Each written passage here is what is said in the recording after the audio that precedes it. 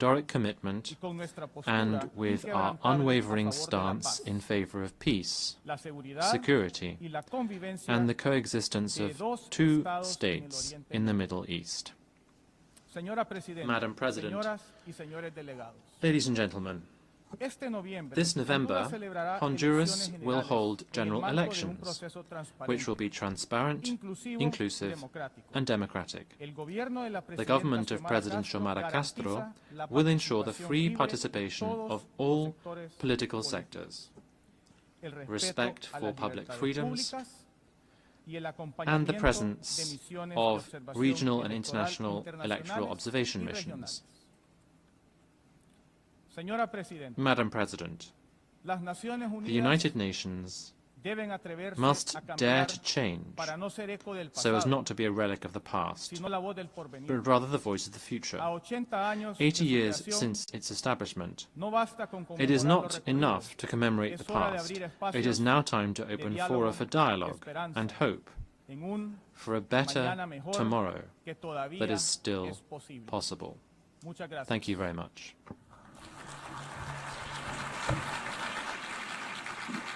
I thank the Secretary of State for Foreign Affairs and International Cooperation of Honduras. I now give the floor to His Excellency Edouard Bizimana, Minister of Foreign Affairs, Regional Integration and Development Cooperation of Burundi.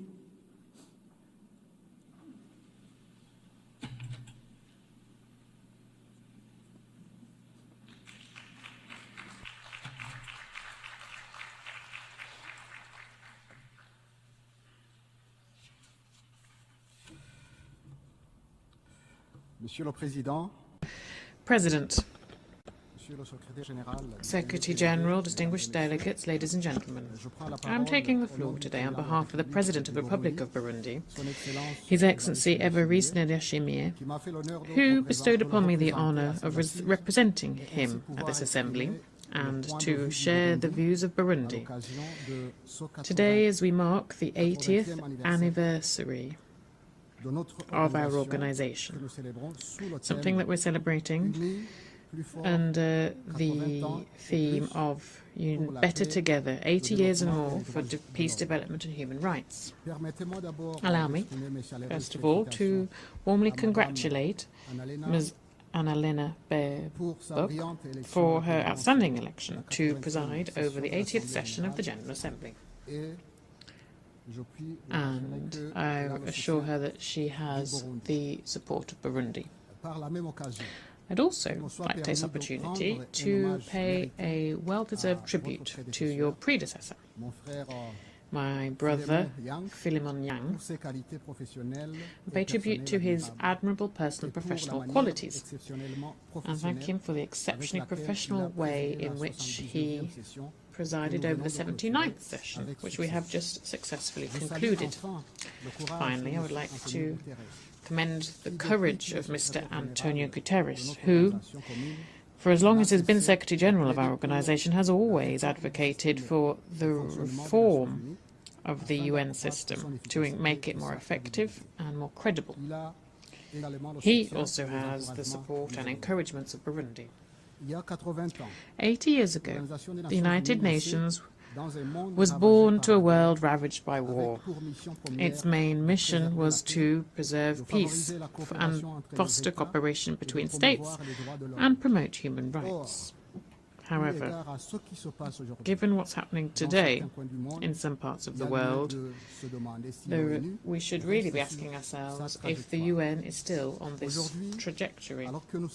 Today, as we're marking this anniversary, I'm honoured to reaffirm Burundi's commitment to these founding ideals. The same ideals that have guided the UN's Charter since 1945. That shows the importance of the theme that is bringing us together this year. Far from being simply a slogan, it is indeed, it throws back to a historic need, a moral commitment, and indeed the only path towards a shared future. Indeed, as long as it has existed. The UN has made a great contribution to maintaining peace. It has supported ways of decolonization. It has promoted international law as well as the universality of human rights. It has fostered cooperation between nations and inspired generations of leaders and people. Burundi, which was once a beneficiary of this international solidarity, today is actively contributing to it, whether this be through peacekeeping troops, diplomatic engagement, or indeed using its voice within multilateral fora. Also, Burundi is a real-life example of resilience and of the return of peace. Our nation has gone through very difficult moments, but through and thanks to the will of its people and its strengthened institutions, Burundi was able to turn the page on conflict and choose instead the path of reconciliation, stability and mutual respect. We created national transitional justice mechanisms with a Truth and Reconciliation Commission, which is painstakingly and courageously continuing its work, so that future generations will be able to build on solid foundations without hatred or a spirit or any search for vengeance. As a part of our candidate to be a Human Rights Council, we will stand against any politicization of human rights. Thus, we denounce special mechanisms which are sometimes imposed on some countries, including Burundi, for rather subjective reasons. This is why I reiterate Burundi's request to withdraw the initiative to extend for the mandate of the famous human rights special rapporteur on human rights by country, who for 10 years has been publishing subjective and biased reports on Burundi, as if Burundi and indeed time had stood still over the last 10 years. In Burundi, President, we have undertaken significant efforts to strengthen the rule of law, fight impunity and promote civil, political, economic, social and cultural rights. Notable progress has been recognised by several partners, bilateral and multilateral partners, that is, as is shown by our constructive cooperation with multilateral partners. However, the Special Rapporteur seems to not have noticed this progress. But, as we all know, peace is only sustainable if development is there too. That's why Burundi has resolutely committed to implement the SDGs, paying particular attention to agriculture in order to create real food security. We're also focusing on education for all, health care, energy, the empowerment of women and young people, and environmental protection and other areas. This is the spirit that inspired our vision for Burundi with an emerging economy by 2040 and a developed economy by 2060. This vision is fully in line with the SDGs, and it is indeed, it shows our will to build a future where every citizen can prosper and actively contribute to the sustainable development of their country. President, ladies and gentlemen, as we celebrate 8 decades of our shared organisation, we cannot close our eyes and turn our back on the tension, ongoing or latent conflicts, the horrors that we're seeing in Gaza, in the Democratic Republic of the Congo, in Sudan, in the Sahel, and in many other areas of the planet.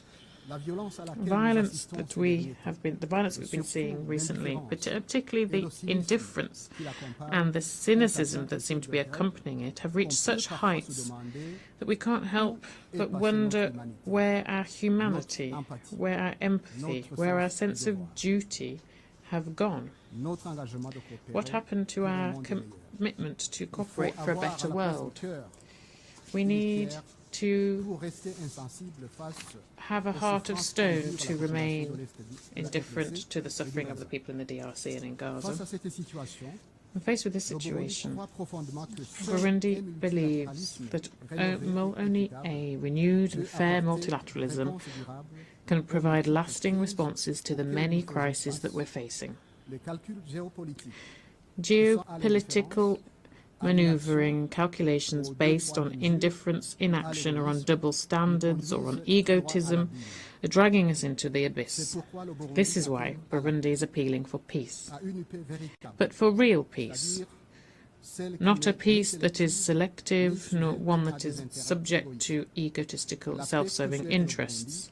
The peace that Burundi wants to see is a peace that's based on international law, on dialogue, and the respect of state sovereignty. President, neither peace nor human rights can prosper without social justice and without equality between nations. This is why Burundi stands side by side with its African partners and advocates for more just representation of Africa within decision-making bodies, particularly the Security Council. This is a condition for its legitimacy and effectiveness. How can an entire continent that has made such a contribution to the life and efforts of the UN be ignored in this way? Africa remains the only continent that for 80 years now has not had a permanent seat at the Security Council. In this connection, Burundi welcomes the ambitious UN 80 initiative, the initiative that seeks to strengthen effectiveness, coherence and relevance of the UN system. We share the conviction that 80 years after its creation, our organization needs audacious and lucid modernization. However, we wish to underscore the concerns expressed by numerous countries in the global south, particularly countries in Africa. It is crucial that this reform be member state-led, guided by a spirit of equal geographical representation, transparency, multilingualism, and the respect for regional priorities. Development, social and economic rights, the fight against inequality, climate action, and international solidarity must never be sidelined in the name of streamlining. A more effective UN, yes. A UN that's just reduced to budgets and technocratic work, no. Moreover, no reform of the UN system would overcome the question of political governance. We'd recall that the Security Council reform has been worked on for decades. It now is a question of justice. Africa has a united voice on this issue in the Eswatini consensus, is demanding that the historic injustice be corrected so that Africa can be fairly represented in decision-making bodies. It's not a favour, but it is a right, if we want the UN to remain loyal to itself. In summary, Burundi is supporting ambitious reform, but as long as it is inclusive, just, balanced, and focused on the real needs of people, rather than being a reform that's fashioned by external priorities. President, as we work to reform multilateralism, guided by justice, dialogue and truth, the recognition of historic injustice should be the bedrock upon which we build lasting peace. This is why Burundi would like to reaffirm the importance of the recognition of the genocide committed against the Hutu of Burundi in 1972. This is a question that's already been brought to the attention of this UN General Assembly during the 79th session. The memory, truth and reconciliation are powerful tools to rebuild society and to build peace. Silence cannot be an option when we're talking about restoring the dignity of victims and preventing tragedies of the past from happening again. Thus, Burundi would humbly request the support of all UN member states and support for the recognition of this genocide.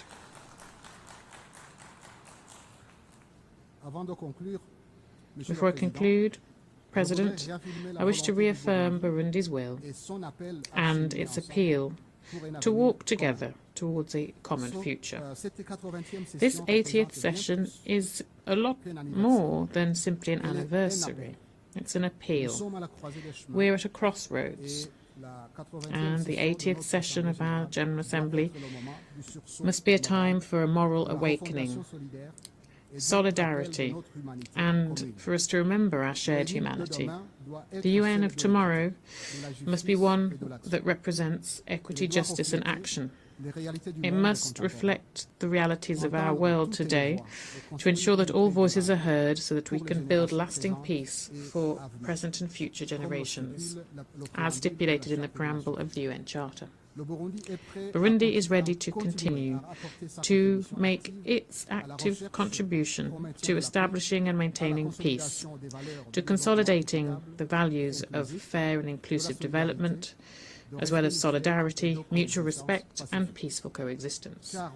Because yes, it is together and better together we will be able to preserve peace, guarantee human rights and ensure a dignified future for our children. It is a question of the credibility and the reputation of our shared organisation. Thank you very much, ladies and gentlemen. I thank the Minister for Foreign Affairs, Regional Integration and Development Cooperation of Burundi.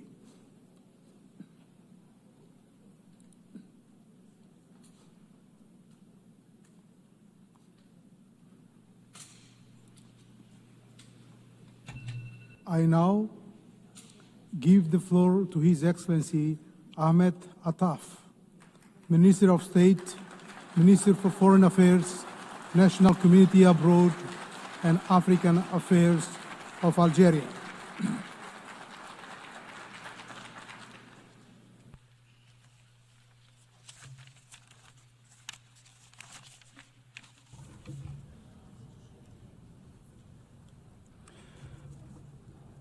In the name of God, most compassionate, most merciful, Your Excellency, Mr. President, our United Nations organization celebrates its 80th year, and Algeria, together with the UN, celebrates the 7th decade of enlisting the issue of Algerian liberation on the program of this assembly. We celebrate these two memories in a global reality that is extremely turbulent and intricate. It is an international reality where conflicts have accumulated while settlements are absent, a reality where technological revolutions have proliferated while the development gap has expanded between the North and the South. A reality where instruments and treaties and commitments are abundant while implementation and commitment to their letter and spirit are scarce. In this complex situation, our organization is incapable and voiceless and marginalized. Its enshrined principles are violated, and its adopted resolutions are not implemented.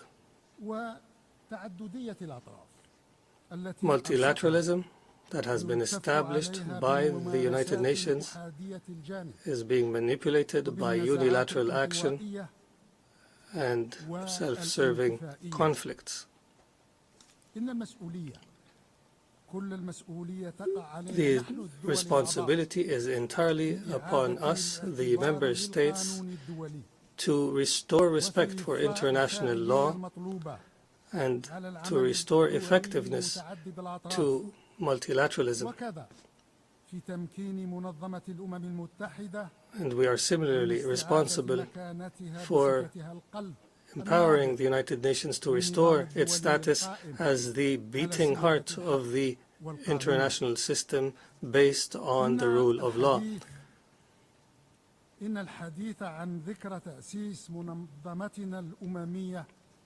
The memory of establishing our United Nations must lead us to reflect on the most important issue on its agenda, which is the question of Palestine. The age of this question of Palestine is as old as the United Nations organization, and the legal essence of this issue takes root in the principles of the UN Charter, and the history of this issue is preserved in more than 1,000 resolutions who have recorded its essence and its legitimacy for through more than 900 resolutions adopted by the General Assembly and close to 100 resolutions adopted by the Security Council.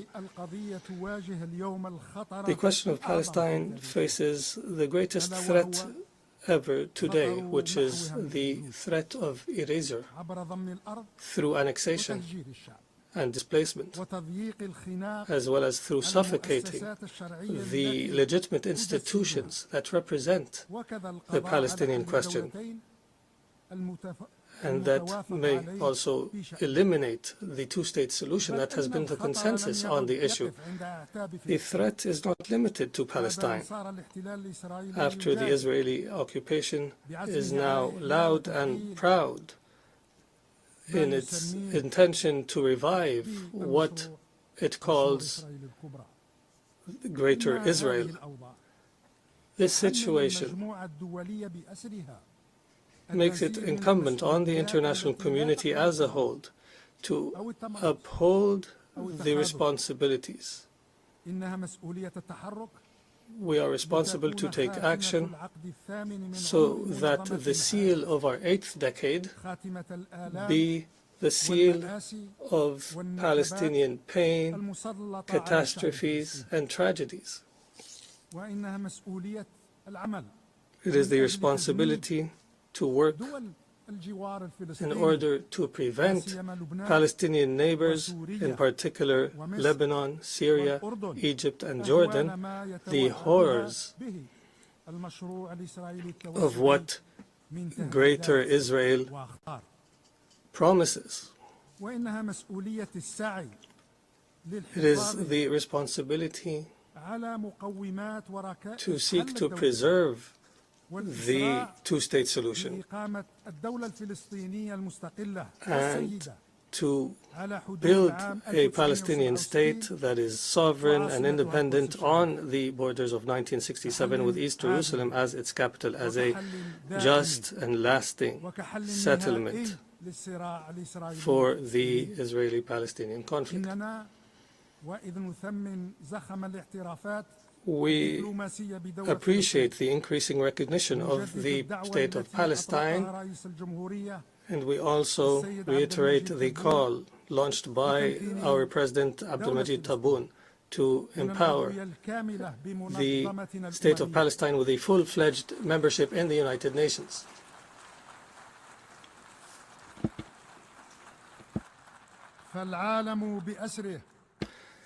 The entire world must realize that the establishment of the State of Palestine is not a choice, but a necessity, and it's not a favor, but a right, an integral right of the Palestinian people. It's not a hope, but a necessary condition that is indispensable and that cannot be evaded in order to restore security and stability in the Middle East as a whole.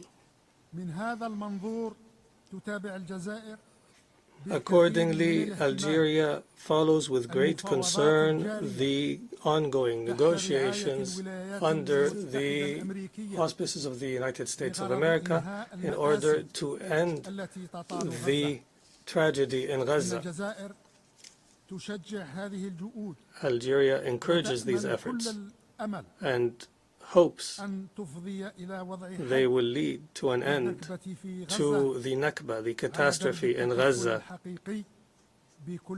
on the road, as a step on the road to a final settlement to the Israeli-Palestinian conflict. The passage of time, no matter how long, cannot defeat the will of a people or the essence of their legitimate causes.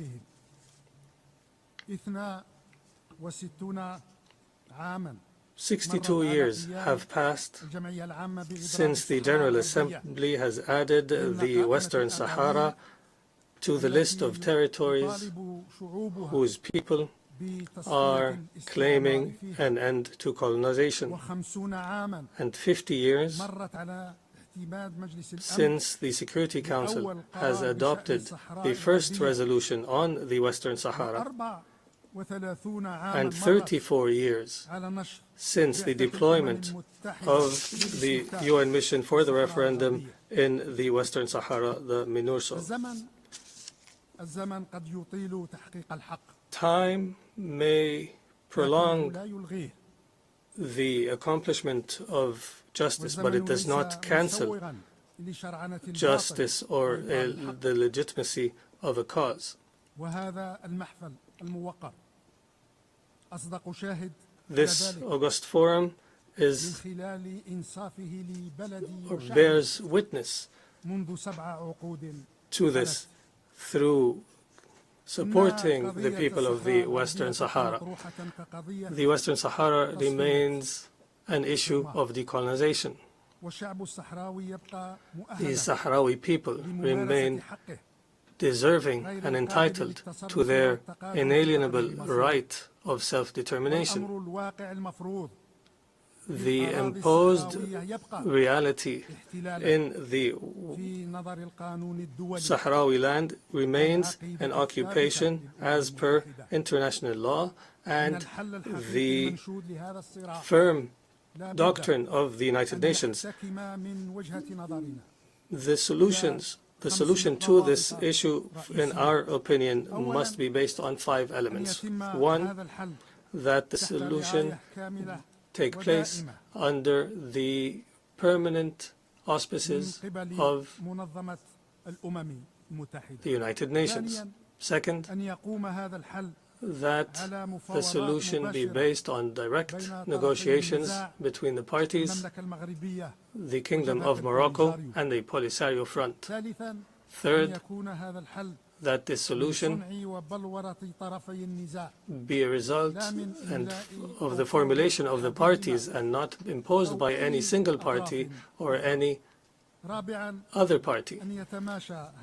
Fourth, that this solution be aligned with UN principles on decolonization and on achieving justice for people under colonization. And fifth and finally, that the solution leads to empowering the Sahrawi people of exercising their right to self-determination as per UN resolutions. Also, in the direct neighborhood of my country, the Libyan crisis deepens and complicates further day by day.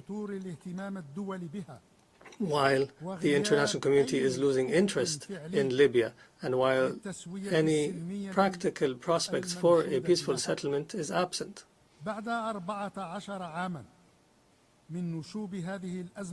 14 years after the start of the crisis, this sisterly nation remains trapped in divisions that are fueled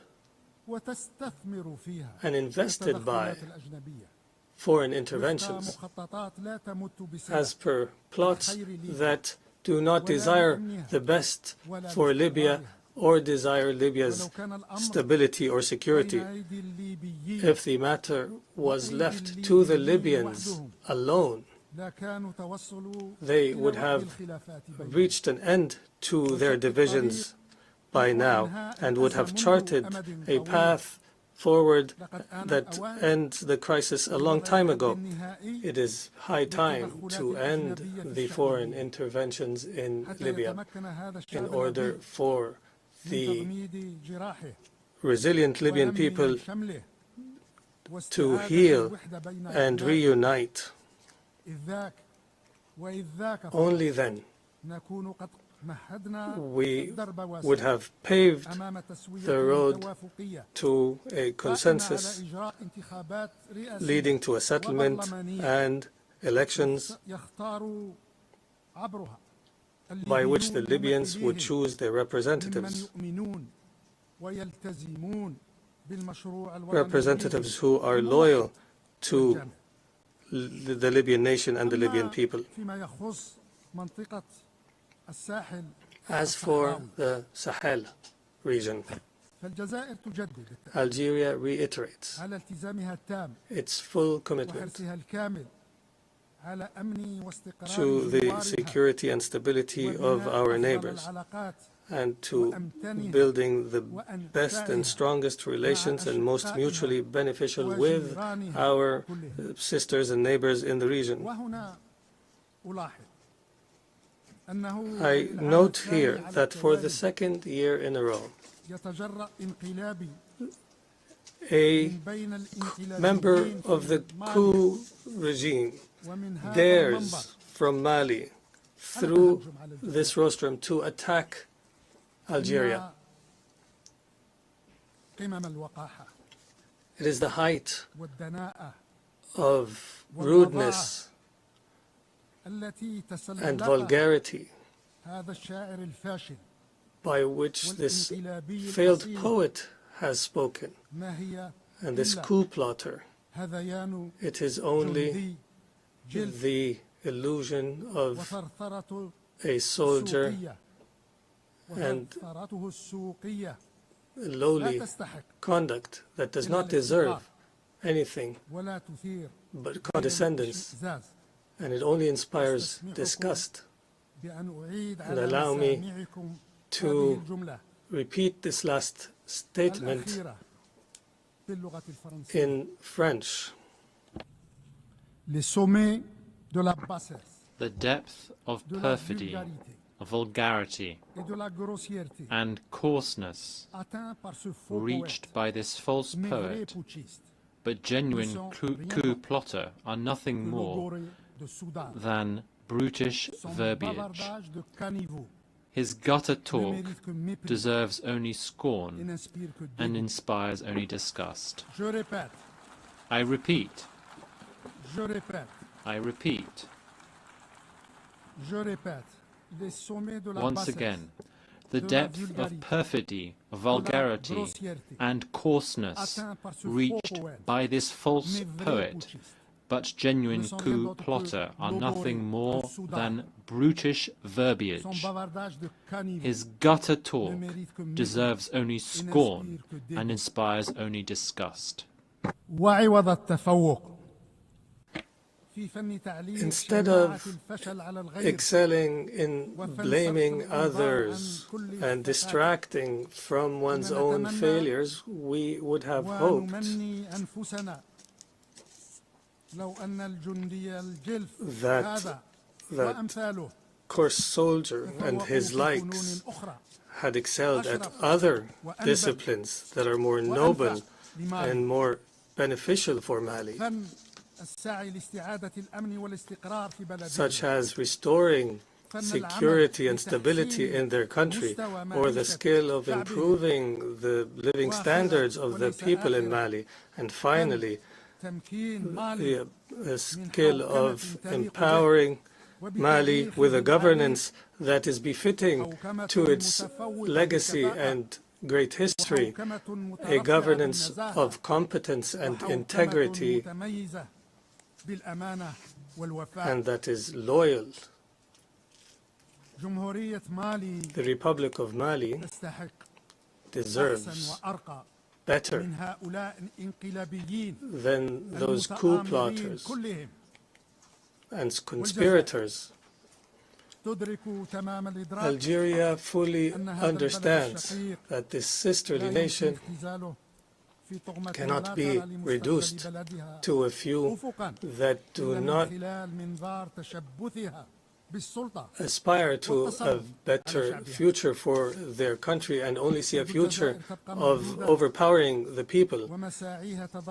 The Algerian hand remains extended, and our efforts continue, and our patience will not run out in order to prioritize the historical ties that connect us to the people of Mali. Our ties will not be shaken by these accidental leaders. In the wider context of Africa, Algeria reiterates and recommits to its role in joint African efforts, in particular as Africa stands at a crossroads today. It is a critical juncture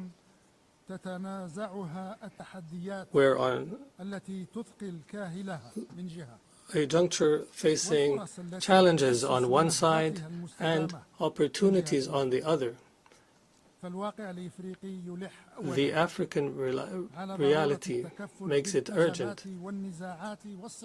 to address the conflicts and crises that have not spared any part of the continent.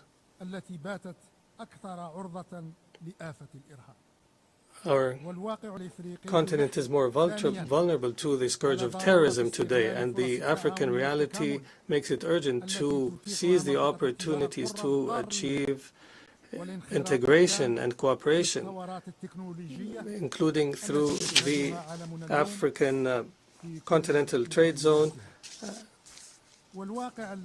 and working together for the betterment of our people. Reality also requires the need to end decades of marginalization. The marginalization that our continent suffers in the different centers of decision-making in the world, starting with the Security Council and the World Bank and the IMF, as well as the World Trade Organization. In light of this reality, it is highly concerning that peacekeeping missions in Africa be targeted by a package of restrictions that limit missions' ability to carry out their mandates in the name of cross-cutting, rather cost-cutting. Peacekeeping missions are the most prominent and essential manifestation of international commitment to security and stability in the African continent. Undermining the missions means undermining this essence and commitment to the collective security on which this organization is based. In the Euro-Mediterranean, Algeria continues upholding its responsibility as a constructive partner and as a reliable partner that is fully engaged in all the efforts that aim to achieve security and prosperity in this shared Mediterranean space. The most pressing challenge in the Mediterranean, represented in the trilogy of security, development, and illegal migration, requires the countries of the North Coast and the countries of the South Coast to adopt a comprehensive and inclusive approach that we hope will be the heart of what we call the new era for the Mediterranean. An approach that will restore to Euro-Mediterranean relations the balance in substance and in form. An approach that will make economic development on the southern front a shared priority in a strategic and urgent manner, and that will restore the balance of roles so that the countries of the North be a driver for growth and development within a balanced partnership based on investment and technology transfer and expanding the prospects of shared prosperity. For 2 years, Algeria has been privileged and has enjoyed the confidence of this General Assembly through its election as a non-permanent member in the Security Council. Here we are today, about to end this tenure, and we are hopeful that we have lived up to your confidence and have been loyal to the trust that you have granted us. The President of the Republic, Mr. Abdel Majid Tebboune, desired for Algeria's membership in the UN Security Council to be a membership of loyalty to the principles and purposes of the United Nations Charter, a loyalty to Algerians' Arab and African belonging, and loyalty to Algeria's identity and its history of struggle for freedom.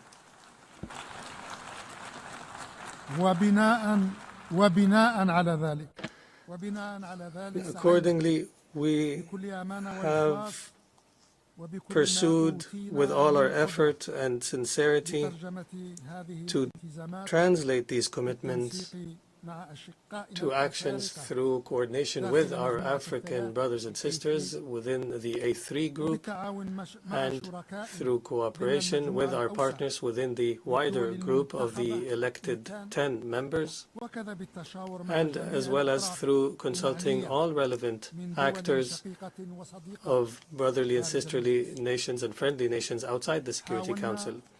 We have attempted and exerted our utmost, where we have been successful at times and at other times have not achieved our desired goals. However, we have not surrendered and have never taken for granted a status quo.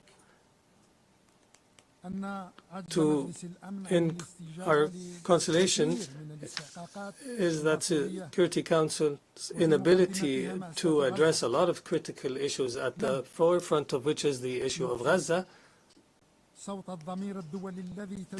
this incapacity did not silence the international conscience that is loudly heard in the overwhelming majority of the member states in the Security Council and in this UN General Assembly.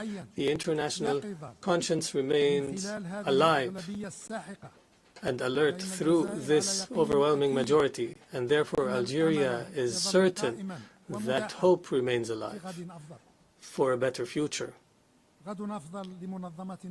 A better future for our United Nations, a better future for the international community, and a better future for the whole of humanity. Thank you all, and thank you, Madam President. I thank the Minister of State, Minister of Foreign Affairs, National Community Abroad, and African Affairs of Algeria.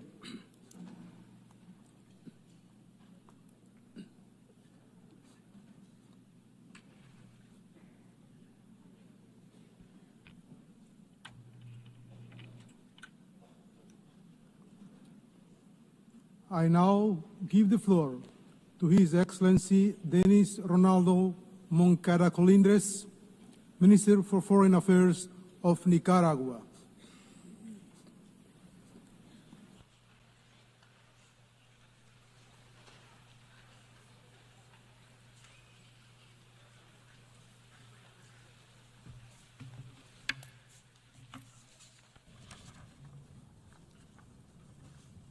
Señor Presidente, President, estamos nuevamente en este escenario once again, que dice representarnos We address you from this rostrum, which claims to represent the people and government of the entire world.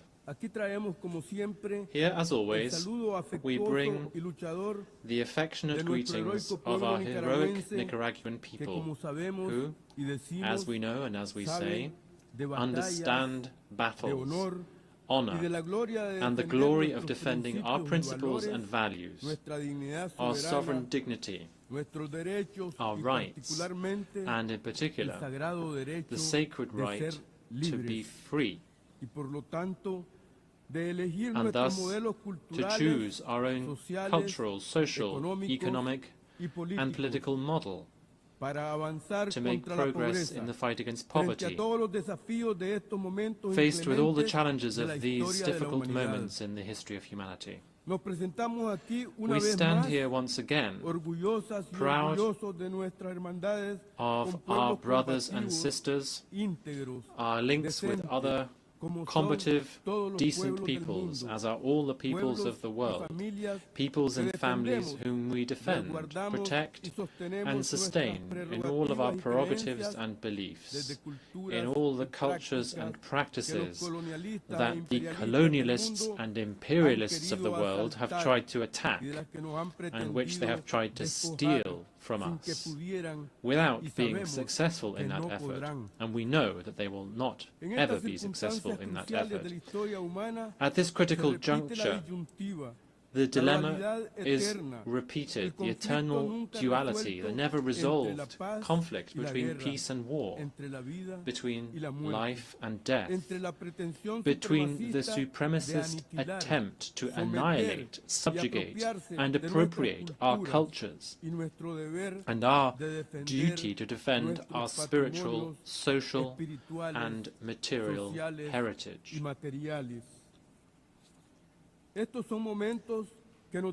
These are the times that define us.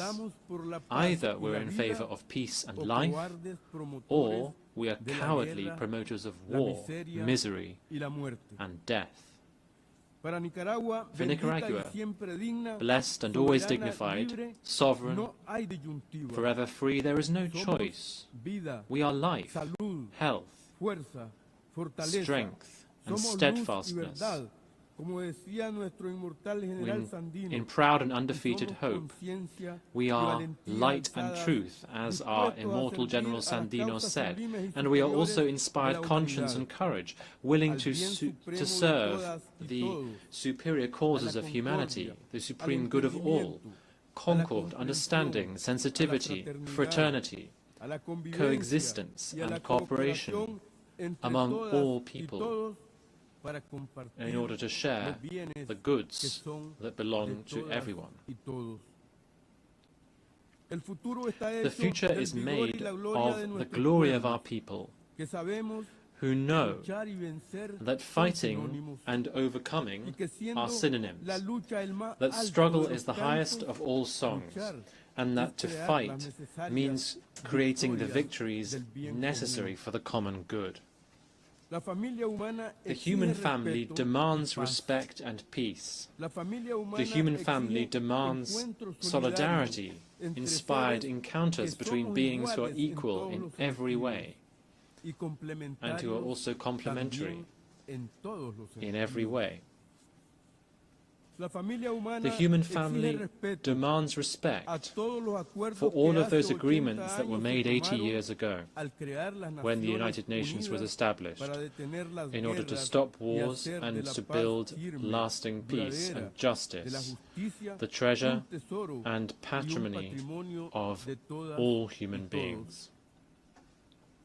The human family hopes, trusts, proposes, and at the same time insists on and demands union to reach the fullness of intelligence, serenity, wisdom, calm, and humility, indispensable to build and no longer to destroy. We are referring to all the issues that are priorities in our time: climate justice, compensation and reparations to those who have endured and suffered the misfortunes and evils brought about by selfishness and the greed of colonialism, imperialism, racism, and all of the abominable, disgraceful forms of oppression, discrimination, slavery, and denial of our condition and quality as human beings. As peoples aggrieved by xenophobic discrimination and barbarism, we hereby denounce the plundering and looting of what is ours. We denounce the brutality and complete lack of compassion with which we have been and are still treated by countries whose wealth is built on looting our wealth. Together with all peoples of the world, we condemn categorically the hateful, execrable policies of criminal economic blockade, aggression through coercive, arbitrary, unilateral measures, as well as the terrible migration policies which ignore human rights, which violate human rights, and are a reflection and a mirror of the selfishness and contempt of those who believe that they own the world. Here we categorically condemn once again all of the savage, atrocious, incomprehensible outrages at this stage of life that the imperialist powers deploy through their economic, cultural and trade policies, seeking to continue dominating us and grossly trying to intimidate us with their foolish armaments and ostentatious military designs directed against peace in Asia, Africa, and our Latin American and Caribbean. We denounce the inhumane policies against all of us in all domains: migration and exclusion. We denounce and condemn the unforgivable and unjustifiable insults and threats, the unacceptable state terrorism, these crimes against humanity shamelessly on display, as if they were the superior prerogative of the imperialists of our earth. We denounce and categorically condemn all the insulting aggression, verbal, political, economic and trade aggressions, along with the bellicose rhetoric, which are also crimes against humanity, crimes against security, tranquility, justice and peace. These are the supreme assets of our peoples, which they cannot and must not abuse or take away. As revolutionary brothers and sisters in the greater patriotic nation, sons and daughters of the great heroes and heroines of our America, protagonists of victorious revolutions, we once again reiterate our unequivocal solidarity with Cuba and Venezuela. Nicaragua and the Sandinista Popular Revolution fully identify with the battles and indispensable victories that we are building in these lands of freedom, dignity, and sovereignty. They shall know that we will not sell out or surrender, never. We also hereby denounce the human insecurity caused by the illicit use of implausible pretexts and fallacious, false, outlandish accusations which are merely yet more interference along with the threats of yet more invasions and occupations. We denounce and condemn the absurd manipulations with demented, far-fetched accusations using the pretext of drug trafficking, which is a plague and trade of rich countries where millions of consumers live, those powerful countries that encourage impoverished people to engage in more production and trade of such substances, trafficking only wretchedness. We denounce hunger as a weapon of domination, abandonment, malnutrition, and disease. The unseemly, insulting, and immoral treatment of families, women, young people, children, the elderly, who are increasingly seen as a hindrance and banished from life, promoting new kinds of extermination. We reiterate our historical and permanent condemnation of the genocide, the barbaric policy of denial of the Palestinian people. We condemn all the savage, brutal massacres that are perpetrated and spreading in clear view with the complacency of the entire world. We condemn the State of Israel, just as we have condemned and do condemn the policies and practices of the other colonial, imperial, neo-colonial, and fascist powers. We condemn, therefore, the exile of goodness and all the attacks on life, freedom, coexistence, and civilization that we thought we had built. We demand more policies and programs for security, health, education, for a dignified life, water, housing, technologies, tranquil community life, employment and progress within the reach of everyone, for the good of everyone. On the 80th anniversary of the founding of the United Nations, let us promote more and more coherence of human consciousness. We must continue to raise our voices, joining hands and hearts, crying out and fighting, demanding and striving, so that this stage of life on this planet that we share ceases to be marked by death in all of its forms, by the kidnapping of intelligence and soul, so as to become instead inspiration, encouragement, and the strength of hope. We all need to work in sustainable, capable, ingenious, and creative union. We all need to keep making our way. We need to be committed and steadfast to build unity, building brotherhood and sisterhood, affinity and unity, which is the true strength, fulfilling the always further on, which as a deep spiritual currency should be a daily anthem for each person, for everyone. On the 80th anniversary of the United Nations, we all need to change the paradigm. We need to change attitudes. We need to change our behavior. We need to be truly human, to stop repeating the past without results. Unity, along with brotherhood and sisterhood, should be the path that we all take together, with courage and pride, so that we continue to create this other world, which is already taking shape. It must become a new dawn.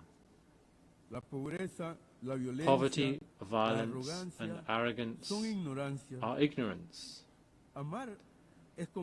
To love is to fight, to strive, to fight and to fight on, to overcome, overcome, and overcome. A patriotic nation and dignity, a patriotic nation and humanity. Thank you for your attention. Muchas gracias. I thank the Minister of Foreign Affairs of Nicaragua.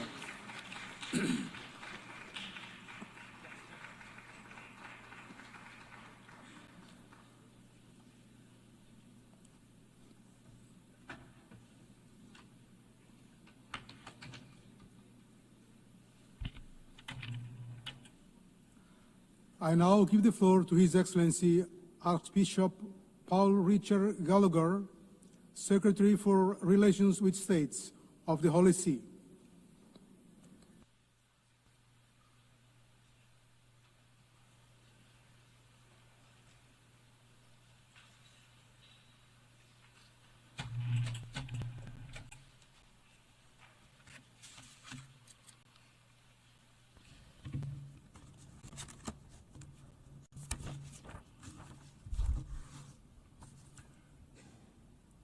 Mr. President, I am pleased to convey the warm greetings and blessings of Pope Leo XIV to you and the representatives of the nations gathered here, and to congratulate you on your election to lead this Assembly.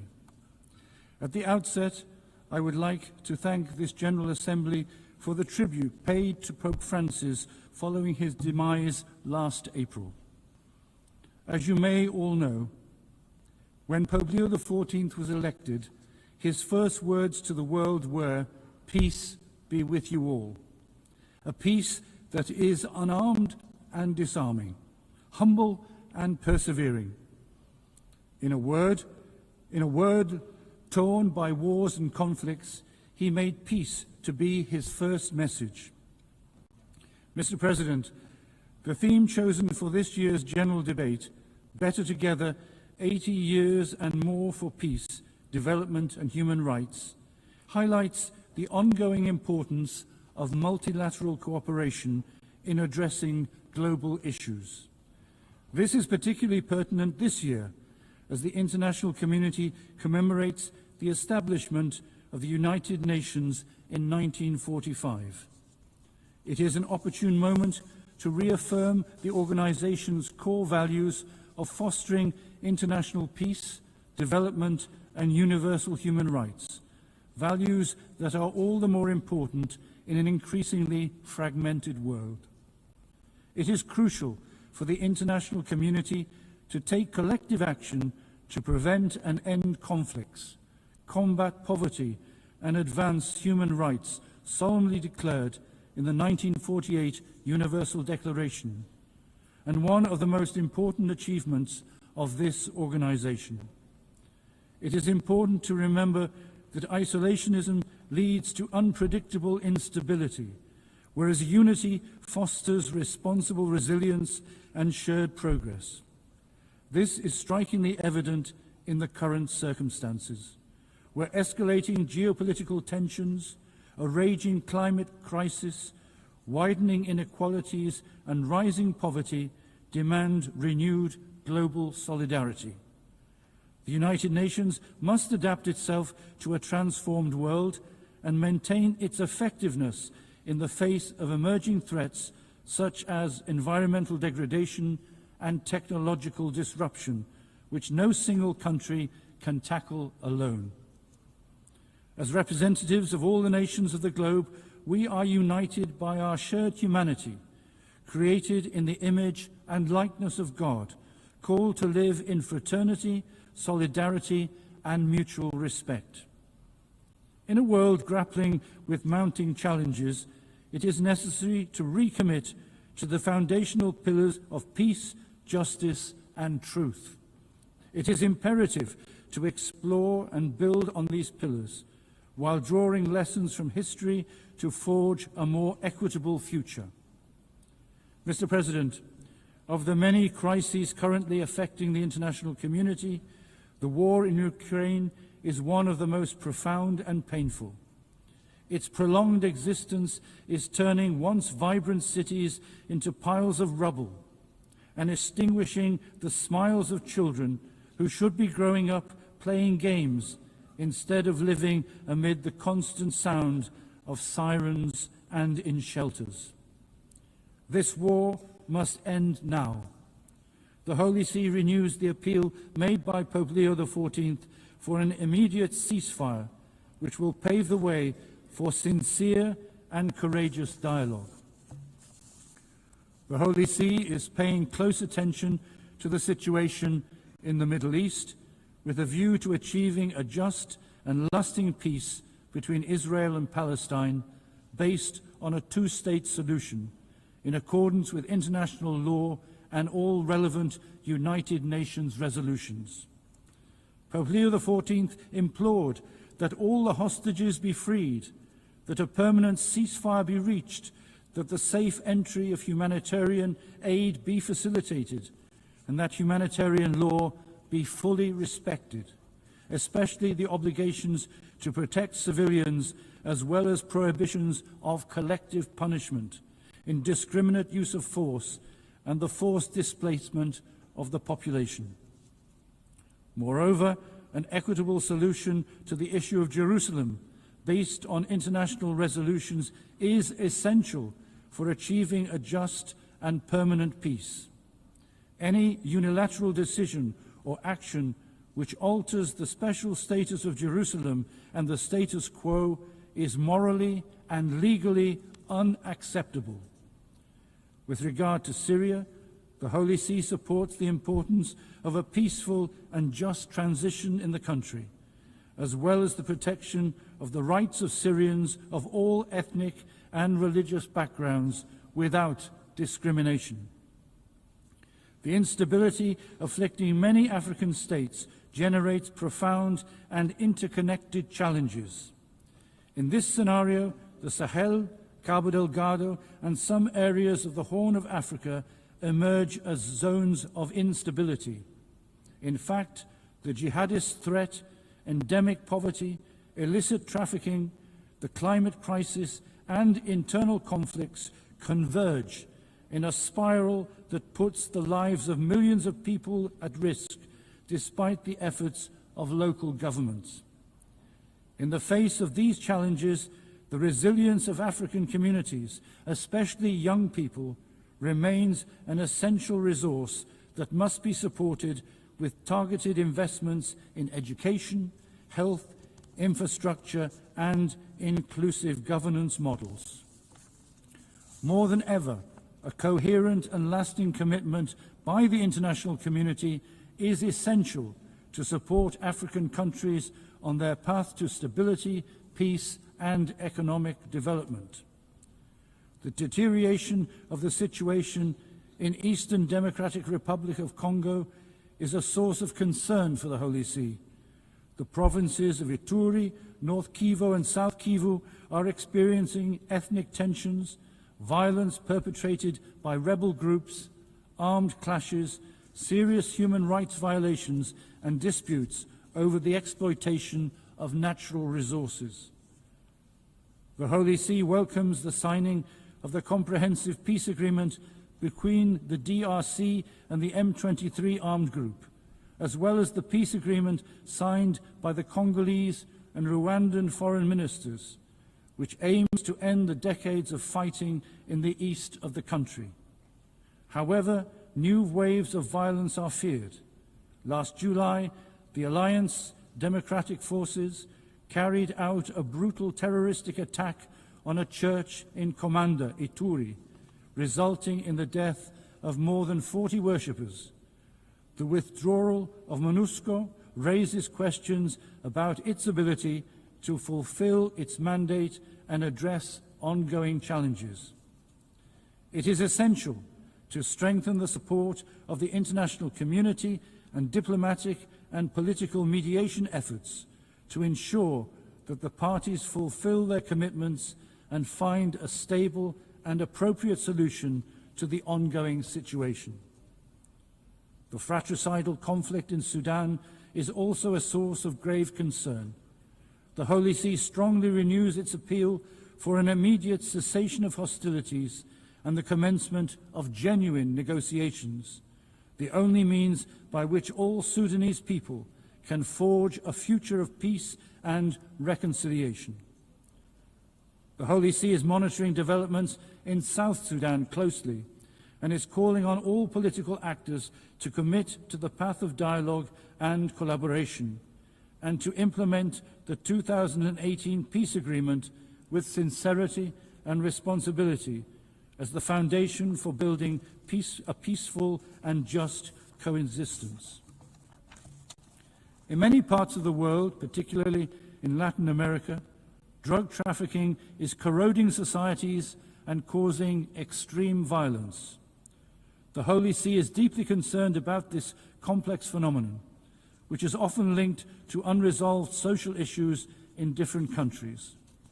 Alongside joint efforts by states to combat drug trafficking, the Holy See emphasizes the importance of investing in human development such as education and job creation to prevent people from unwittingly becoming involved. The Holy See is also worried about the rising tensions in the Caribbean Sea and is calling for restraint to prevent any actions that could destabilize the coexistence between nations and undermine international law. The dramatic situation in Haiti is also being closely followed by the Holy See. The country is plagued by violence of all kinds, human trafficking, forced exile, and kidnappings.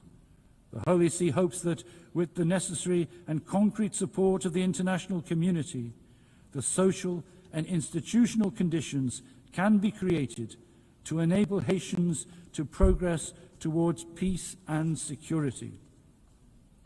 The Holy See is paying close attention to the situation in Nicaragua and hopes that religious freedom and other fundamental rights of individuals and society will be adequately guaranteed. The Holy See reiterates the need for sincere, respectful, and constructive engagement in dialogue aimed at finding solutions that will foster peace and harmony in the country. Turning to Southeast Asia, numerous situations of instability and conflict are further exacerbating long-standing humanitarian concerns. In Myanmar, 4.5 years of internal conflict have left the local population devastated.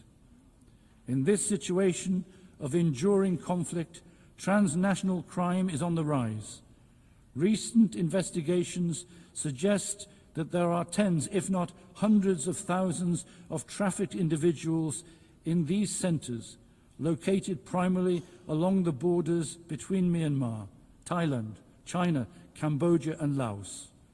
Only by the concerted efforts of the international community can transnational crime be adequately addressed. The Holy See is closely following developments in the Western Balkans, particularly in Bosnia and Herzegovina. The Balkan countries are connected to European values for historical and cultural and geographical reasons, and they aspire institutionally to integrate with states that already belong to the European Union. The Holy See maintains that the historical and current issues affecting the region can only be resolved through dialogue and collaboration. The Holy See, while acknowledging the peace agreement between Armenia and Azerbaijan signed in August, invites the two countries to continue on the path of reconciliation in order to achieve stable and lasting peace in the South Caucasus. Mr. President, on the occasion of the 80th anniversary of the United Nations, the Holy See reaffirms the enduring importance of this institution and the significant good it has accomplished across numerous fronts since its founding in 1945. The United Nations continues to be a vital forum in which all nations engage in dialogue as sovereign equals to address global challenges. There is an increasing general agreement in the international community on the need to reform this institution by rediscovering its foundation and adapting it to reflect the needs of the current era. As Pope Leo XIV affirms, this effort demands a genuine willingness to engage in dialogue inspired by the desire to communicate rather than clash. As a result, there is a need to give new life to multilateral diplomacy and to those international institutions conceived and designed primarily to remedy eventual disputes within the international community. The Holy See calls for a recommitment to the original principles enshrined in the UN Charter. It is important to resist the temptation to replace these foundational commitments with new ideas or programs that risk diluting the UN's mission.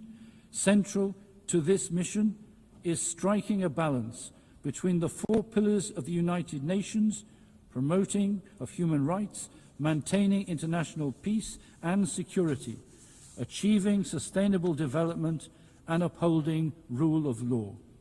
The rule of law in particular is the sine qua non of a just international order, providing the foundation for all other efforts. This anniversary provides an opportunity to reinforce the United Nations position as a beacon of hope and a force for good in addressing humanity's most urgent needs.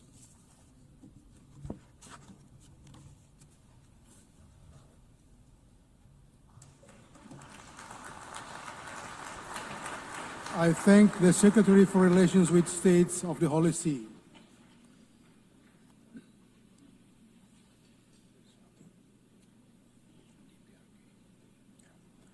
I now give the floor to His Excellency Kim Song-yong, Vice Minister for Foreign Affairs of the Democratic People's Republic of Korea.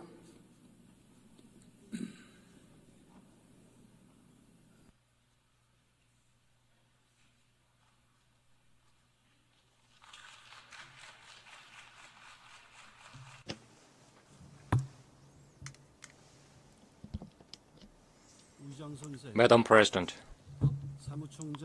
Mr. Secretary General, distinguished delegates, first of all, I'd like to express my expectation that the 80th session of the UN General Assembly, convened in the significant year of the 80th founding anniversary of the United Nations, will come to excellent fruition amid extraordinary interest of the participants.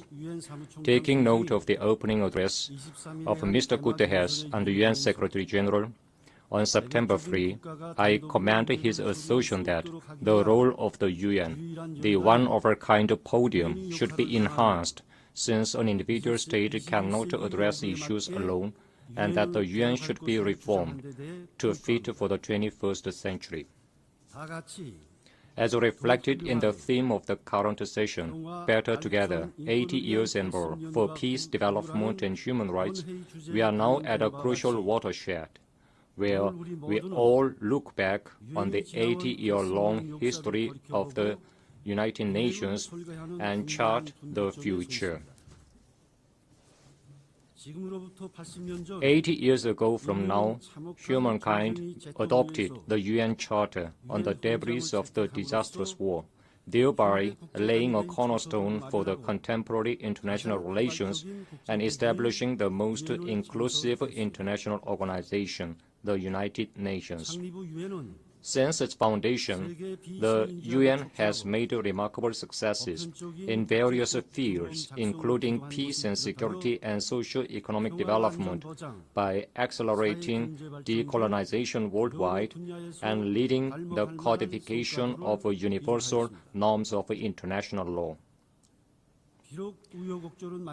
Despite many twists and turns, it is fortunate that a new world war has not broken out.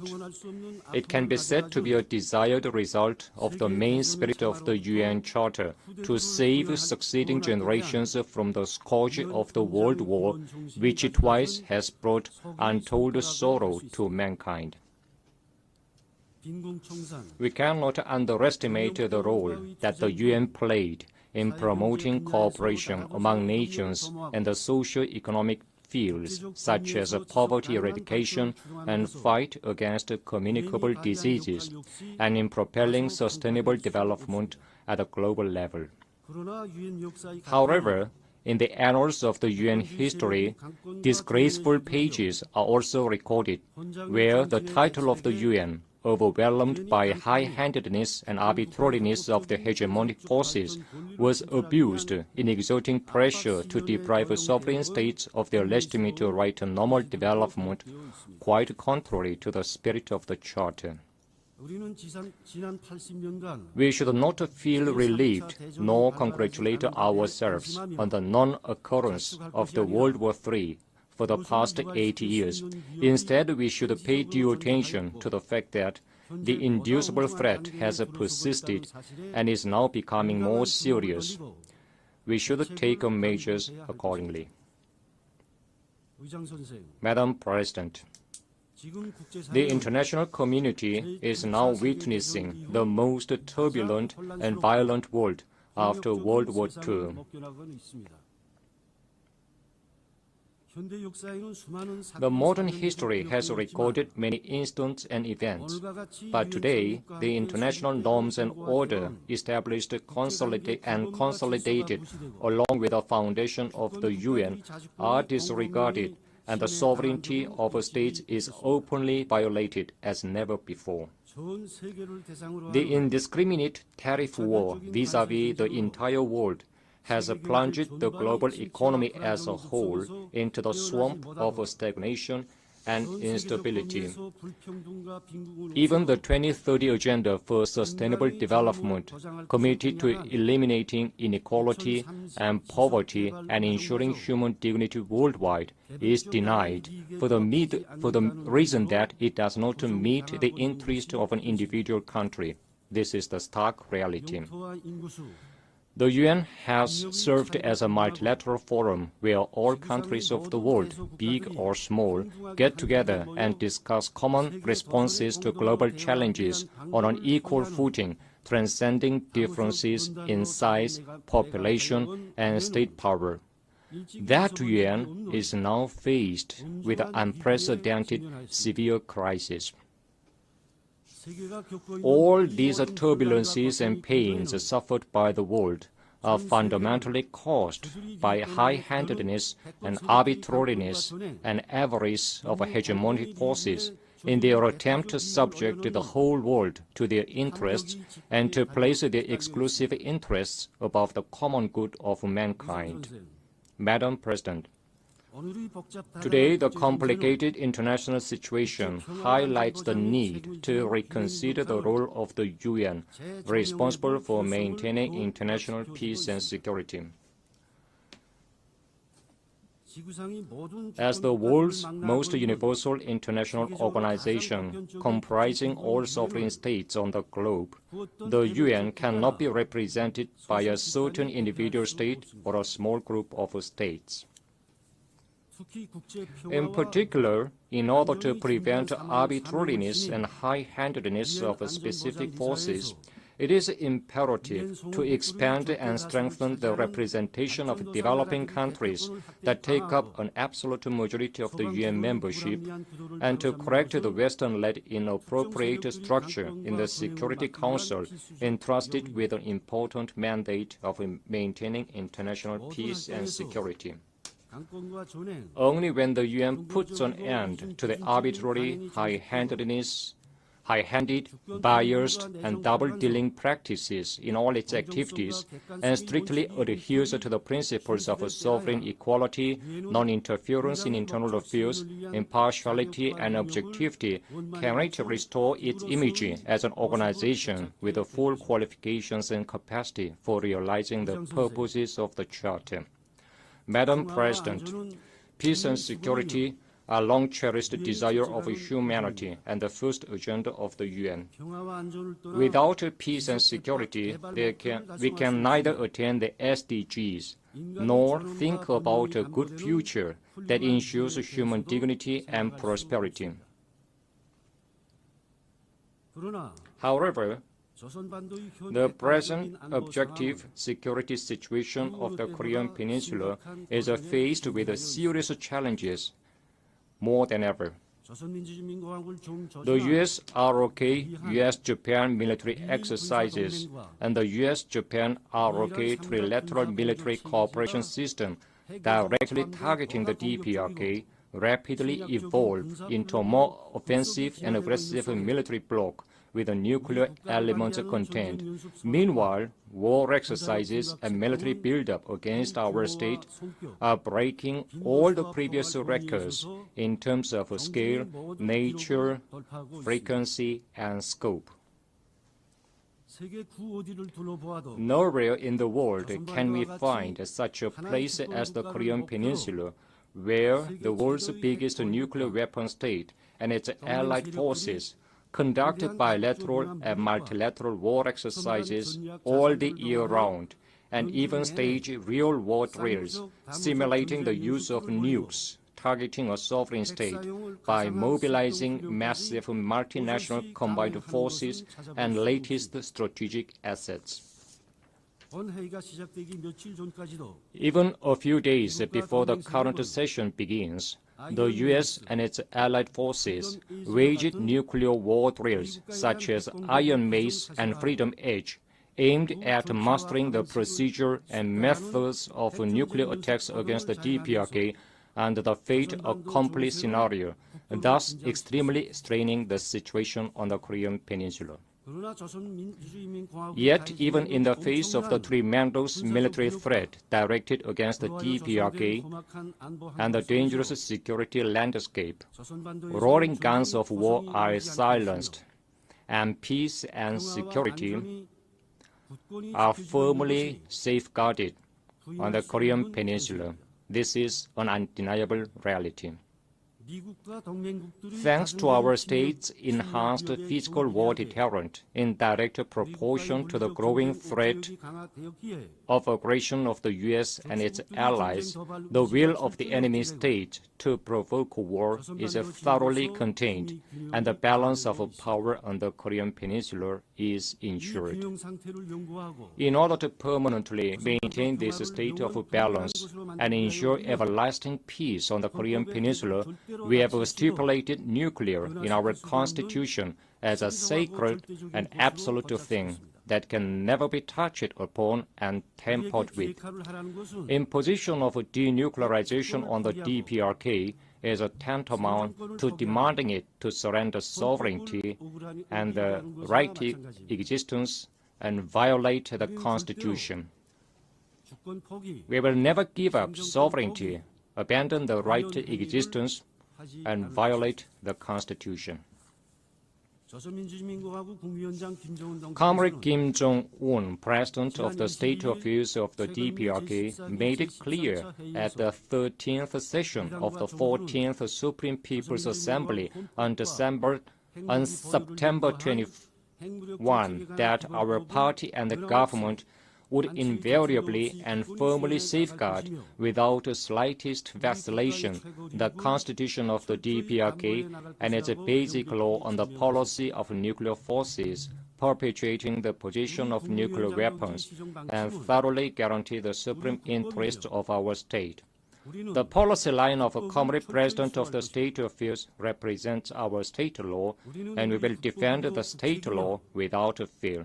We will never give up nuclear, which is our state law, national policy, and sovereign power, as well as the right to existence. Under any circumstances, we will never walk away from this position.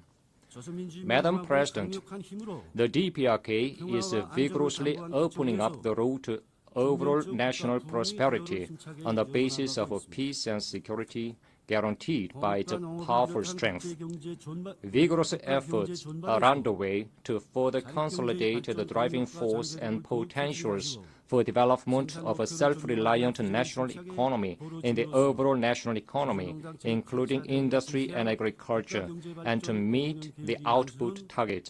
As a result, the completion of the 5-year plan of national economic development set forth by the 8th Congress of the Workers' Party of Korea is definitely within reach. Notably, construction of 50,000 residential houses in Pyongyang is carried out without fail on an annual basis, well ahead of schedule. Meanwhile, creatures for welfare of the people, including rural dwelling houses, large-scale greenhouses, and modern hospitals, are being built grandiosely. With a view to providing all people with a fluent and civilized new life and rapidly raising the level of development of all regions within a short period of 10 years, the newly adopted policy of rural development is dynamically executed with tangible results one after another. The DPRK is confidently following the road of its own choice without any fluctuation or vacillation, even under the political turmoil worldwide. This reality is a brilliant fruition of the unshakable spirit of independence and correct leadership of the Workers' Party of Korea and the government of the DPRK. Madam President, this year, marking the 80th anniversary of the end of World War II, colorful political and cultural events have taken place in various countries commemorating the victory in the anti-fascist World War. It is an expression of the rock-firm will of the righteous international community not to tolerate the attempts to deny the result of the anti-fascist World War and national liberation struggles achieved at a tremendous sacrifice. 8 years have passed since the end of World War II, yet genocide and crimes against humanity that can even overshadow Hitler are now openly committed in the Middle East, much to the consternation of the world.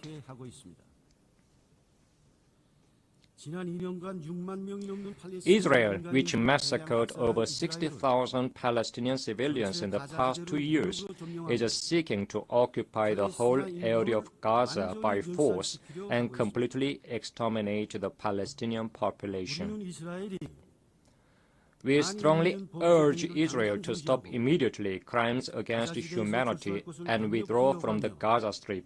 Likewise, we fully support the establishment of an independent state of Palestine with East Jerusalem as its capital and Palestine's full-fledged membership of the UN. Madam President, independence, peace, and friendship are the invariable external policy ideals of the DPRK. The DPRK will, as in the past, so in the future, collaborate with all countries and nations that oppose and reject aggression, intervention, domination, and subjugation, and aspire after independence and justice, irrespective of differences in ideals and systems. The DPRK will promote multifaceted exchanges and cooperation with the countries that respect and take friendly approaches towards it. Thank you. I thank the Vice Minister for Foreign Affairs of the Democratic People's Republic of Korea.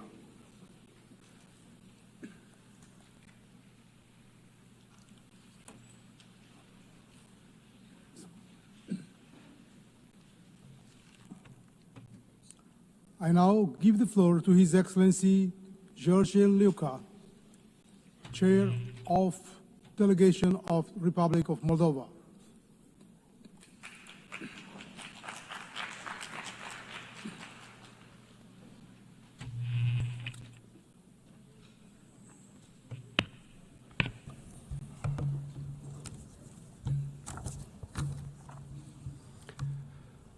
Mr. President, Excellencies, distinguished delegates.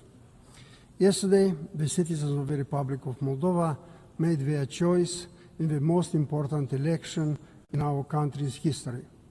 They spoke with clarity, courage, and dignity, despite unprecedented pressure, disinformation, and interference from the Kremlin. The Moldovan people defended democracy through free and fair elections.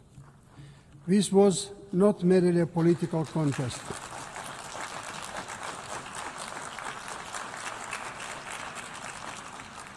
It was a test of resilience, of whether a small nation can withstand relentless attempts to destabilize, divide, and erode trust in its institutions. Moldova passed this test. Our citizens, from villages to cities, and from the diaspora who traveled thousands of kilometers to cast their ballots, stood united. They refused to be intimidated or deceived. This is a victory for the entire nation, a victory for democracy, for Europe, and for freedom. The Moldovan people have given a strong mandate for our European integration. They affirmed that our future lies in the European family, in peace, prosperity, and the rule of law. The European Union has been indispensable for Moldova's progress. EU support has strengthened our economy, modernized our institutions, and helped us withstand external pressure, from energy blackmail to disinformation campaigns. Beyond assistance, Europe has provided us with a model, a community built of solidarity, justice, and the conviction that prosperity is best achieved together. We are grateful to our European and international partners who have supported Moldova's resilience and democratic transformation. Their solidarity has made it possible for our people to resist external threats and to remain on the path of reforms, reform of injustice, governance, and the fight against corruption that are not only conditions for European integration accession, but also the foundation of our fair and accountable state. But let us be clear, this democratic choice was made against the backdrop of hybrid warfare. Interference began long before election day and will not end with it. Russia has sought to undermine Moldova's sovereignty through illicit financing, disinformation, cyber attacks, and intimidation of voters. On elections day itself, attempts were made to obstruct the diaspora vote, spread false narratives, and target electoral infrastructure. Our institutions, supported by civil society and independent media, stood guard and defended its sovereign will of our people. Yet, national resilience is not enough. The threats we face are global. Democracies everywhere are being tested by increasingly sophisticated tools designed to manipulate information, erode trust, and distort elections. That is why Moldova calls for stronger cooperation to safeguard democracies.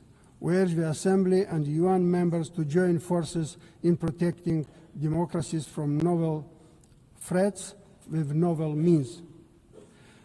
Moldova's commitment to democracy is inseparable from our commitment to peace. We share a 1,200 kilometers border with Ukraine, which continues to resist Russia's brutal aggression. We know how fragile is peace, and we know why Moldova can stand here today in peace, because Ukraine stands. We resolutely condemn Russia's war aggression. We support Ukrainians' sovereignty and territorial integrity within its internationally recognized borders, including its territorial waters. Every missile that strikes homes and civilian infrastructure violates international law. Accountability must follow, and Moldova supports the international community's effort to document and prosecute such crimes. This war is not only against Ukraine, it is a war against Europe, against freedom, and against the international order established by the United Nations Charter. Moldova will continue to stand with Ukraine and with all those who defend peace. The Republic of Moldova is committed to an exclusively peaceful reintegration based on our sovereignty and territorial integrity within international recognized borders. We once again call for complete, unconditional, and immediate withdrawal of Russian troops and ammunition from Moldovan territory, in line with Russia's own international obligations. This withdrawal must be transparent and under international monitoring. Excellencies, Moldova's election was a national choice, but its meaning is global. It showed that democracy can prevail even under relentless pressure. Yet, democracies cannot stand alone. They need solidarity, resilience, and support. As the United Nations marks its 18th anniversary, Moldova reaffirms its commitment to the United Nations Charter. We support this organization's effort to secure peace, advance the Sustainable Development Goals, address climate change, protect human rights, and establish global norms against corruption, disinformation, and foreign interference. Distinguished delegates, the people of Moldova have chosen freedom. They have chosen Europe. They have chosen peace. We are fully aware that consolidating our democracy and advancing towards European membership will be a demanding journey that made more difficult by Russia's persistent threats. But it is a journey we are determined to pursue. With unity at home and solidarity from our partners, above all the European Union and the United Nations family, we continue to build a democratic, resilient and prosperous Moldova, a Moldova that contributes to peace in Europe and to the work of these United Nations. I thank you.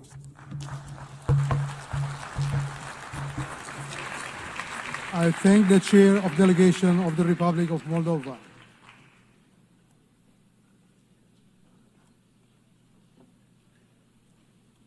I now give the floor to Her Excellency Agnes Mary Chimbiri Molande, Chair of Delegation of Malawi.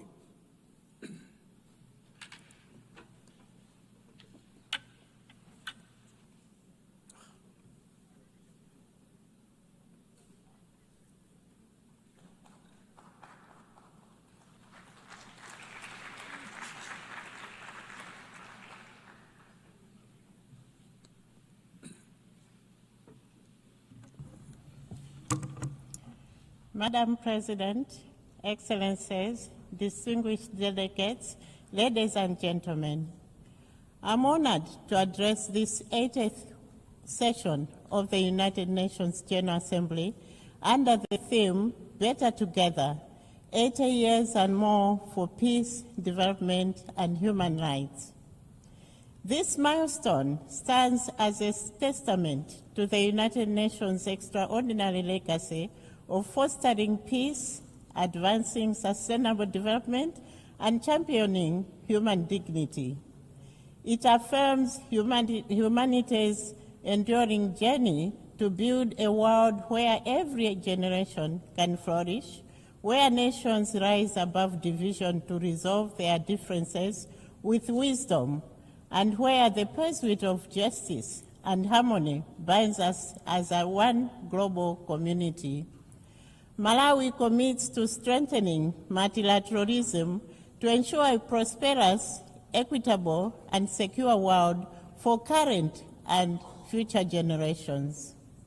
Madam President, the theme, Better Together, aligns closely with Malawi's foreign policy, our blueprint for advancing national interests through economic diplomacy, protection of sovereignty, and global cooperation. Anchored in the Malawi 2063, our long-term vision, we aspire to become a self-reliant, industrialized, middle-income nation by 2063, driven by agriculture, tourism, mining, and manufacturing. Achieving this goal demands both unwavering national commitment and active engagement with the global community in a peaceful world. While sovereignty remains the cornerstone of our identity to ensure the protection of territorial integrity and natural resources, our policy equally recognizes that global collaboration is essential. In this spirit, Malawi will continue to uphold the principles of the UN Charter, promote good neighborliness, and respect the sovereign equality of all states to advance peaceful coexistence and regional, continental, and global stability. Madam President, building on our unwavering commitment to sovereignty and collaborative partnerships, the Republic of Malawi firmly acknowledges that peace and security serve as fundamental pillars for sustainable development. Guided by the principle of Ubuntu and recognizing our shared humanity, the Republic of Malawi has consistently demonstrated her dedication to international peace and contributing a significant number of troops and police personnel to various United Nations missions across the globe. The Republic of Malawi is resolute in its commitment to preventive diplomacy and actively promoting dialogue, impartiality, and effective conflict resolution as essential strategies for fostering stability. This commitment is reflected in our active engagement and unwavering support for peace initiatives led by the United Nations, African Union, and the Southern African Development Community. We believe that collaborative efforts are essential in addressing multifaceted challenges that threaten global peace and the rules-based order.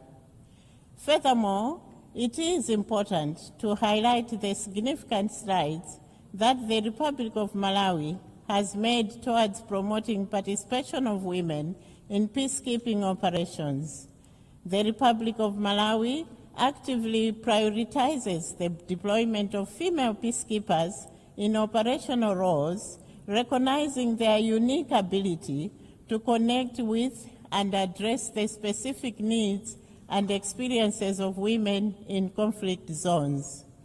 This initiative not only empowers female personnel, but also enriches the overall effectiveness of our peacekeeping efforts by fostering a deeper understanding of the complexities surrounding gender issues in these environments. On that note, Madam President, I'm pleased to report that the positive outcomes of this approach are becoming increasingly evident.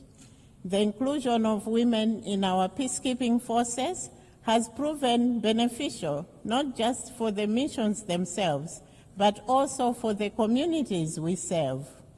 Furthermore, I'm proud to say that Malawi stands among the nations that have registered significant strides towards gender equality and the empowerment of women and girls. In this regard, I would like to reiterate the government of Malawi's commitment to the promotion of women's participation in all spheres of life at the highest levels possible. We in Malawi believe that no meaningful socioeconomic progress can happen when half of the population is left behind. Our conviction to gender equality and women empowerment is driven by the recognition that women and girls are the bedrock on which social progress is based. It is for this reason that Malawi supports the proposal to consider electing a female United Nations Secretary General.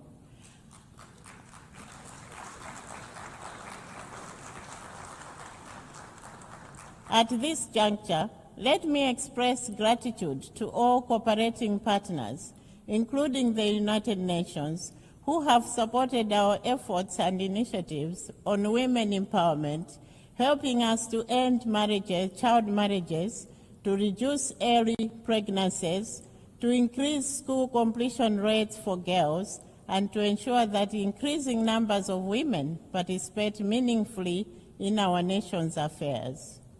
Madam President, humanity's progress is inseparable from global peace and security, for true stability can only be achieved when no one is left behind.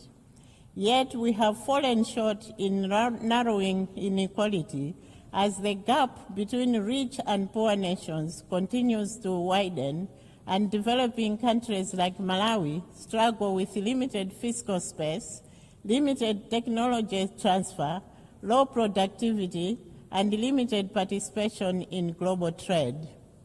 Last year, we adopted the Pact of the Future, reaffirming our collective commitment to inclusive, resilient, and sustainable global governance and development. The Republic of Malawi, therefore, calls on the international community to foster an environment that supports inclusive growth, ensuring that its benefits reach the most vulnerable. To realize this vision, we must strengthen trade and investment as engines of prosperity and harness the transformative potential of science, technology, artificial intelligence, and private sector development for national and global development. Madam President, climate change stands as the most critical existential threat of our era, with its adverse effects disproportionately impacting developing nations like Malawi. Despite contributing minimally to global greenhouse gas emissions, the Republic of Malawi endures some of the most severe consequences of climate change. The increasing frequency and intensity of severe droughts, catastrophic floods, and destructive cyclones jeopardize food security by disrupting agricultural production, displacing vulnerable communities, and threatening hard-won developmental advancements. The Republic of Malawi has lived with this reality. Erratic weather patterns threaten our agricultural backbone, pushing vulnerable communities into food insecurity and economic despair, conditions that are ripe for discord. It is therefore important that our discussion on peace must be intrinsically linked to climate resilience, sustainable agriculture, and food sovereignty. Sovereignty, just like peace, is threatened by food insecurity. We therefore call for increased investment in early warning systems, climate-smart agriculture, and social safety nets. A world that is food secure is a world more peaceful. Considering these challenges, Madam President, the Republic of Malawi urgently calls for bold and accelerated climate action that includes the full and effective implementation of the Paris Agreement.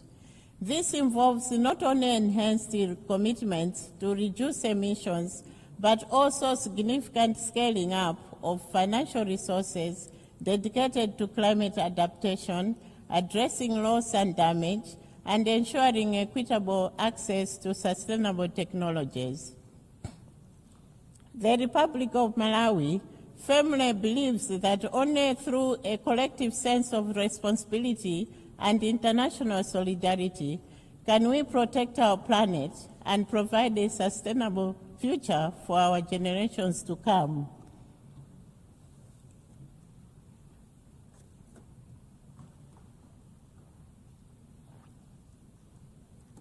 Beyond various agreements and boardroom meetings, time for action is now. We must act decisively to safeguard both our environment and the livelihoods of those most at risk. Madam President, the global community also needs to work together to address public health issues. My delegation, therefore, applauds your office for the efforts that led to the adoption of the political declaration on the prevention and control of non-communicable diseases and the promotion of mental health and well-being.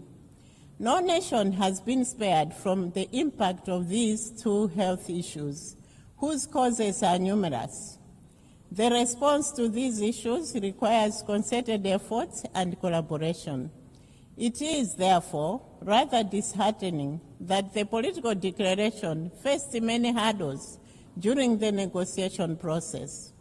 My delegation wishes to appeal for shared commitment to address the issues, and indeed all other emerging public health issues.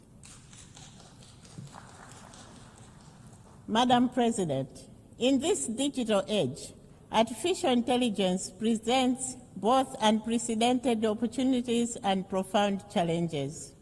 If harnessed responsibly, AI can accelerate development, improve health and education, and unlock economic growth. Yet, without clear governance, it risks deepening inequalities and undermining security. We therefore call for a global framework that ensures AI is ethical, inclusive, and accessible to all nations, enabling it to serve as a force for development rather than division. The Republic of Malawi is optimistic that AI will usher in a new era of enhanced productivity for its citizens, helping to propel the country's development trajectory.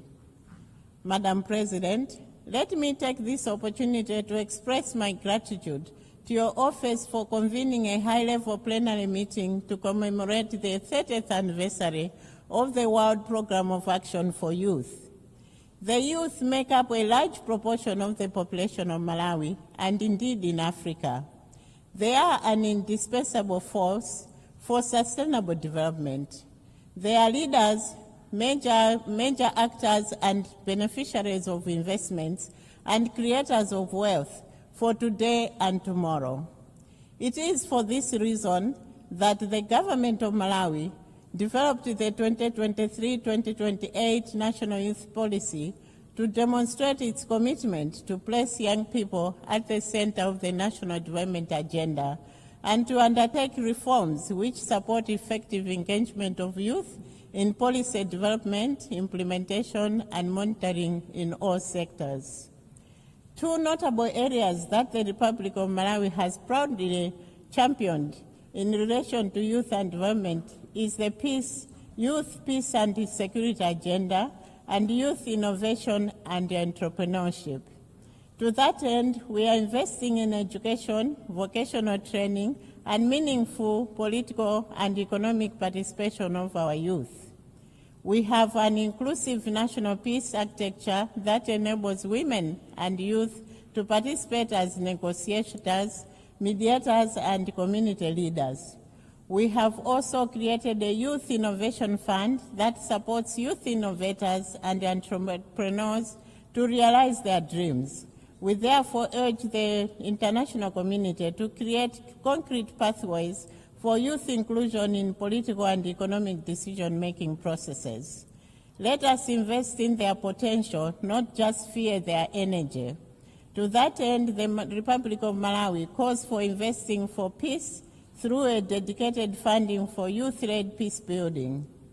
Madam President, in closing, the Republic of Malawi reaffirms its unwavering commitment to multilateralism and to the central role of the United Nations in addressing the pressing challenges of our time.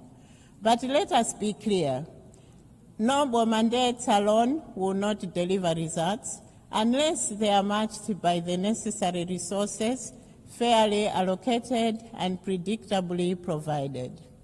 Let us match our ambition with the resources required to deliver.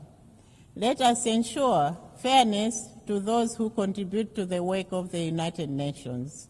Let us pursue reforms that strengthen accountability and inclusivity. And let us build an organization that reflects the diversity of our membership and the hopes of our people. In this regard, Madam President, I would like to inform this Assembly that the Republic of Malawi remains resolute in her advocacy for equitable representation in the United Nations Security Council. This crucial reform is essential as it will ensure that diverse voices of capable nations are heard and considered in the decision-making processes that impact not just specific regions, such as the global north or global south, but the entire world. By fostering a more inclusive dialogue, we can collectively address pressing global challenges and promote a more just and balanced approach to international governance. No other time is suitable for this reform like now.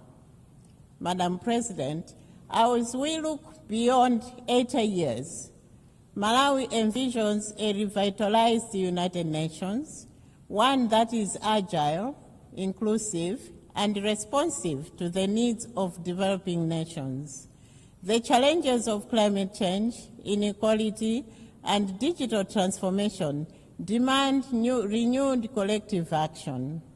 In the spirit of better together, we call for a strengthened multilateral system that prioritizes peace, sustainable peace, sustainable development, and human rights, ensuring a thriving planet for our children and grandchildren. Malawi stands ready to contribute to this shared vision, guided by our foreign policy and enduring principles of the United Nations. I thank you all. I thank the Chair of Delegation of Malawi.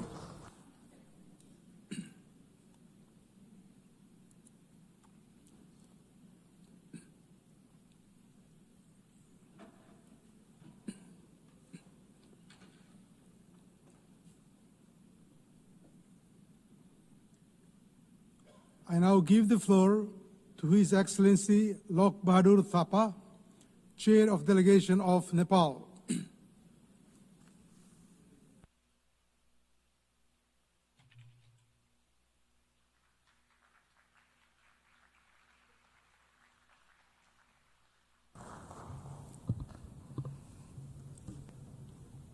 Mr. President, Excellencies, distinguished delegates, it is my honor to address this august assembly.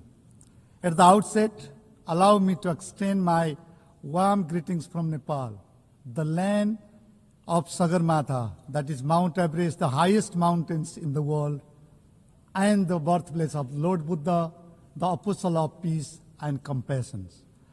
I congratulate Her Excellency Annalena Baerbock on her elections as the President of the 80th sessions of the General Assembly. I assure her of Nepal's full support.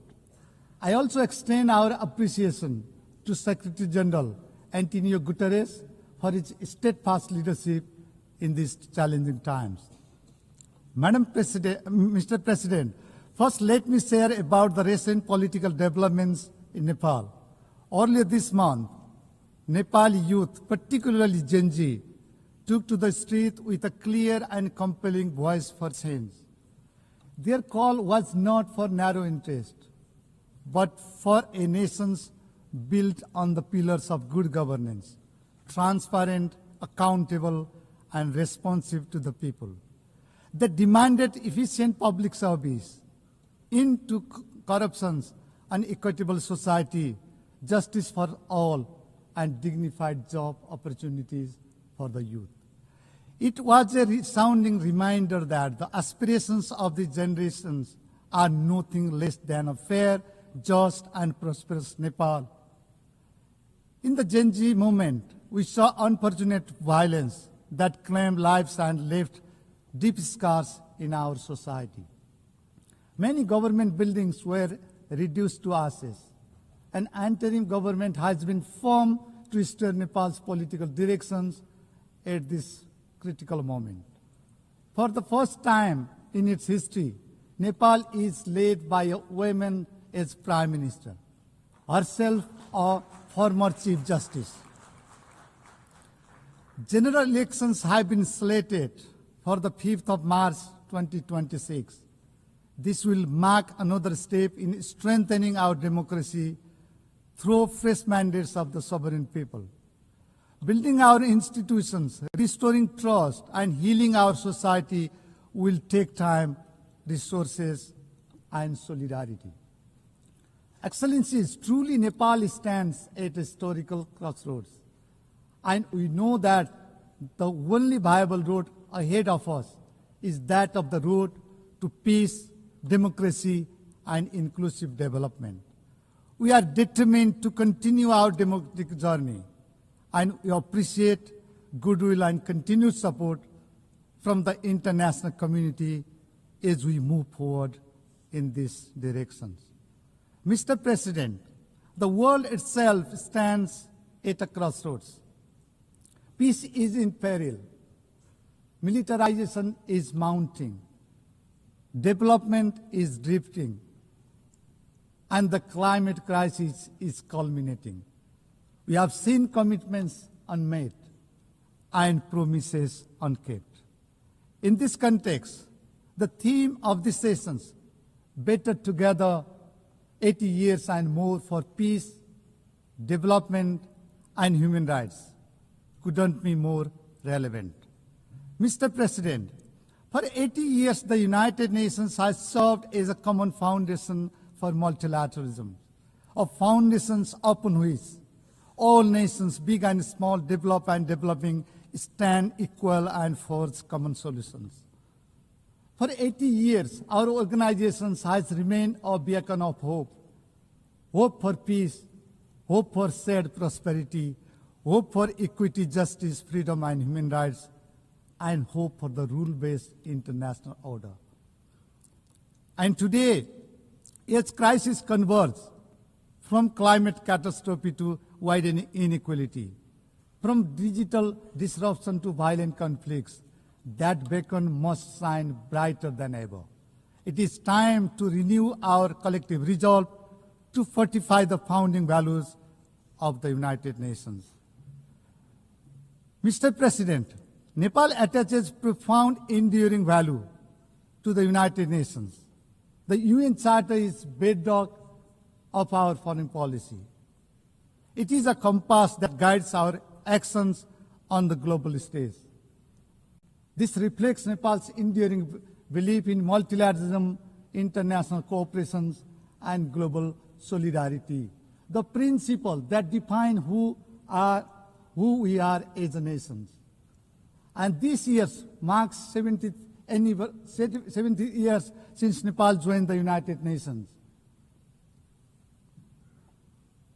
For 7 decades, Nepal has consistently stood by the United Nations, contributing to global peace and stability, advocating for the rule-based international order, promoting equitable and sustainable economic development, particularly for the upliftment of the least developed countries and the landlocked developing countries, and upholding human dignity and justice.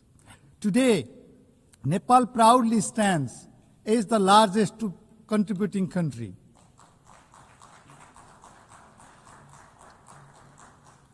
Our highly professional peacekeepers have served with a deep sense of duty to secure peace and stability in the conflict-ridden parts of the world.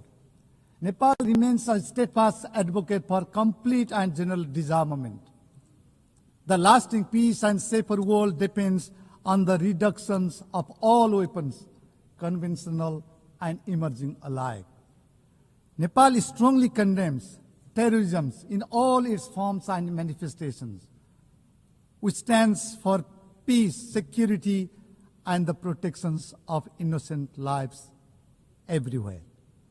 As the chair of the Global Coordination Bureau of the least developed countries, Nepal is leading the group to ensure equitable, inclusive, and sustainable development guided by the spirit of no one is left behind.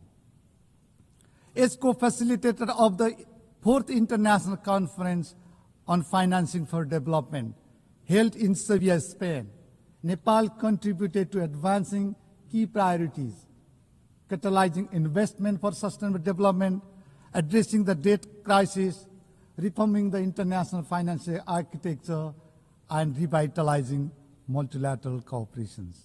Nepal is deeply honored to serve as the President of the Economic and Social Council this session.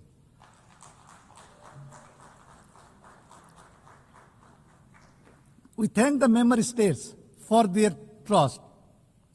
As the President of the ECOSOC, I am deeply committed under the motto of delivering better, to bring coherence, to bring credibility, and to bring measurable impact to the Council's work. As a member of the Peacebuilding Commission, Nepal is deeply committed to supporting inclusive, nationally owned, and locally driven peacebuilding process. Mr. President, the world today faces challenges of profound gravity and urgency. Many parts of the world are witnessing protracted crisis.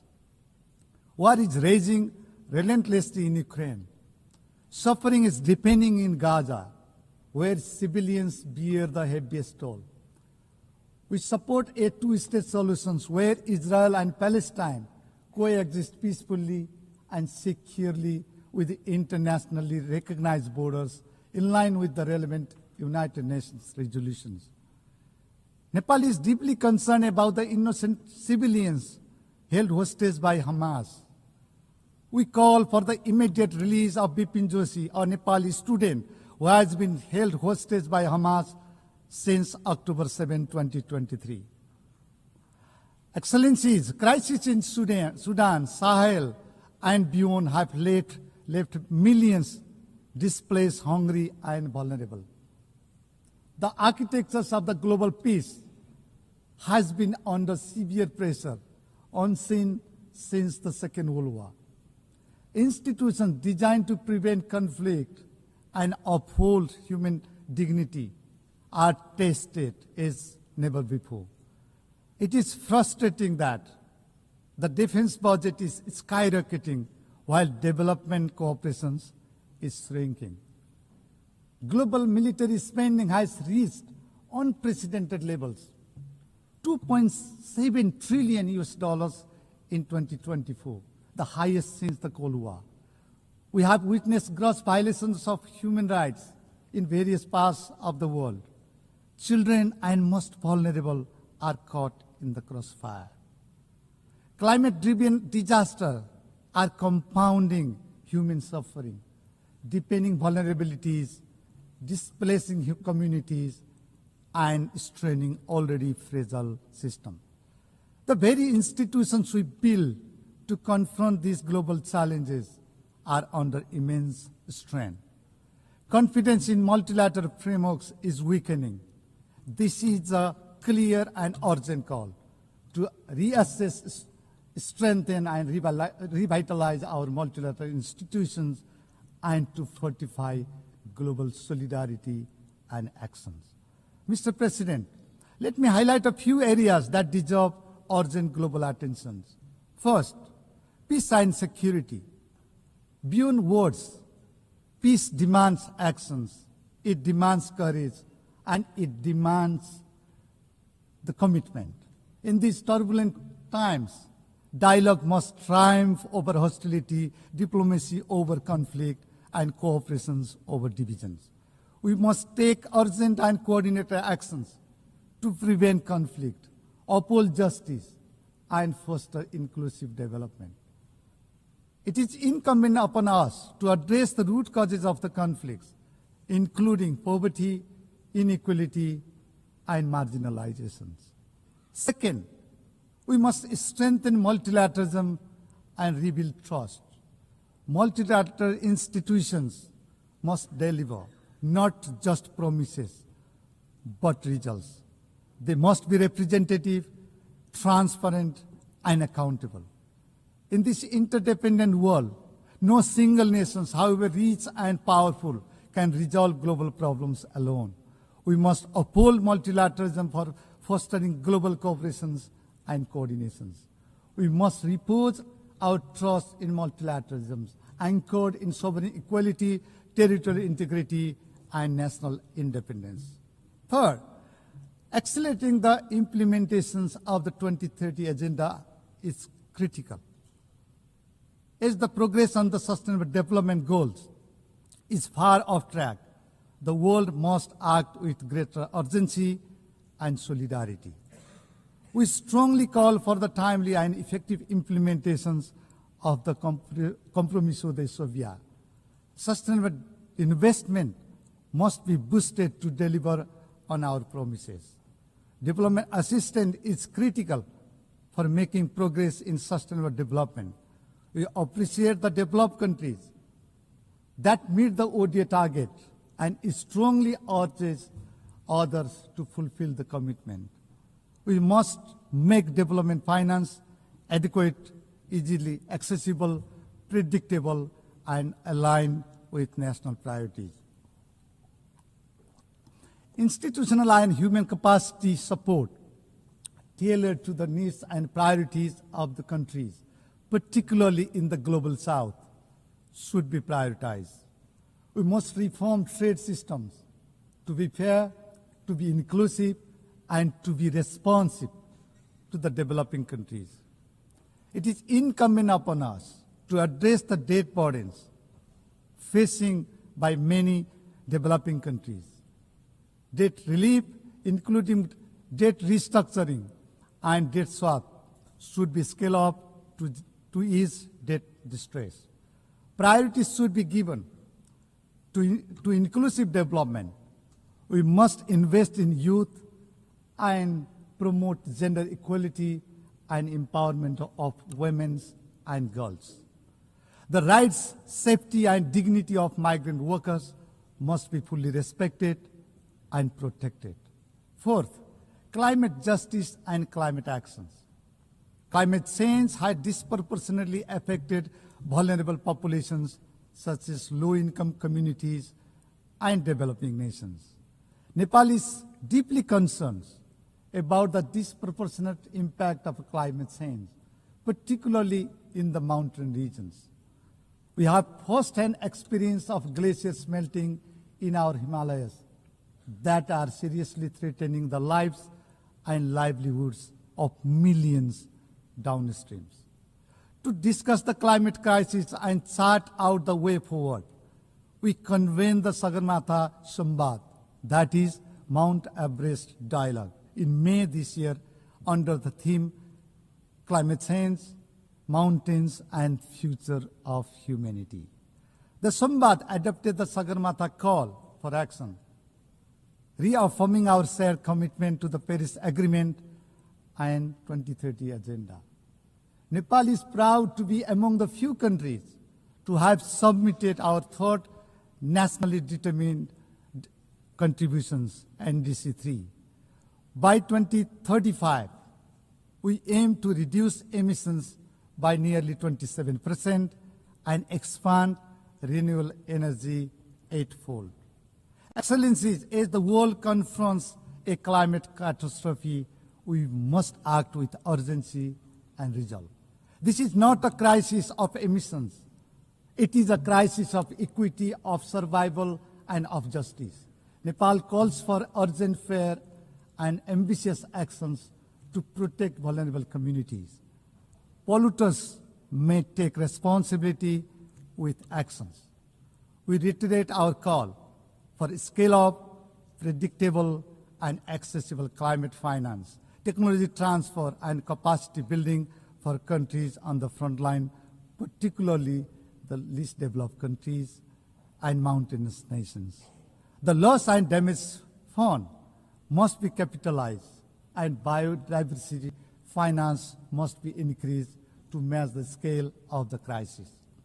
Nepal urges the international community, especially developed countries, to demonstrate genuine solidarity and moral clarity by delivering on the ICJ advisory opinion and upholding their obligation to protect the climate systems. Fifth, digital transformations. Technology must be inclusive, secure, and right-based.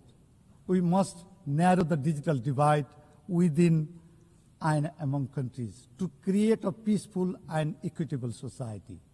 Nepal advocates for a global digital cooperation framework that ensures access to infrastructures, digital literacy, and data protections for all.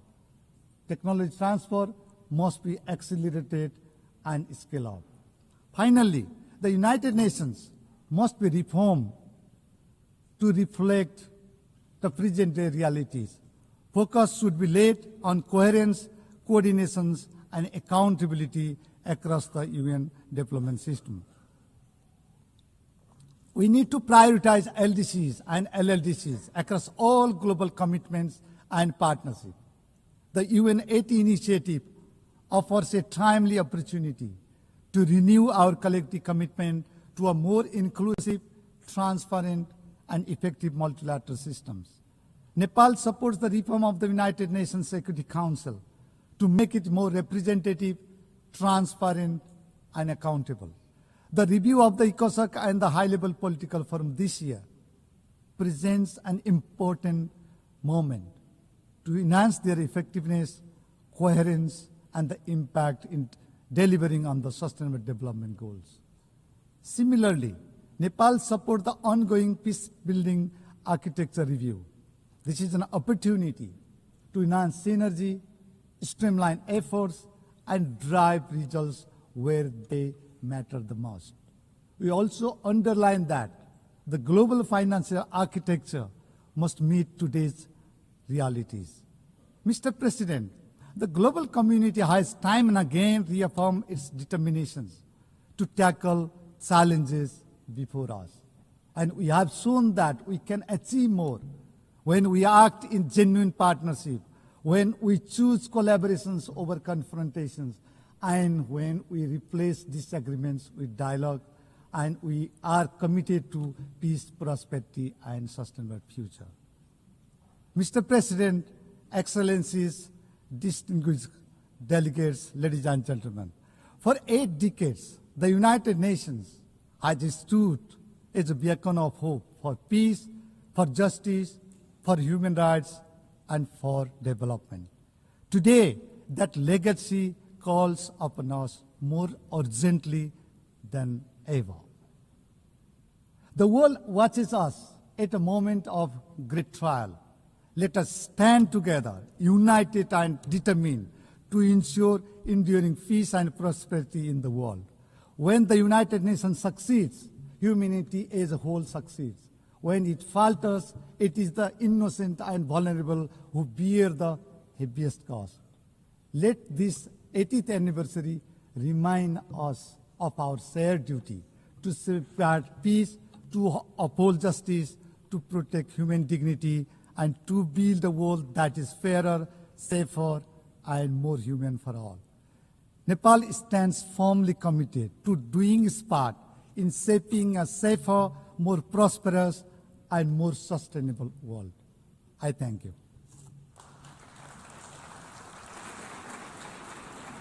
I thank the Chair of Delegation of Nepal.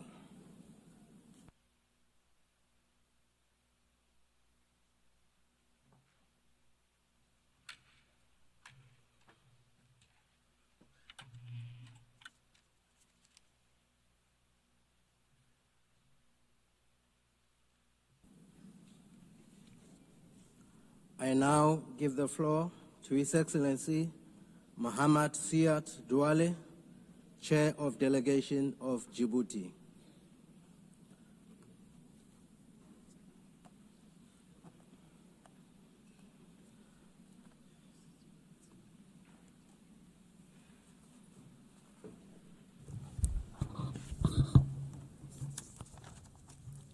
Madame la Présidente, President, at the outset, I would like to extend our heartfelt congratulations to Her Excellency Ms. Annalena Baerbock, President of the General Assembly, at this historic session, which coincides with the 80th anniversary of the establishment of the United Nations. The theme you've chosen for this session, Better Together, 80 years and more for peace, development, and human rights, edifyingly conveys the international community's patient, meticulous, painstaking quest, which it has been undertaking since the UN Charter was signed 80 years ago. We can take pride in what we've achieved and all of the successes of our organization. Despite the difficult context, nothing should dent our determination to build a world that's less unequal, that exhibits greater solidarity, a world that is more peaceful and more prosperous. We extend our gratitude to your predecessor, Mr. Philemon Yang. We're grateful for his openness, his leadership, and his ongoing efforts throughout the session that's just drawn to a close. President, Secretary General, over the last 8 decades, the role of the United Nations was pivotal in support to decolonization in Africa and Asia, as well as on conflict resolution, nuclear proliferation, the fight against poverty and climate change, the promotion of human rights, and the management of pandemic risks. The United Nations, well aware of the need to sharpen its tools, has continuously undertaken the necessary reforms so as to do an ever better job in fulfilling its mandate and responding to the challenges of our time. Under the leadership of the current Secretary General, at the request of member states, given the slow implementation of the SDGs and with a view to building a multilateralism that's more inclusive, more effective and interconnected. We adopted the recommendations set forth in the flagship report entitled Our Common Agenda. Faced with the unpredictability of the future and the exacerbation of certain trends which could sap international cooperation, as well as the emergence of new challenges, we, as contracting parties, adopted a Pact for the Future which contains a global digital compact and a declaration on future generations. We stand convinced that we need to build a better world in which we would live better together. We agreed on an ambitious program covering important issues such as peace and security, sustainable development, climate change, digital cooperation, in particular ensuring that we make artificial intelligence a technology that benefits all, in addition to human rights, gender equality, young people, future generations, and the transformation of global governance. Nonetheless, the aforementioned accomplishments cannot conceal the devastating consequences engendered by geopolitical and geoeconomic fragmentation we're currently seeing. Conflicts are proliferating. They're dragging on in Ukraine, in Sudan, as well as in the Sahel. The unspeakable horror of what's going on in Gaza, where children are assassinated with impunity on a daily basis, where famine is being wielded as a weapon of war, while the international community is unable to effectively stop the genocide that's underway, as confirmed by the analysis report drafted by the United Nations and published on the 16th of September under the leadership of Judge Navi Pillay. The norms governing the use of force are being violated with chilling regularity, as illustrated by the bombing, the raids, and the extraterritorial assassinations committed by Israel. We condemn the terrorist attack against Qatar and the violation of its sovereignty and territorial integrity. Speaking on behalf of the Republic, His Excellency Ismail Omar Guelleh, we reiterate our solidarity with the Emir, His Highness Sheikh Tamim bin Hamad Al Thani, as well as the government and the brother people of Qatar.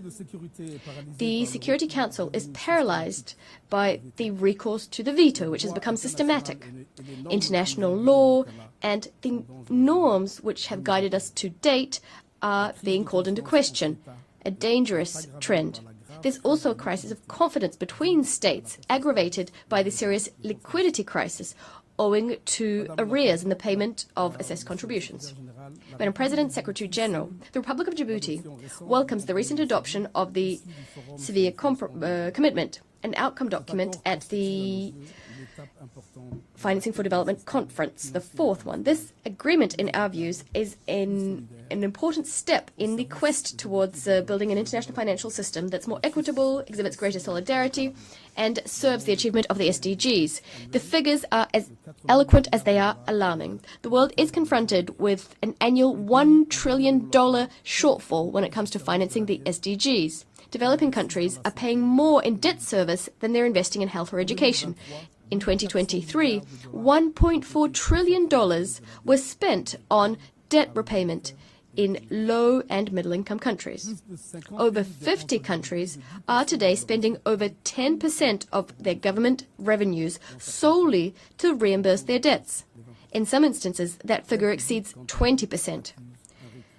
As for ODA, we've seen a concerning drop in overseas development assistance. According to the latest UN reports, only 17% of targets are on track to be achieved in 2030. 37% are stagnating or in regression. None of these 17 SDGs are on its way to being fully implemented.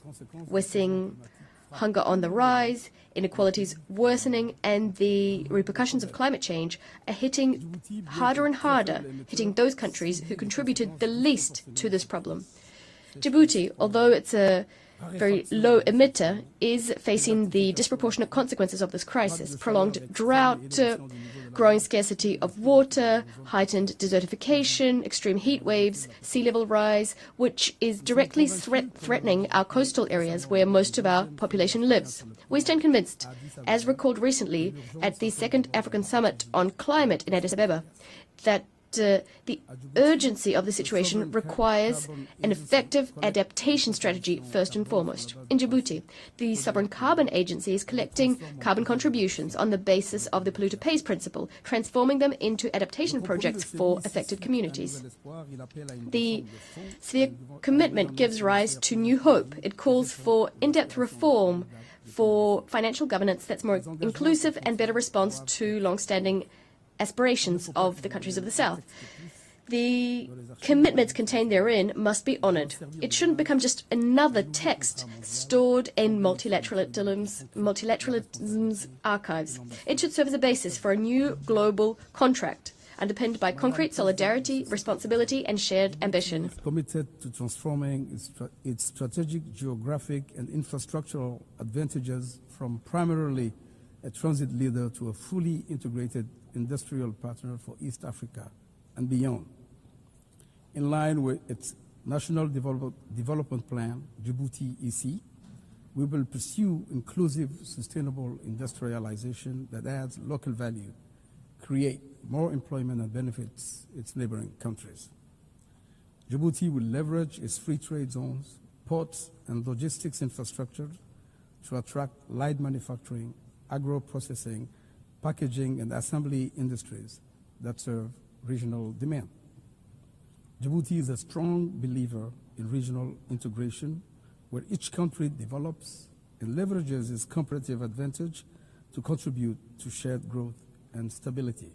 Djibouti is and will always remain a serious, reliable, committed and constructive partner to countries in the region and its many friends all around the world. Just 2 days ago, on September the 27th, Djibouti achieved its first UNESCO Biosphere Reserve status with the designation of the Archipel des Sept Frères, Rassian, Korangar, and Godoria Biosphere Reserve. This major historic step, which underlines our country's commitment to environmental stewardship, strengthens our resolve to develop Djibouti's potential to become a premier destination for eco-tourism. Madame la Présidente, President, Secretary General, we welcome the progress made in Somalia so as to implement national priorities, its national development program and the stabilization plan. Nonetheless, we are still disquieted by the threat that the terrorist Al-Shabaab militia continues to pose. We welcome the contribution of Somalian forces, African Union forces and other forces working legally to combat Al-Shabaab. We recognize the enormous sacrifices which have been made. We emphasize the crucial importance of guaranteeing that AUSOM African forces are endowed with predictable, sufficient resources so that they can fulfill their mandate under the best possible conditions. Djibouti is a large contributor of the African Union in Somalia since the ATMIS mission. Our troops are stationed in key sectors, Belet Wene, Bulahawa, and Jalalakaksi, in the Haran region in the state of Hir Shabelle. Faced with an uptick in terrorist attacks, Djibouti heeded Somalia's call by signing a new agreement in July 2025 to pave the way for additional deployments of Djiboutian forces to reinforce stabilization efforts in the country. We must provide collectively robust support to the government of Somalia so as to facilitate their efforts. We cannot accept that these terrorist militias continue their deadly campaign against civilians, Somali forces and international partners. We cannot accept that they are closing humanitarian corridors. President, Secretary General, we are deeply disquieted by the ongoing hostilities in Sudan, where a fratricidal conflict has been raging for over 2 years now. The death toll is heavy. Civilian infrastructure has been destroyed. which is very costly, resulting in the disruption of essential services being provided such as water, health and electricity. The ongoing deterioration of the security and humanitarian situation is prompting large-scale displacement. Sudan, which has over 30 million people in need of assistance, according to UN figures, is confronted with a disastrous humanitarian situation, which demands an immediate, coordinated response on the part of the international community. We call for an immediate cessation of military operations and for a lasting ceasefire, echoing previous regional resolutions which aim to resolve the conflict. Djibouti reaffirms its commitment to the sovereignty, territorial integrity, and the national unity, as well as the stability of Sudan, in accordance with regional and international commitments. We reiterate our willingness to work in partnership with regional and international actors who wish to find a peaceful way out of the crisis. We call to place the interests of the Sudanese people as well as regional stability at the heart of our efforts at all times. Madam President, when the United Nations Charter was signed, when the United Nations was established, the international community was drawing on the lessons it learned from the League of Nations. It committed to do everything within its power to spare humanity from the scourge of another war. It would appear that the promise of a war-free world was not upheld, given that, regrettably, today we continue to face a number of conflict situations, some of which are particularly horrific. The most devastating conflict, as old as the United Nations itself, is Israel's ongoing aggression and occupation of Palestinian land. The unspeakable horrors occurring there requires pressing action on the part of the international community, going beyond words and condemnation, which has no repercussions. In Gaza and in the West Bank, Israelis are engaged in what would appear an innocent pastime, killing.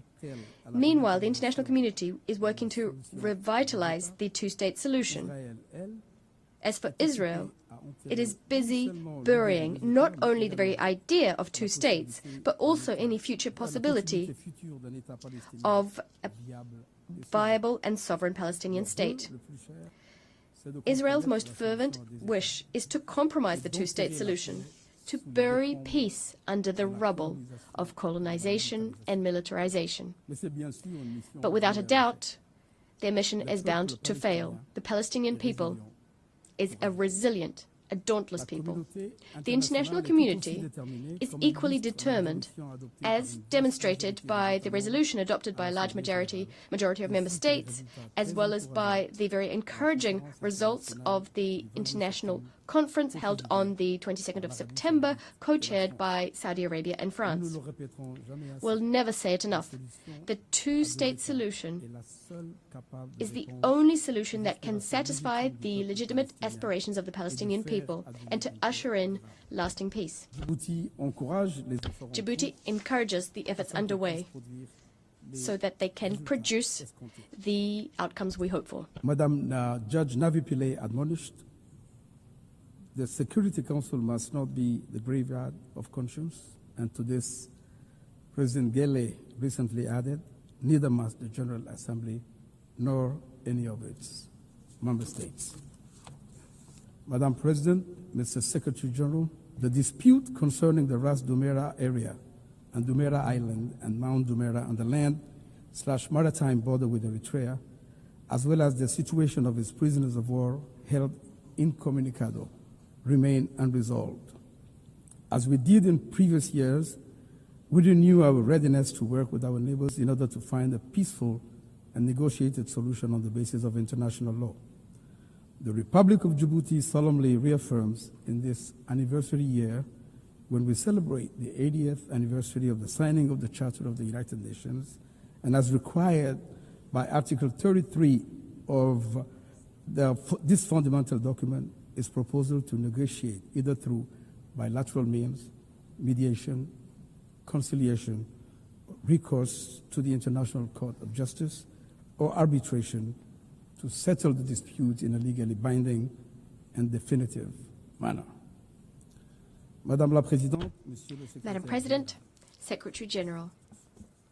Les Nations Unies, 80 years after its establishment, the United Nations continues to serve as a forum and to provide adequate tools which we could further refine, of course, allowing us to live together better and to tackle the complex challenges our world faces, those related to peace and security, development and human rights. We must do our utmost to ensure that the United Nations doesn't remain a symbolic theatre safeguarding its image, but deaf to the demands for reform, including Security Council reform, which requires the granting to Africa of the seat it deserves, thereby righting a historical injustice. The United Nations is more essential than ever. We shouldn't turn it into a sacrificial victim, a victim sacrificed on the altar of our differences and our inability to bind ourselves to each other with strong bonds of trust. We should work together to inject new meaning into multilateralism and to strengthen international cooperation in the interests of all states, small and large alike. I thank you.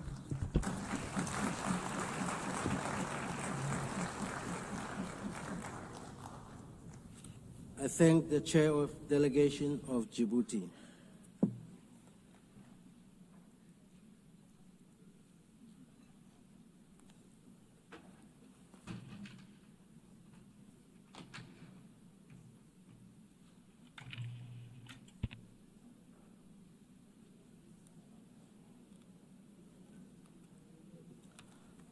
I now give the floor to Her Excellency Christina Marcus Lassen, Chair of Delegation of Denmark.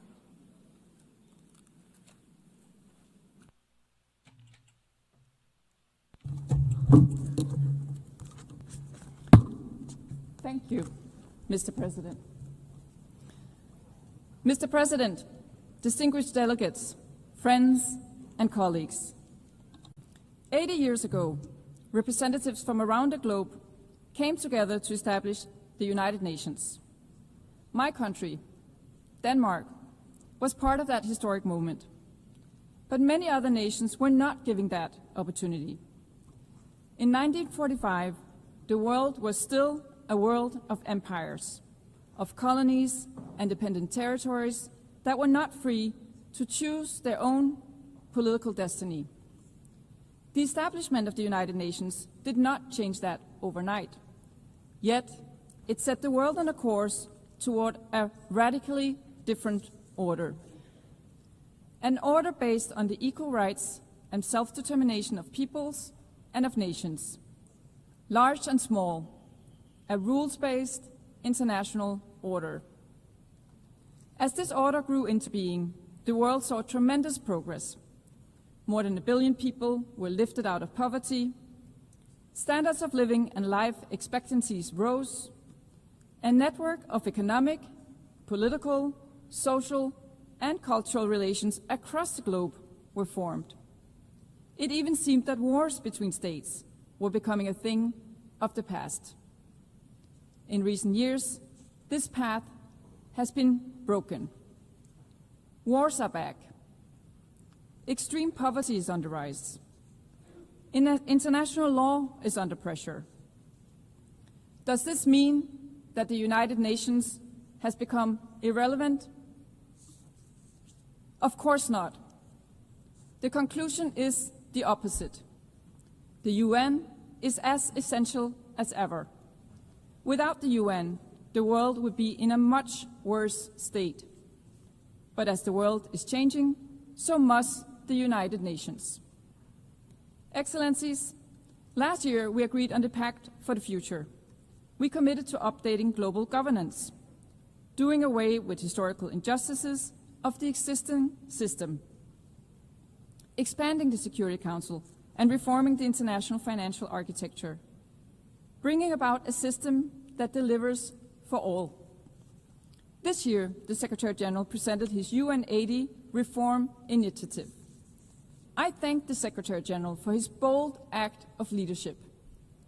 I encourage and expect more concrete proposals on how to adapt the UN system to new realities, making hard choices, and I ask fellow member states to engage constructively in the process. Excellencies, as an elected member of the Security Council, Denmark works towards ensuring that the Council fulfills its vital mandate towards safeguarding international law, including international humanitarian law, and ensuring that the voices of those affected by conflict are heard by the Council. At times, we succeed with fellow members through a shared sense of purpose. Too often, however, results are not possible. Too often, the Security Council is divided, unable or unwilling to act.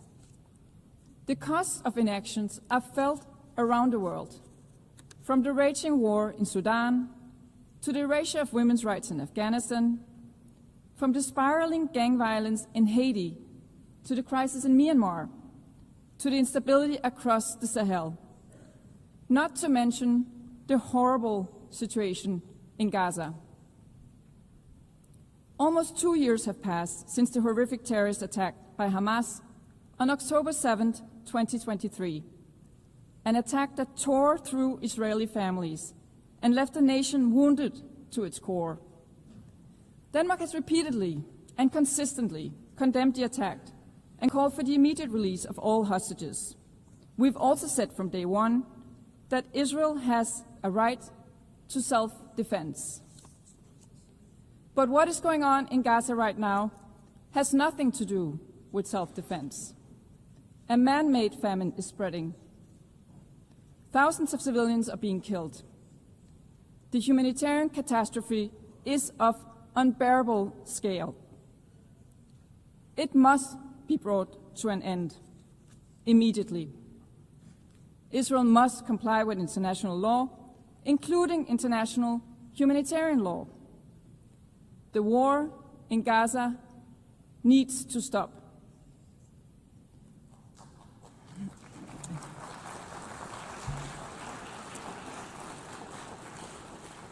The two-state solution remains the only solution to a lasting peace for two peoples, both deserving of security, both deserving of dignity. The high-level conference on the two-state solution last Monday clearly demonstrated that the momentum is growing, that we are witnessing a renewed energy and enthusiasm for peace based on the two-state solution, a solution that Denmark is prepared to build on. The keys to recognition of a Palestinian state can no longer lie in the hands of the Israeli government.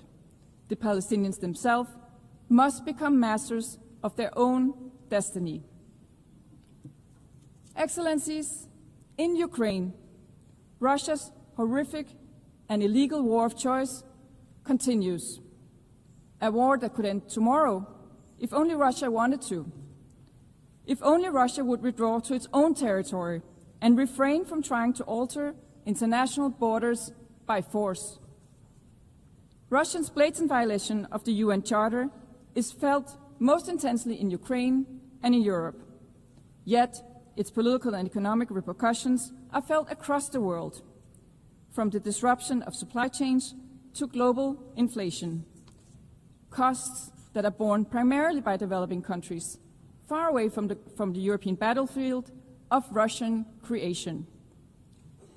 From the outset, Denmark has stood by Ukraine, politically, economically, militarily, and let there be no doubt, Denmark will continue to support Ukraine for as long as it takes.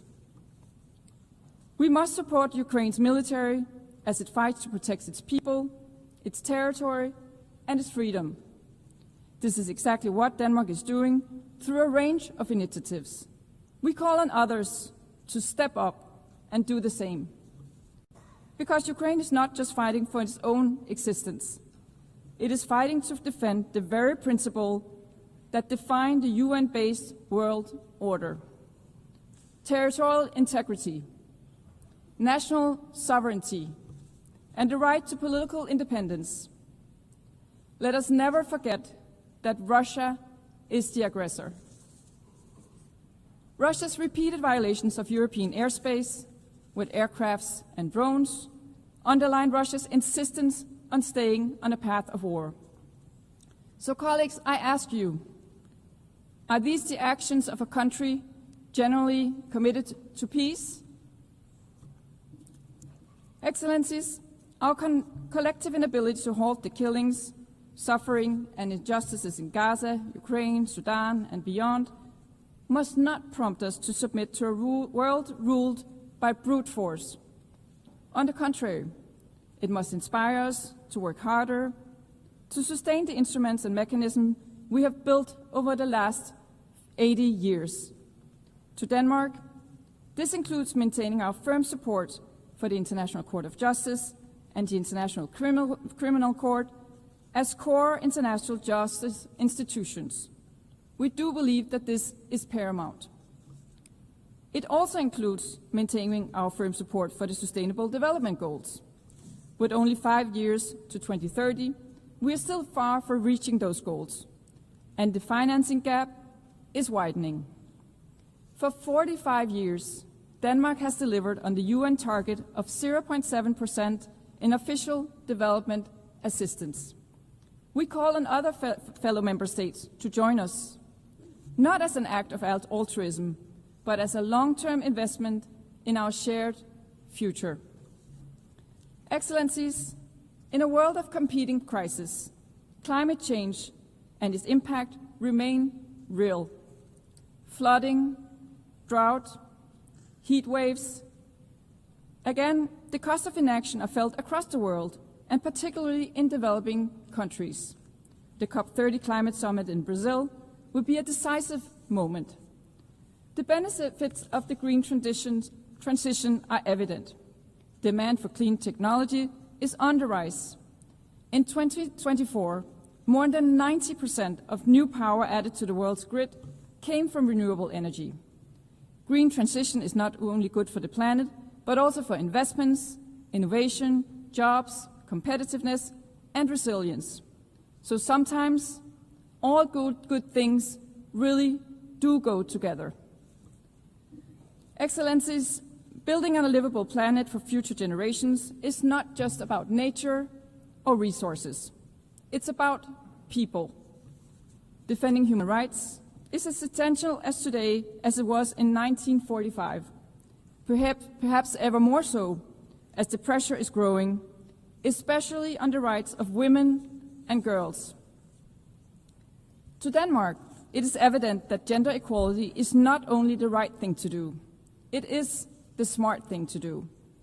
That is also why Denmark, as we look to the upcoming process of selecting a new Secretary General for the United Nations, is encouraging member states to put forward qualified female candidates. After 80 years, it is high time for a woman to be at the helm of this organization.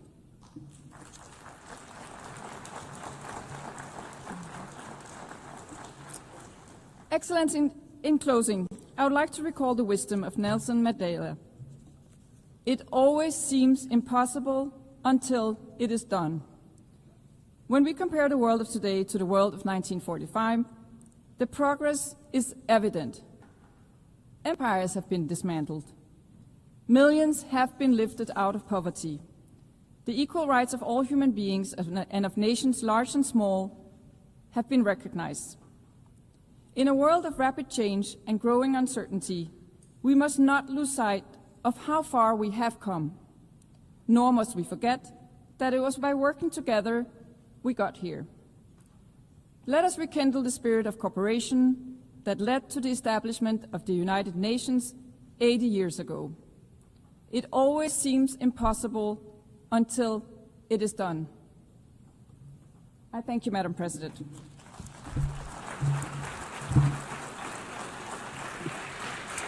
I thank the chair of the delegation of Denmark. I now give the floor to His Excellency Marc Hermanie Nadudu Araba, chair of the delegation of Benin.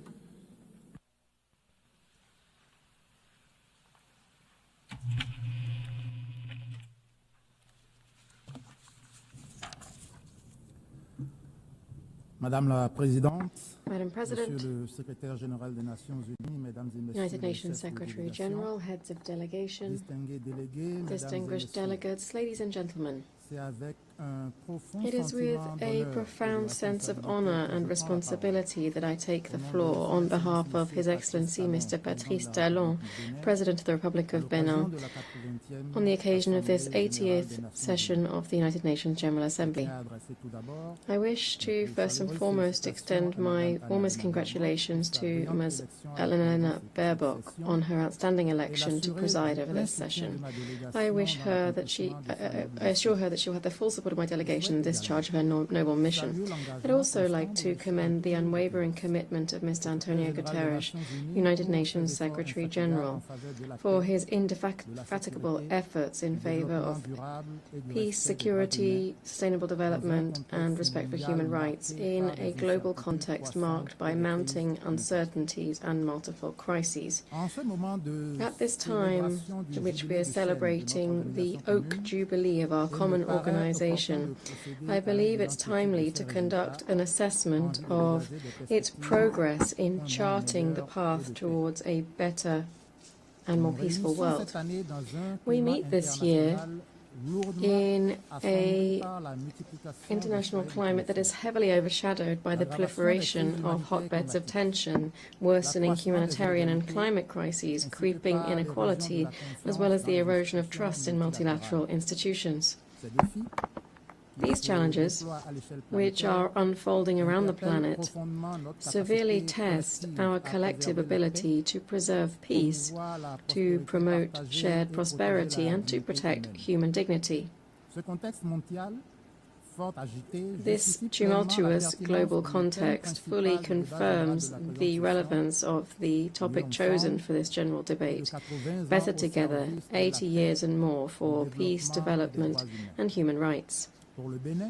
For Benin, there is but one answer to these challenges: enhancing international cooperation, breathing new life into multilateralism, and restoring the full meaning of solidarity among peoples. Madam President, we stand today at a critical juncture in contemporary history. The world as we knew it is being transformed by profound shifts, in particular the reshaping of strategic balances, fast-paced technological development, the climate crisis, rising interdependence, but also rivalries. These are not merely cyclical adjustments, rather they augur a new global geopolitical order. We are witnessing a gradual shift towards a multipolar world. New powers are emerging, asserting their voice in international affairs, while strategic alliances are being redrawn. This dynamic provides opportunity for rebalancing, but also carries with it risks of fragmentation. My delegation stresses that this nascent world shouldn't relegate smaller-sized states to the role of mere bystanders, nor drown them out under the commotion of great power rivalries. Our voices matter, our experiences matter, our solutions matter. The history of this organization, founded on the principle of the sovereign equality of states, has oft demonstrated that smaller actors are very often able to act as counterbalances thanks to their ability to embody restraint, dialogue, and cooperation, the very essence of multilateralism.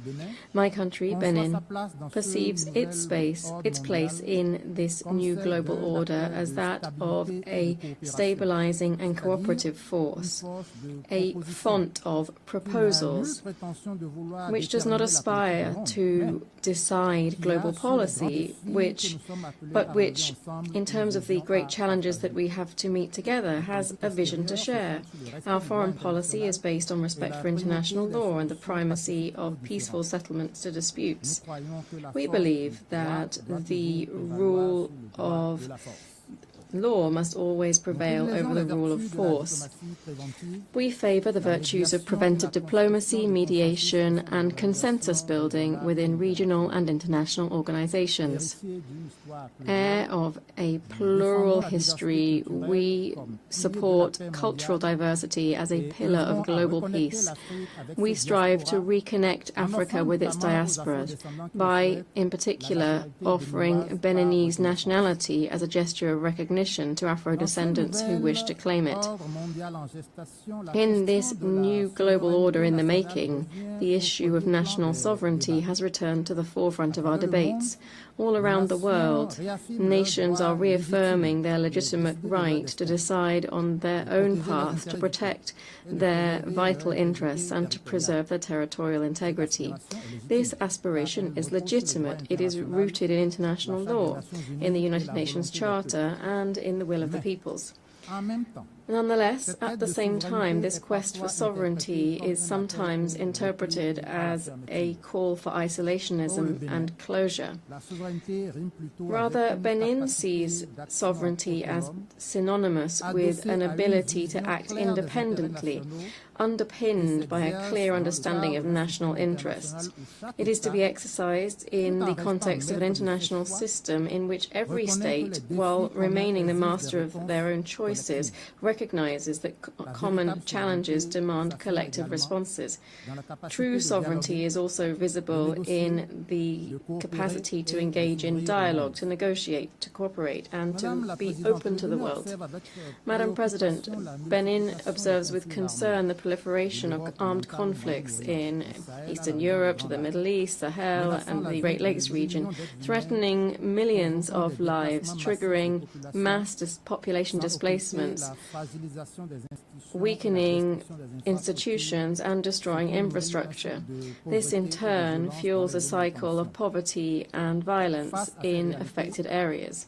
In light of this reality, we have a clear belief. No conflict can be sustainably resolved by the force of weapons. Only an inclusive dialogue backed by true political determination along with sustained international engagement can open the way to just and lasting peace, perhaps in particular in the humanitarian chaos in Gaza, where the prospects for reconstruction appear uncertain. Benin reaffirms its support for the two-state solution as the only viable path towards a lasting settlement of the Israeli-Palestinian conflict, in accordance with the relevant resolutions of the Security Council and the New York Declaration, adopted at the conclusion of the international conference organized jointly by France and the Kingdom of Saudi Arabia in July this year. Benin is also following with great concern the developments in the crisis in the eastern DRC, marked by persistent violence despite recent diplomatic initiatives. We commend the efforts of Qatar and the United States of America to promote de-escalation and to open the way to an inclusive dialogue. We call on the parties to silence the guns, and we encourage the African Union to ensure consistent strategies, complementary operations, and coordinated peace efforts in the Great Lakes region. Benin is in favor of preventive diplomacy regaining its rightful place in the work of our organization. Preventing a conflict is always less costly in human and financial terms than grappling with its consequences. This is the case in our sub-region, which is currently facing the threat of terrorism, violent extremism, and transborder crime. The situation in the north of my country, which is under attack from terrorist movements, particularly Jenim in the tri-border area with countries of the Sahel, is critical. The government is addressing this decisively with the support of international partners through an inclusive strategy combining reinforced border security, community development initiatives, assistance to internally displaced persons and refugees, together with radicalization prevention programs. Terrorism is a transnational threat, and without strategic cooperation and strengthened mutual trust, trust between countries, national efforts alone are, alas, insufficient. Furthermore, peace can only be preserved if it is underpinned by justice and respect for international law. This means that all member states must meet their obligations, must respect national sovereignty, and renounce any form of interference or aggression. Madam President, 10 years ago, the international community adopted the 2030 Agenda for Sustainable Development, embodying the ambitious pledge to leave no one behind. Today, we must face a troublesome reality, that is, that the global trajectory towards achieving the SDGs is seriously off track. Successive shocks, the COVID-19 pandemic, security crises, the exacerbated effects of climate change, geopolitical tensions, and an economic slowdown have stalled or even reversed progress in many countries, particularly in sub-Saharan Africa. Despite these challenges, Benin, under the leadership of President Patrice Talon, has undertaken profound reforms and has galvanized strategic investment to sustainably transform our economy and improve the living conditions of our citizens. We have seen some considerable results in terms of the SDGs, with more than almost 60% of our 49 priority targets on track. The 2025 SDG index for Benin is 57.8 points, which means that our country stands first worldwide in terms of progress, with a gain of 14.5 percentage points since 2015. These positive results speak to Benin's ability to transform our public policies into tangible progress for our population. And yet a number of challenges remain to be met in order to consolidate the gains made and to bridge gaps. We therefore call for collective mobilization with less than 5 years to go before the end of the 2030 Agenda. This calls for renewed multilateral action to ensure that the Seville commitment is consistently implemented. This was adopted at the 4th International Conference on Financing for Development. We call for a deep-rooted reform of the international financial architecture and of governance of multilateral development institutions so that they can better include countries of the South in their decision-making processes, can modernize their financial instruments in line with new challenges related to the energy transition, social inclusion, and climate resilience. Furthermore, achieving the SDGs demands that considering young people and women as more than mere beneficiaries, rather as genuine partners in change. In Benin, more than 65% of the population is under 30 years of age. Investing in their potential is not only a demographic imperative, but rather a strategic choice to build a prosperous, inclusive and resilient society. Likewise, women's empowerment is a major lever for social and economic progress, guaranteeing shared equitable growth. With this in mind, the government of Benin, in partnership with the United Nations Population Fund, hosted the Global Youth Summit in Cotonou on the 4th and 5th of April 2024. On the 30th and 31st of July this year, the same city, Cotonou, hosted the annual coordination meeting of the African Union and its member states on strengthening the implementation of the Women, Peace and Security Agenda in the context of the 25th anniversary of the adoption of Resolution 1325 by the UN Security Council.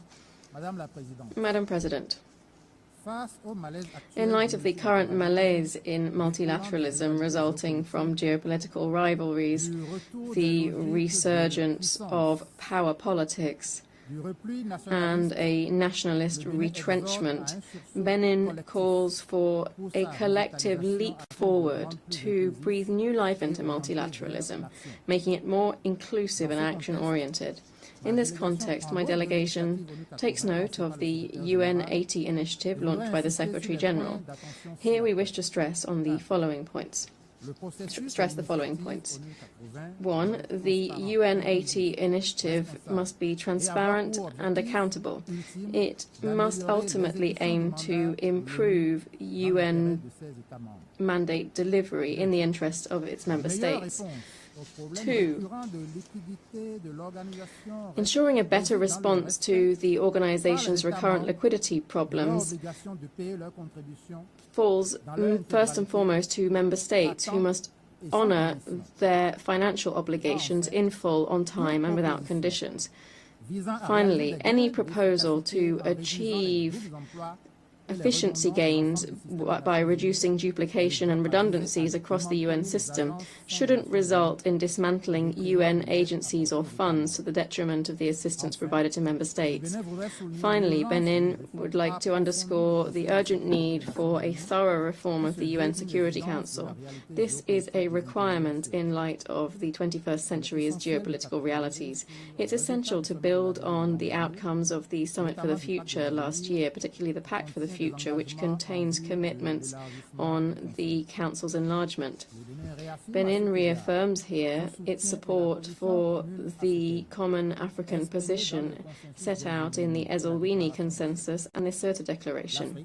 Africa, which represents more than 1/4 of member states and which is the theatre of a number of issues on the Council's agenda, can no longer be sidelined in decision-making. Allow me to conclude by citing the African aphorism: if you want to go faster, go alone. If you want to go far, go together. May this maxim guide our steps, inspire our decisions, and unite us in our quest for a better future for all of humanity. Thank you.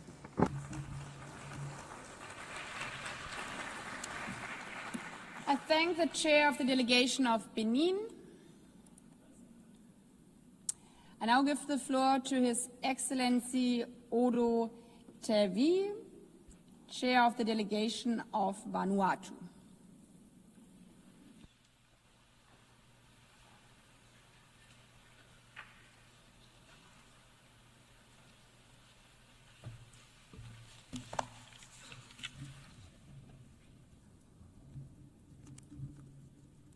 Madam President, Mr. Secretary General, Excellencies, distinguished delegates, ladies and gentlemen, it is a great honor for me to deliver this address on behalf of the government and people of the Republic of Vanuatu. Madam President, at the outset, let me sincerely congratulate you on your well-deserved election as President of the 80th session of this August Assembly. I assure you of the Vanuatu's delegation full support and cooperation during your tenure. I commend your predecessor, His Excellency Mr. Philemon Yang, for the great achievements of the General Assembly under his leadership during these challenging times. I would also like to extend my sincere congratulations to the Secretary General Mr. Antonio Guterres for his continued vision, wisdom, and skillful leadership of the United Nations during these tumultuous times. Madam President, since the setup of the United Nations 80 years ago, we have seen that the world continues to face a myriad of global complex challenges. There are ongoing wars and violent conflicts, increased humanitarian emergencies, international laws are not respected, human rights violations increased, and poverty continues to remain. The current liquidity crisis facing the United Nations system limits the ability of the UN to address these challenges. As we celebrate the 80th anniversary of the United Nations Charter, let us take stock of what this founding document really means for us. The Charter is not merely a piece of history. It is a living document that binds us together in the pursuit of peace, human dignity, and shared prosperity. It is the expression of a collective promise that disputes should be resolved by dialogue, not by war, that human rights and dignity are universal, and that nations, large and small, are equal in sovereignty. Madam President, your theme, Better Together, 80 years, more for peace, development, and human rights, is crucial at this time. The lesson of the last 80 years is clear. No nation can meet these challenges alone. Multilateralism is not a choice, it is a necessity.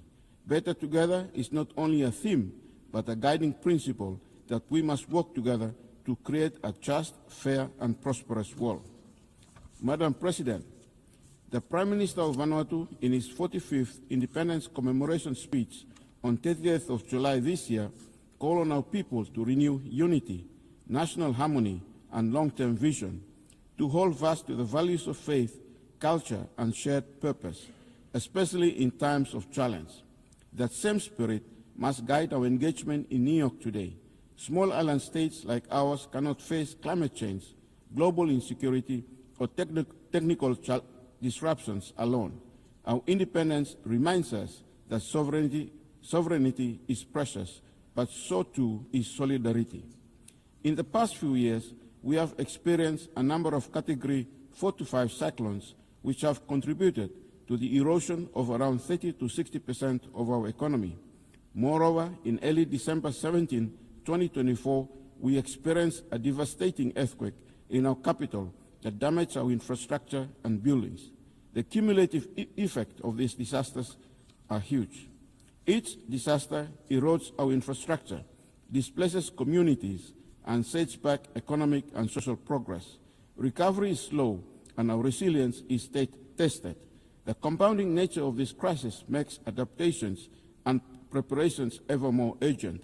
And yet, as a small island developing state, Vanuatu faces limitations in resources, capacity, and access to finance.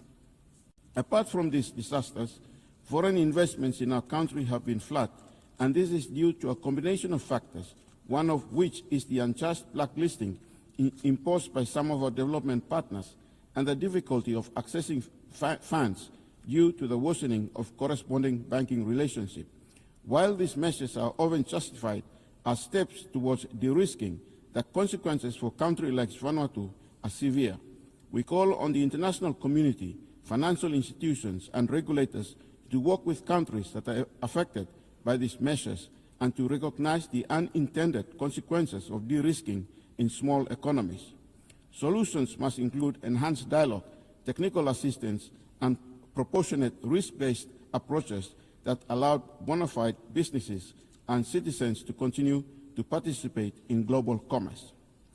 Despite these challenges, we are starting to see some green shoots in our economy.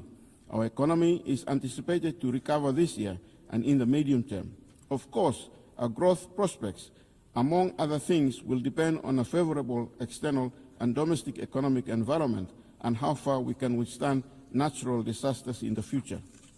Our development experience thus far reveals that as a vulnerable country which has graduated from least developing country status, it is not easy to chart your own course for development. The international environment has been unfavorable for small island developing states, and accessing climate and development finance continues to be challenging. The securitization of development finance makes it difficult to address our most pressing development challenges. Just like any other small island developing states, Vanuatu relies on the current global legal order that is underpinned by the UN Charter to thrive. As a nation, we will continue to espouse for the preservation of these ideals. Furthermore, we call for the UN to urgently look deeper into the challenges of states like Vanuatu and find innovative ways to assist them. Madam President, this year the Pacific leaders established the Pacific Resilience Facility, which aims to support climate projects that would build resilience in our economies and communities in the Pacific. This is one of the first regional-led initiatives of its kind in the world. I join our Pacific leaders to thank our development partners that have contributed to this initiative. I call on our good friends and partners to contribute further to this facility. Madam President, as you are well aware, Vanuatu, with the support of a coalition of nations, led a UN resolution which was adopted by the UN General Assembly in March 2023, calling for the International Court of Justice to provide an advisory opinion on climate change. The court delivered its historic opinion in July 2025, affirming that states have clear legal obligations to protect the environment and human rights from the impacts of this crisis. For vulnerable nations, including small island developing states, this opinion is a powerful affirmation of a long-standing call that climate change is an existential threat and that the world has a legal duty to respond. Now that the advisory opinion is rendered, Vanuatu will take a follow-up resolution this year to the UN General Assembly to affirm the findings of the court and propose actions for the opinion to be operationalized. I call upon all the UN member states to support this crucial resolution. Taking climate change to the ICJ via the General Assembly is not a silver bullet for increasing climate action, but only one tool to get us closer to the end goal of a safe planet for humanity. That is why, beyond the ICJ, we are also supporting other tools to battle the existential threat of climate change. We call on all states to join the group of nations proposing to include ecocide as the fifth independent crime of the Rome Statute of the International Criminal Court, and thank the nations of Fiji, Samoa, and the Democratic Republic of Congo for their existing support in this regard. Vanuatu maintains that better prevention of future environmental destruction is as fundamentally important as mitigating and adapting to existing damage. We believe that criminalization of the severest forms of environmental destruction at the international level can and should play a crucial role not only in deterring harm but also in protecting the rights of present and future generations. The imposition, Madam President, the imposition of cohesive economic measures, including unilateral sanctions against developing countries, is unfair and unjust. It undermines the social and economic development of these countries. Such measures are in violation with the principles enshrined in the Charter of the United Nations. In this respect, we call for the uplift of the economic embargo on the Republic of Cuba. While the United Nations establishes human rights as a fundamental pillar of the organization, human rights challenges continue to persist globally. In the Pacific, the human rights of indigenous people are yet to be adequately addressed and remain a matter of ongoing concern. We acknowledge that in the recent Pacific Islands Forum Leaders Communique, member states have agreed to a roadmap to address human rights concerns in the region. The decolonization process within the United Nations framework requires enhanced momentum, and it is imperative that sustained dialogue be maintained among all stakeholders. In this regard, Vanuatu notes the ongoing dialogue conducted between the indigenous leaders of New Caledonia and the government of France in Paris this year. This dialogue has resulted in a roadmap, and we hope that this is a start for parties concerned to work collaboratively in finding the best way forward toward a peaceful and progressive future for the people of New Caledonia in accordance with the principles of self-determination established in the UN Charter. Madam President, 80 years on, the Charter calls us to action to safeguard international peace and security, to strengthen multilateral cooperation, and to ensure that the United Nations continues to serve as a beacon of hope for present and future generations. By returning to the spirit of the Charter, equality of nations, respect for rights, and shared responsibilities, we can meet today's challenges and build a future where no state, large or small, is left behind. Thank you.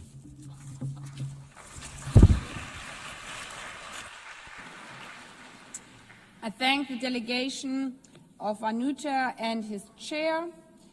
I now give the floor to His Excellency Dionisio da Costa Barbo Suarez, chair of the delegation of Timor-Leste.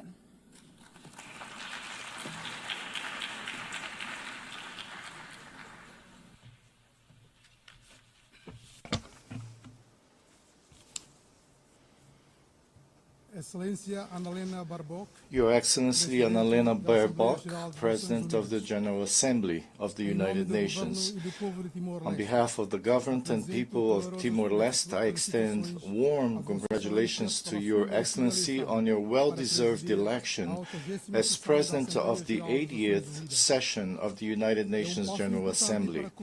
It is an important step in correcting the historical gender imbalance in the leadership of this organization. thank your predecessor, Philemon Yang, for the way in which he conducted our work in the previous session.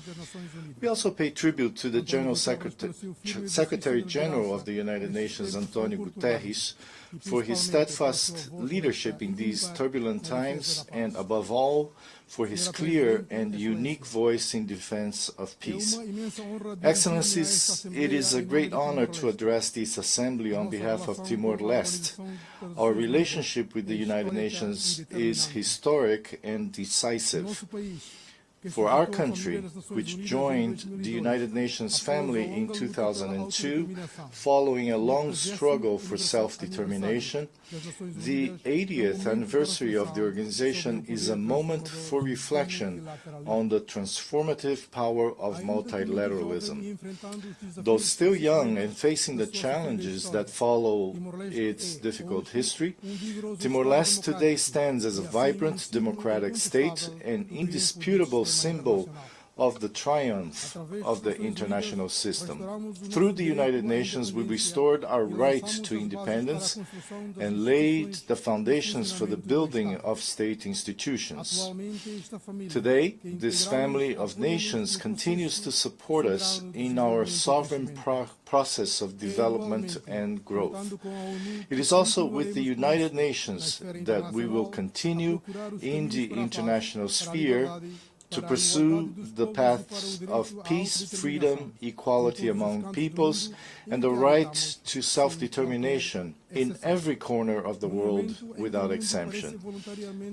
At a time when the world seems to be willingly walking towards self-destruction, marked by international and civil conflicts, humanitarian emergencies, the climate catastrophe, and the resulting deepening of inequalities, Timor-Leste reaffirms our firm conviction that the multilateral system is not a choice, but a necessity. The United Nations emerged 80 years ago as a response to the dangers of isolationism and unilateral interventionism. Grounded in the principles of dialogue and the search for collective solutions as instruments for peace, security, and the defense of human rights.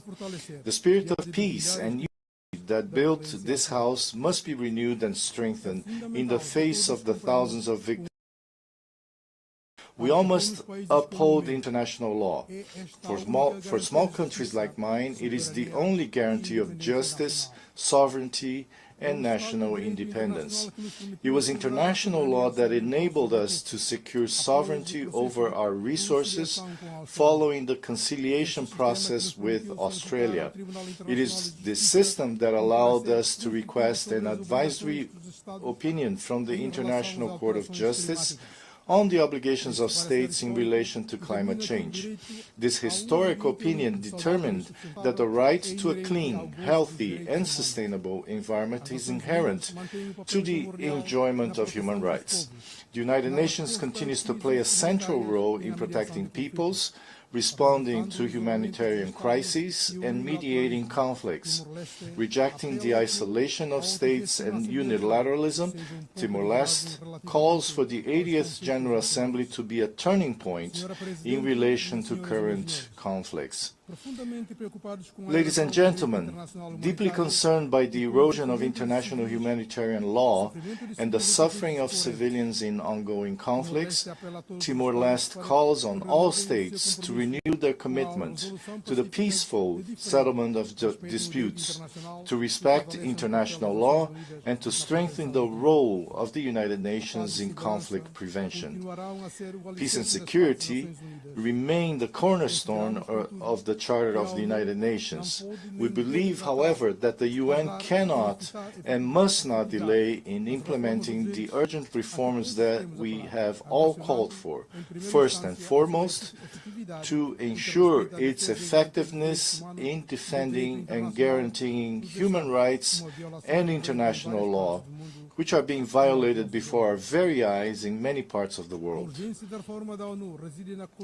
The urgency of UN reform lies in addressing the structural impediments that prevent it from fulfilling its most basic mission, to protect lives. To strengthen the global architecture for peace, Timor-Leste proposes that the General Assembly be given greater power and authority in security matters to prevent a single member state from paralyzing the entire collective security system of the United Nations.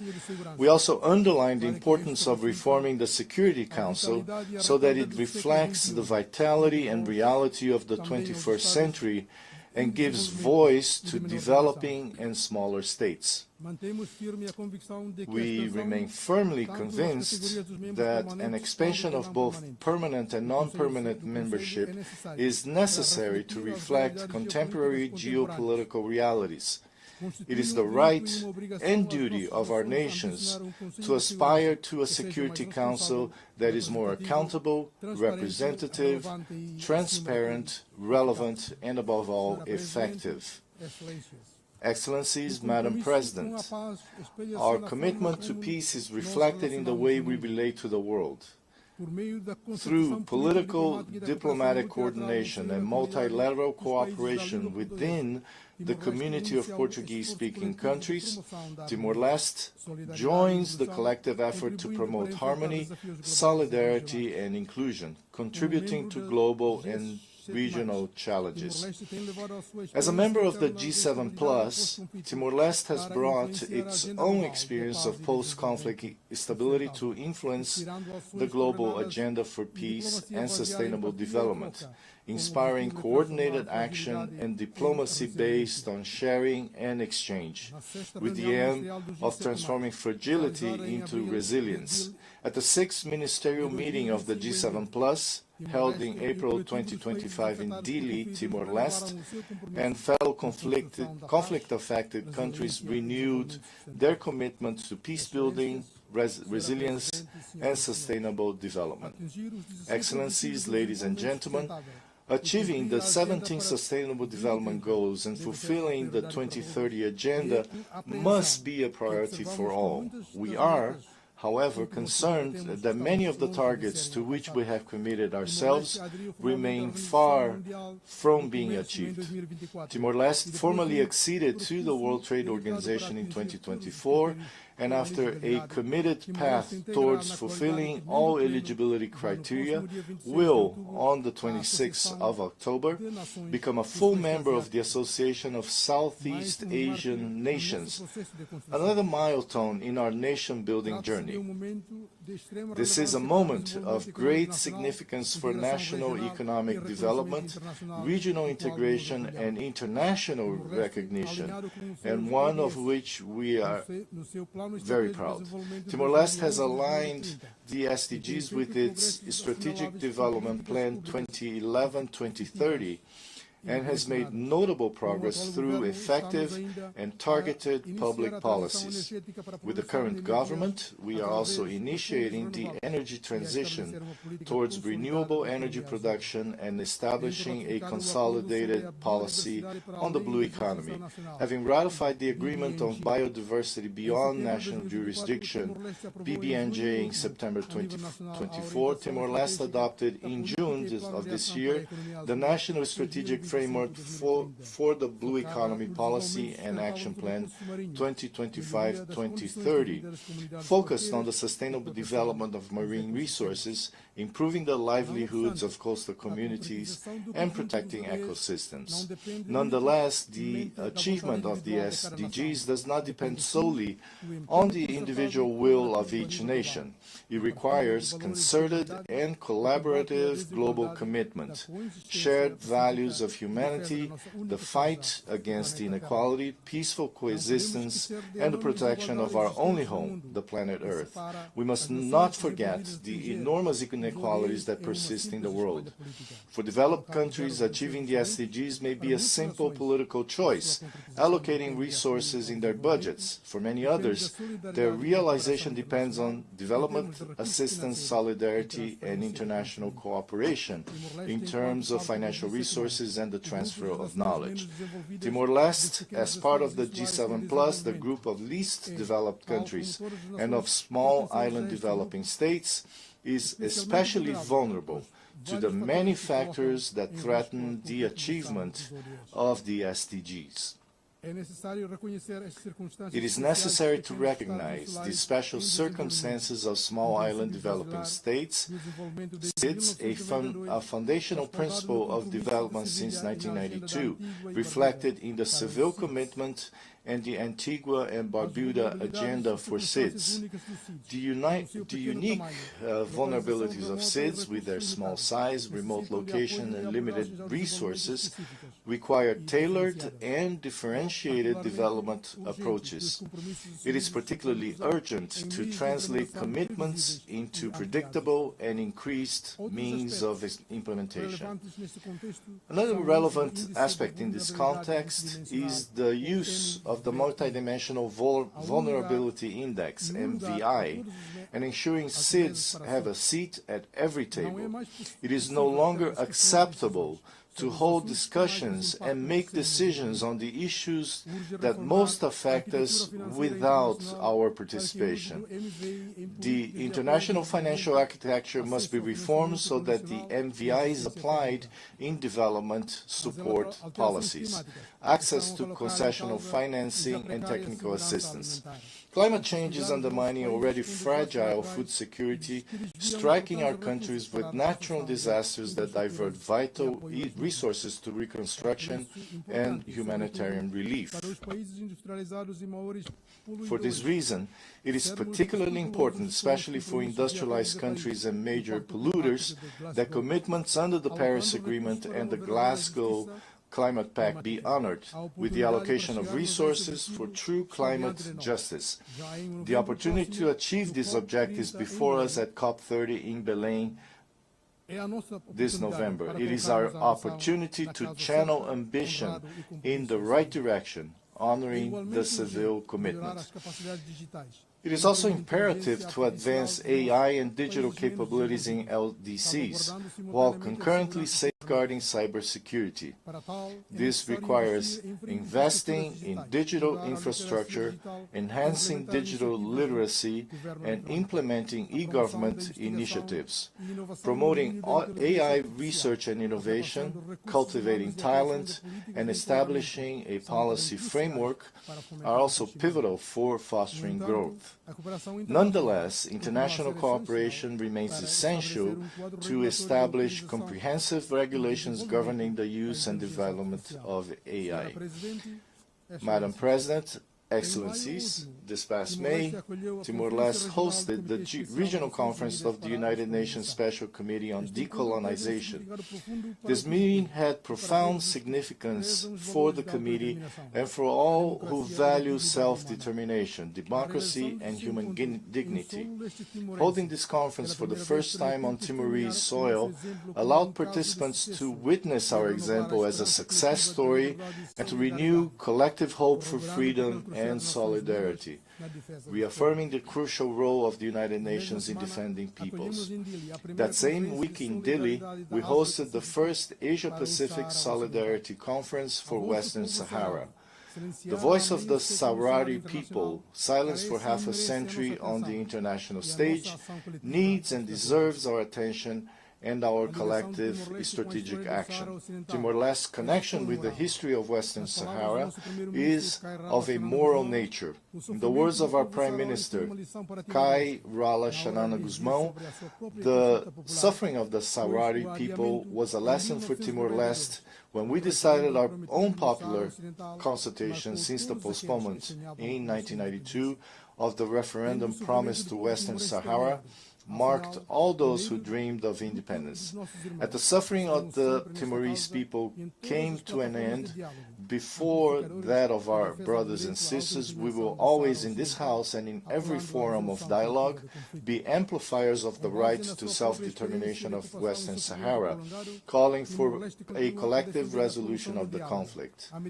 Drawing on its own experience of occupation and prolonged suffering, Timor-Leste continues to advocate for dialogue, mediation, and multilateral engagement in the pursuit of peaceful, lasting, and sustainable solution as the path to peace. Timor-Leste therefore welcomes the overwhelming adoption on 12 September of the New York Declaration on the Peaceful Settlement of the Question of the Middle East and implementation of the two-state solution. Timor-Leste recognized the State of Palestine in 2004, 2 years after its own independence. We did not, however, imagine we would witness the conflict escalating to the tragic proportions we see today. It is urgent to implement the roadmap set out in the adopted declaration, in particular, an immediate ceasefire in Gaza, the release of all hostages, the establishment of a sovereign Palestinian state with the support and collaboration of the international community, as well as the disarmament of Hamas and the normalization of relations between Israel and neighboring Arab states, in order to guarantee collective security in the region. Even more urgent is the response to the humanitarian crisis in the Gaza Strip. After the situation of famine and genocide in the region was officially declared, we must waste no more time on terminology. Despite the clarity of the reports, the world demands the immediate unblocking of large-scale humanitarian operations and the guarantee of security and respect for human dignity in the delivery of international assistance. We are, however, deeply concerned that the intensification of Israel's military offensive in Gaza in the wake of peace efforts made here in New York in recent weeks, faced with the humanitarian catastrophe where famine already exists, the consequences will be devastating and irreversible for the civilian population. We reiterate the urgent need to reform the organization and its Security Council, which continue to prevent us from upholding the founding principles of the United Nations and from saving Gaza. Madam President, Excellencies, in Ukraine, we also witnessed the devastating consequences of unilateralism and the disregard for international law.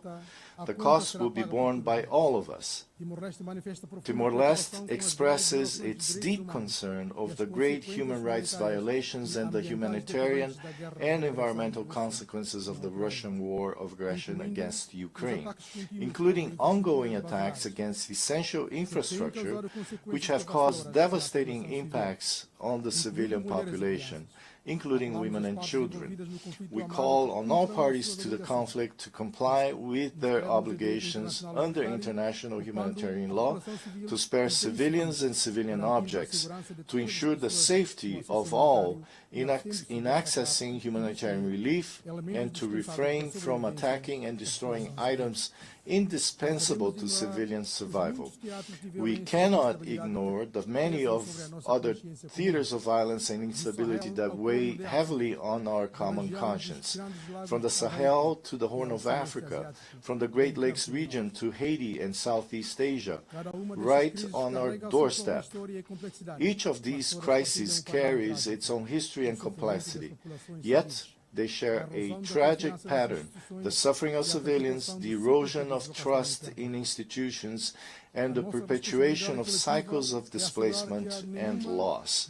Our collective responsibility is to ensure that none of these situations are consigned to silence or neglect. They demand not only humanitarian relief and respect for international law, but also the sustained investment of this organization in prevention, dialogue, and inclusive political solutions that restore hope and dignity to those who endure them. There can be no justice without accountability. At a time when violations of international law, including international humanitarian law and acts of aggression, are on the rise, it is urgent that we all promote and defend our institutions and their work. We are deeply concerned by the imposition of sanctions on judges and other elected officials of the International Criminal Court, and we call for their immediate lifting. Madam President, ladies and gentlemen, Timor-Leste strongly supports the lifting of the economic, commercial, and financial embargo against the Republic of Cuba, which we consider a violation of human rights that harms the Cuban people and limits their access to essential goods. Cuba is one of Timor-Leste's strongest partners in the health sector, having trained more than 1,000 professionals and provided direct assistance to our patients in hospitals. with its active role in development assistance and in promoting peace, we consider Cuba's inclusion on the list of state sponsors of terrorism entirely unjustified and therefore call for its immediate removal from the list. In the same spirit, we are also concerned by the imposition of unilateral coercive measures, such as those currently applied to Venezuela. These sanctions impose suffering on the Venezuelan people, hinder the implementation of the 2030 Agenda for Sustainable Development, and leave many behind. We call for dialogue and negotiation between the parties to alleviate the misery that afflicts the Venezuelan people. Excellencies, Madam President, to conclude, this 80th session of the General Assembly reminds us that the United Nations, though imperfect, remains our greatest common instrument for peace and collective progress. The values enshrined in the Charter of the United Nations, the sovereignty of states, respect for human rights, the peaceful settlement of disputes, and cooperation for development remain the compass that guides us.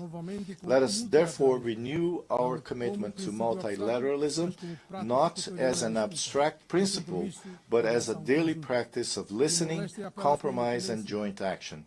Timor-Leste, through its hard-won independence, stands as proof that when the international community acts with unity and determination, even the smallest and most fragile states can take their rightful place in the family of nations. As demonstrated by the race to ratify the Agreement of Biodiversity Beyond National Jurisdiction, which will enter into force on 17th January 2026, it is in multilateralism, in respect for international law, and in inclusive dialogue among all of us that hope resides for a better world for generations to come. Thank you very much.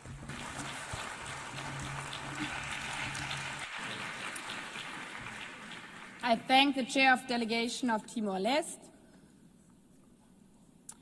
We've heard the last speaker in the general debate. I will now deliver my closing remarks.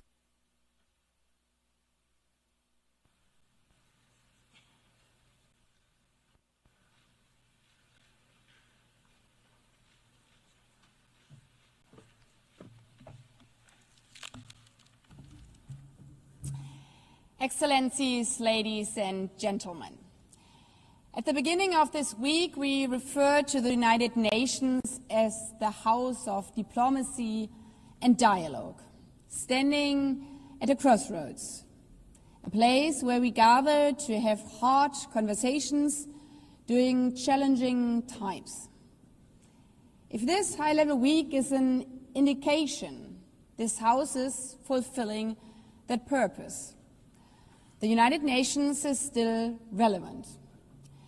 Over the past week, we have heard from 189 member states, including 124 heads of state and government.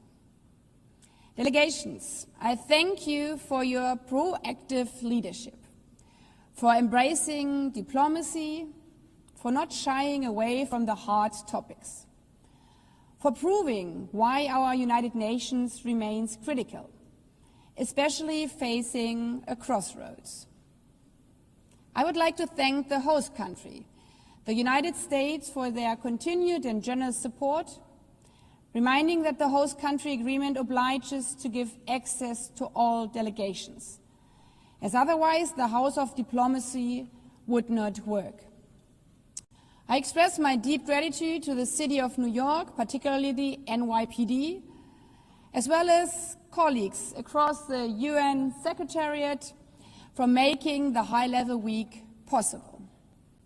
Finally, I thank my OPGA team, led by my chef de cabinet, for their tireless dedication, their countless briefing notes, and for being my ears and eyes throughout this high-level week. Across the week, certain themes resonated above all others.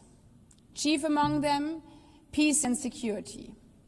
Gaza, Ukraine, Sudan, and the many forgotten ones. The clear message was, Member States must do more to stem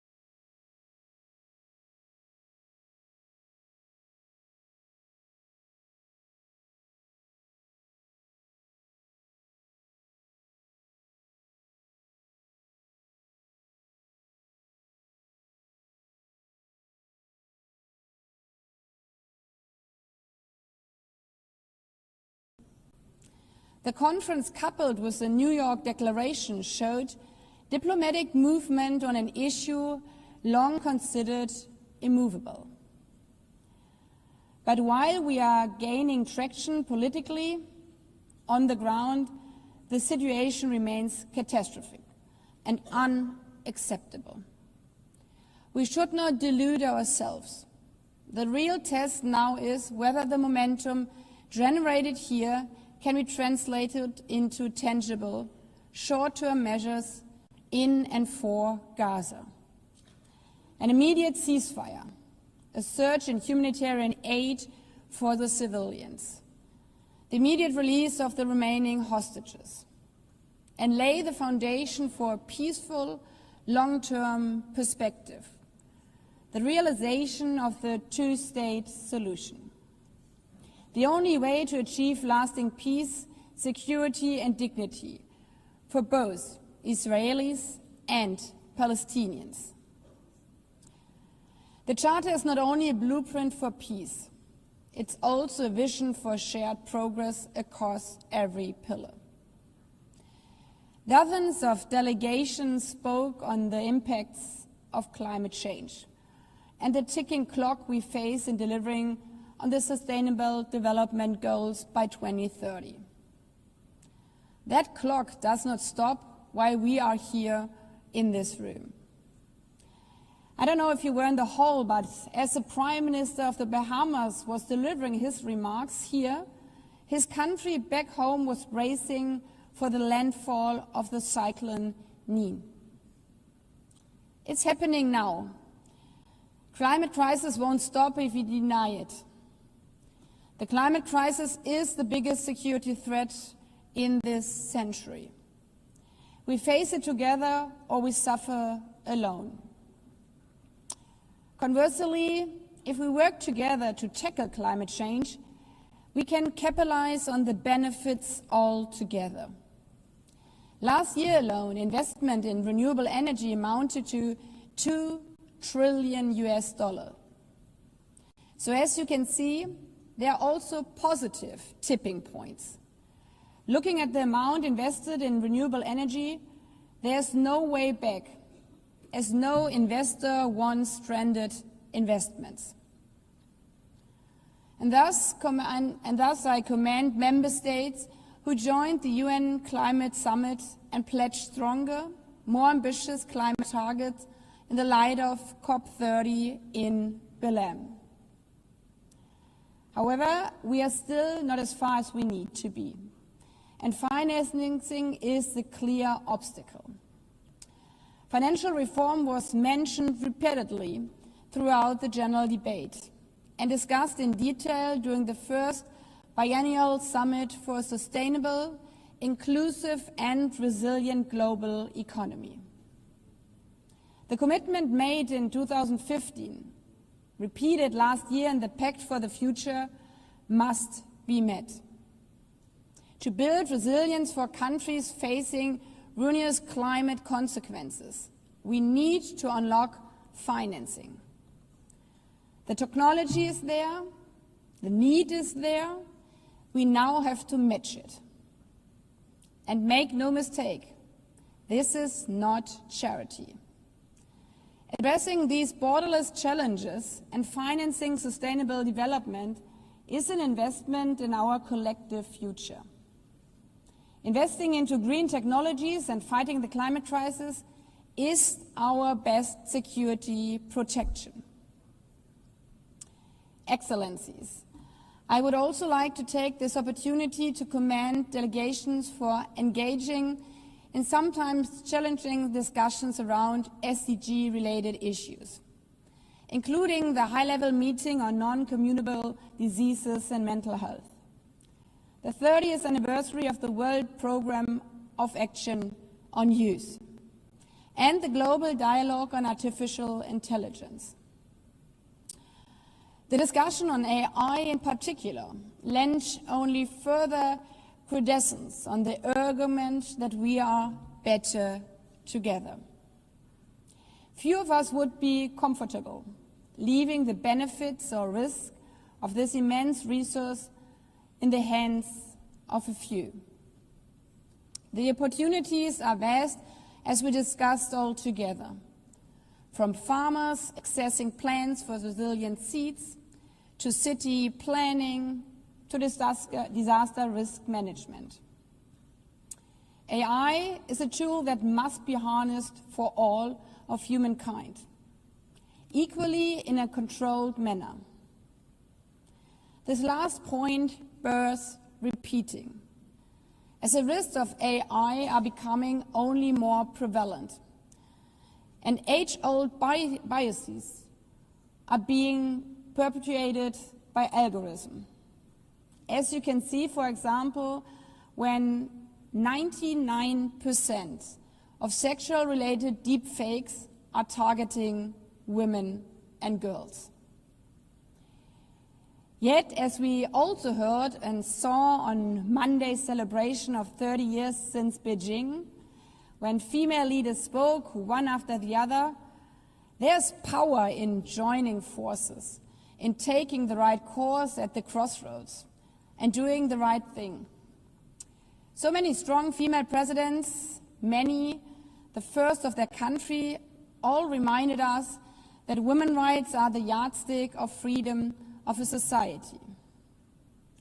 If women are not free, eventually no one will be free.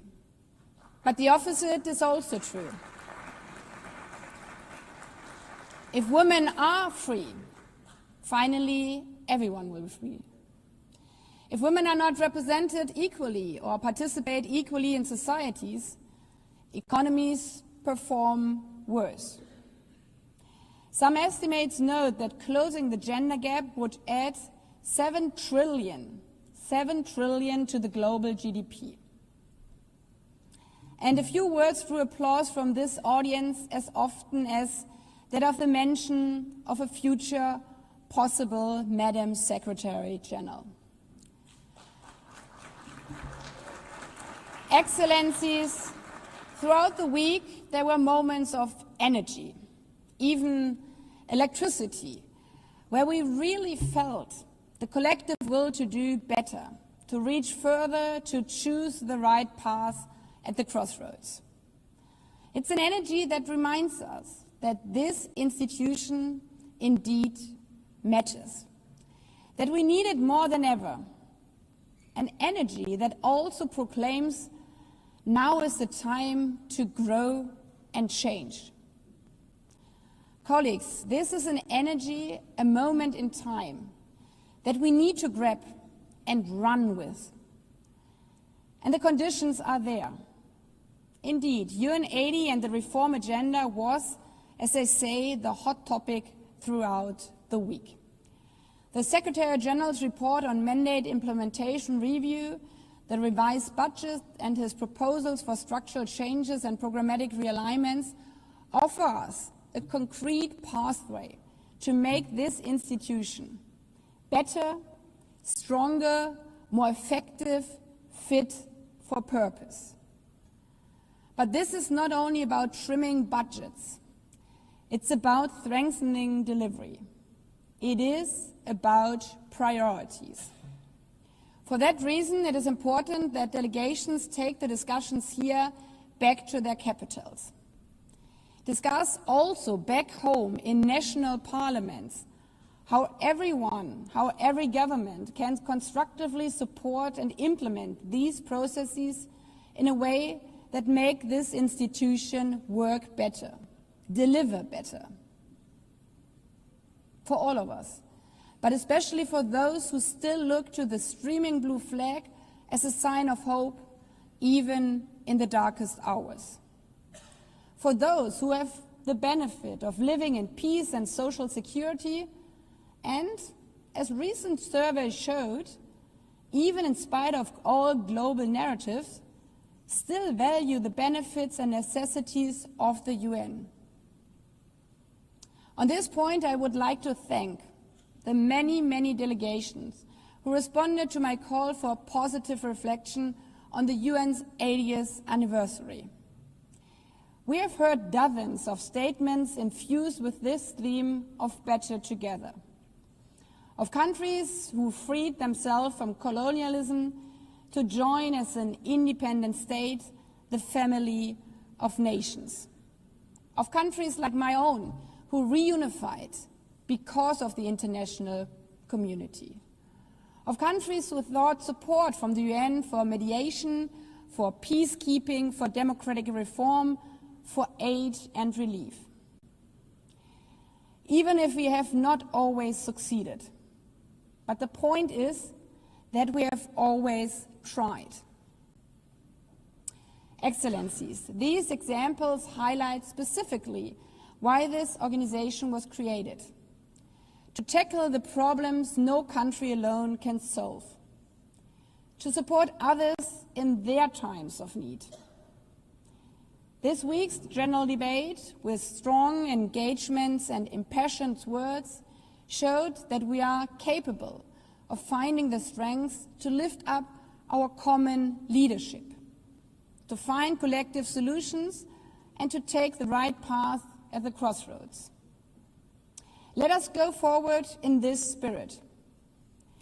As also outlined in our just launched year-long campaign, let us be inspired by the legacy of our past and daring for a better future, that is, better together, unafraid, unbroken, united. I thank you.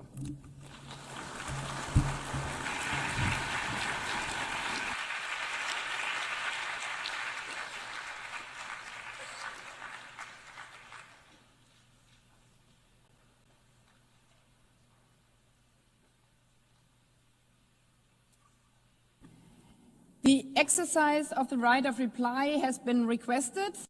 May I remind members that statements in the exercise of the right of reply are limited to 10 minutes for the first intervention and to 5 minutes for the second intervention, and should be made by delegations from their seats. I call on the representative of Mali. Merci, Madame la Présidente. Thank you, Madam President. The delegation of Mali does not aim to exercise its right of reply. Nonetheless, personal attacks, condescending attacks waged by the Algerian Minister of Foreign Affairs compel us to intervene, to correct the untruths we heard. Out of respect for the decorum of this august assembly and the good that the United Nations embodies, my delegation will not lower itself to the level of the invective and basically indecent attacks proffered by the Algerian Minister of Foreign Affairs. By doing this, Algeria deliberately decided not to mention at all the events which resulted in unprecedented tensions between our two countries. On our side, we would like to reiterate what Mali has said earlier. This is the statement delivered by Abdoulaye Maïga, Prime Minister and Head of Government of the Republic of Mali, on the 26th of September 2025.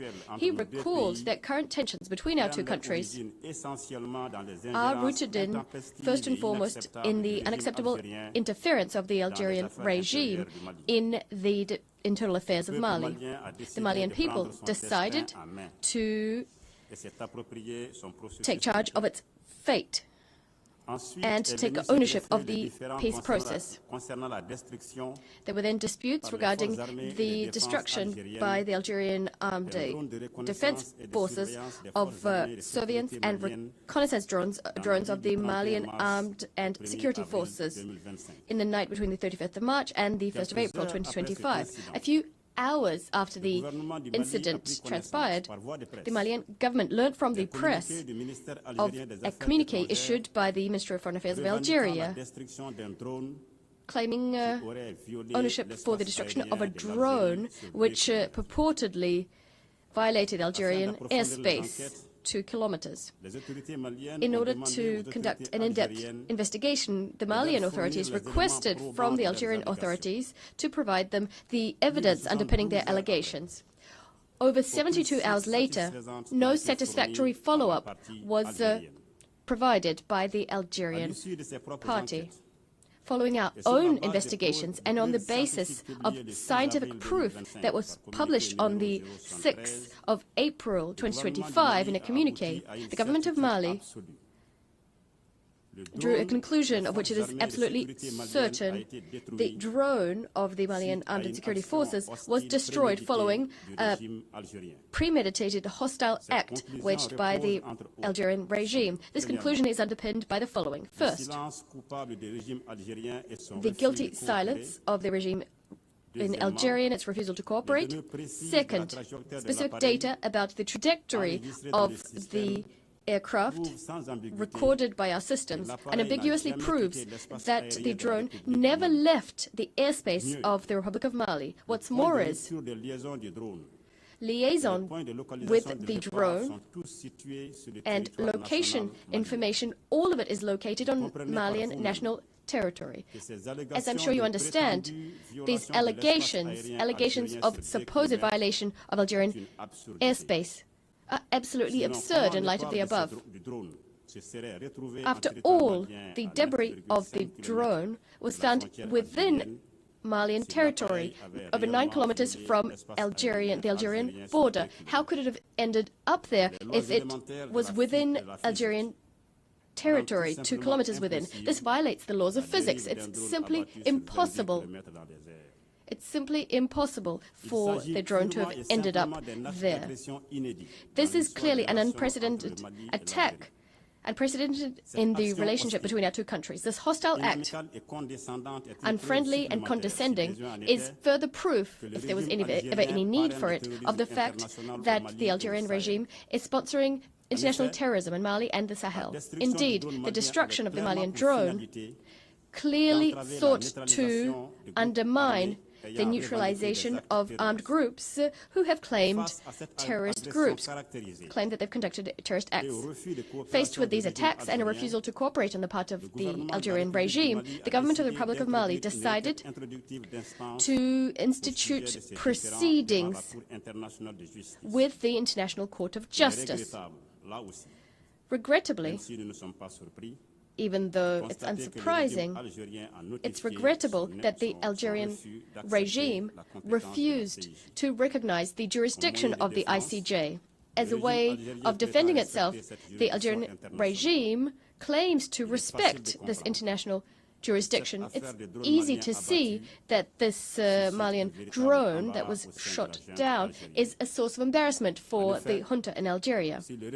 Indeed, if the Algerian regime had any respect for the international system as it claims to have, it would have accepted to submit supposed proof it has in its, at its disposal to the ICJ. The Algerian regime, through its actions, is rejecting international legality. This attests to the fact that it is clearly guilty before the world. The lack of transparency on the part of Algeria vis-à-vis the ICJ is grist to the mill of the Malian government. That is the fact that the drone was destroyed. It's further proof of the fact that Algeria supports terrorist groups. The government of Mali deplores the fact that instead of responding to the facts we've established and documented, the Algerian regime has opted for defamatory invective to try and conceal its support for extremist groups, including the terrorist leaders that were targeted by the downed Malian drone. We denounce this flagrant violation committed by Algeria against my country in contravention of Mali's efforts to support the FLN and the support we provided to our neighbors, our brothers, our friends, the people of Algeria during their liberation struggle. Thus, the government of Mali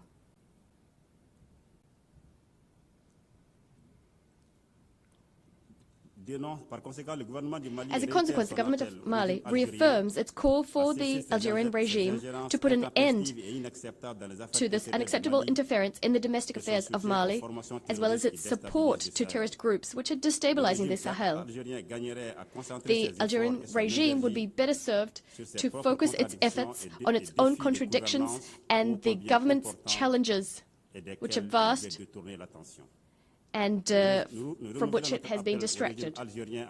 We call on the Algerian regime to change its approach and to improve its relations with neighbors, working in good faith for stability, collective security, and sustainable development in the region, in full respect for the sovereignty of states. By way of conclusion, I'd like to reassure you that the Malian government will spare no effort in defending our national territory and ensuring that we protect our people and our property. I thank you.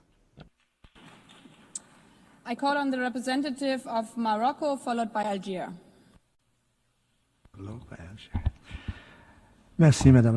Thank you, Madam President. Morocco would like to exercise its right to reply following the intervention by the Minister of Foreign Affairs of Algeria this morning. Without any animosity nor wishing to create any polemic, I would like to provide some clarifications and also restore some truths on the following points. The Algerian Minister of Foreign Affairs recalled that the issue of the Sahara was on the General Assembly's agenda for almost 62 years now. I'd like to say that history is stubborn. History will remember that it was Morocco that listed the issue of Sahara on the decolonization list. This didn't happen all of itself, but rather thanks to Morocco's claims, which has continued to reiterate its claims since 1956. The minister also stated that the Security Council adopted its first resolution on the issue of the Sahara 50 years ago. That's very well, but I would have liked us to, for the minister to also refer to the General Assembly resolution, since we are sitting in the General Assembly. Indeed, in this chamber, the General Assembly adopted its own resolution 3458B.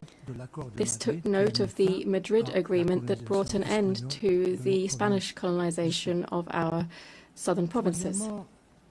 3. The minister stated that MINUSO was created 34 years ago. Very well, that's true also. But the issue of the Moroccan Sahara doesn't stop at the creation of MINUSO, nor did it start with the creation of MINUSO. It cannot be reduced to the establishment of MINUSO either. The history of the Moroccan Sahara must be integrated into everything that has happened around and what happened after the establishment of MINURSO. That is the decision of the Security Council to put to one side all of the resolutions concerning the Sahara as they related to MINURSO by proclaiming the political solution for the settlement of this dispute. That was 21 years ago. And above all, the Security Council has done ever since 2007, adopted a resolution over the last 18 years that reiterates the preeminence of the Moroccan autonomy plan, which it believes is serious and credible. 4. I'd like to thank the Minister of Foreign Affairs who talked about realities imposed on the Moroccan Sahara. The reality in Moroccan Sahara today is billions of investment, it is peace, it is stability, it is the longest bridge in Africa, a highway from the north to the south of the Sahara, it's universities in every city, hospitals, university hospitals, the deepest port in Africa, Atlantic port in Africa. It is freedoms, elections, a free culture, civic participation of the Sahara population in all political, cultural and economic activities of the region, and above all, the emancipation of young people who are just as active in the north and the south of Morocco in our political, cultural and economic life. These are the realities of the Sahara. And I just wanted to add, since we are in a diplomatic forum here, our reality is that we have 30 consulates in the Moroccan Sahara. That means that we also have some recognition. There is investment, billions of dollars of investment. And I'd just like to recall here that the United States have instructed their development agencies, their investment agencies, their companies to invest in Moroccan Sahara, because irrespective of the view that you might take on the status of Morocco, there is one right which is irreversible, that is the right to development. And the right to development means in Morocco that we invest in depth for prosperity, for development, and to ensure hospitals, schools, roads, security for our population. The right to development isn't just the responsibility of the state concerned, but also it is an international responsibility of our partners. Hence the decision of Europeans, Americans this week, and other partners, particularly large multinationals who are interested in the Saharan development for the benefit of our Saharan population. The fifth observation that I'd like to share following the intervention of His Excellency the Foreign Affairs Minister of Algeria. Algeria is currently sitting in the Security Council, but the Sahara is not currently being addressed as a matter solely of decolonization. The Security Council addresses this as a matter of peace and security, and above all, in the context of the peaceful settlement of disputes. I'd like to thank him for addressing this issue. Sixth remark that I'd like to share. His Excellency the Minister asked 5 questions, fundamental questions for the settlement of this dispute. That's all very well. But what question? He never asked. Algeria is saying that it is not a party setting conditions and fundamentals for the settlement of this dispute. On what grounds, if it's not a party to this? We welcome the fact that Algeria can now say, okay, these are the conditions for the settlement of this dispute. We hope that today's statement can be extended and reflected on the other side of this building in the Security Council, so that we can fully engage in a political process and ensure that we have participation in the round table to relaunch a political process and to reach the settlement of this dispute, which has gone on all too long. Seventh point. I'd like to say that I cannot conclude on a negative note here.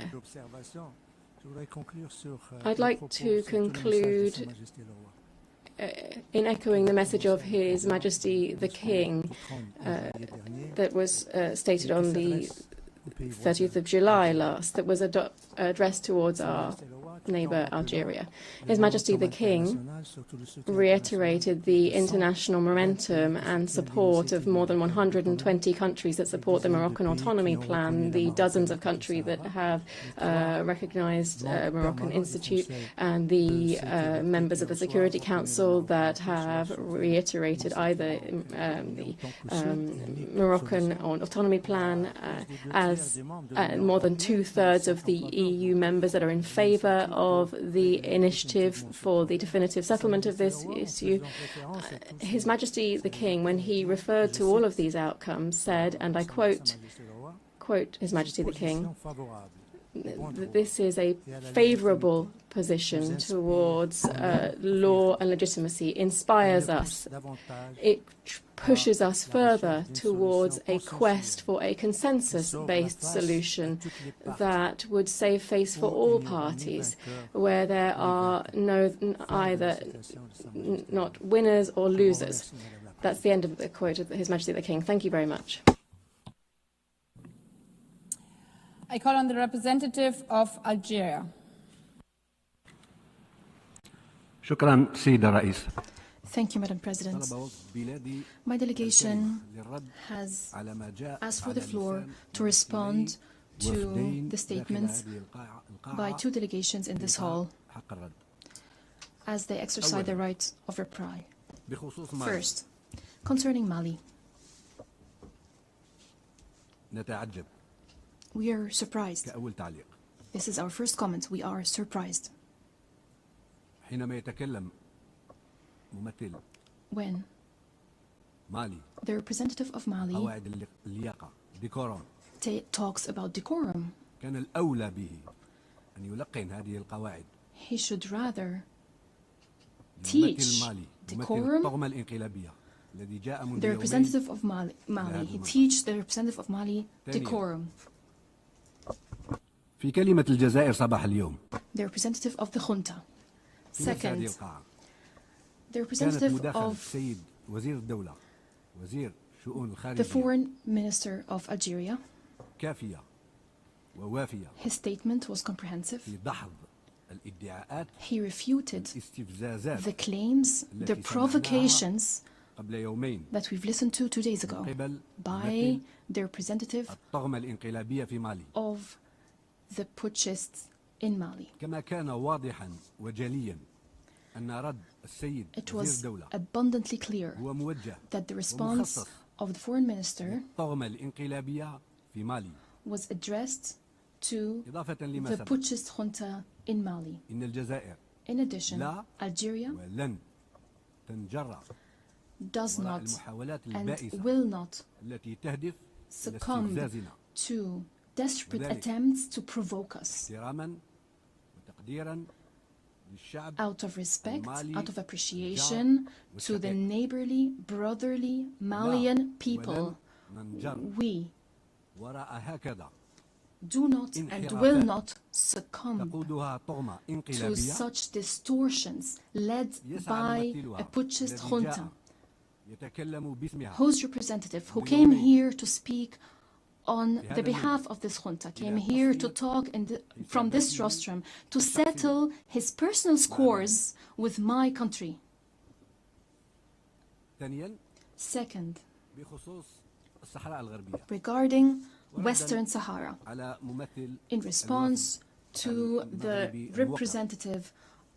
distinguished representative of Morocco, I would like to clarify, first and foremost, the following.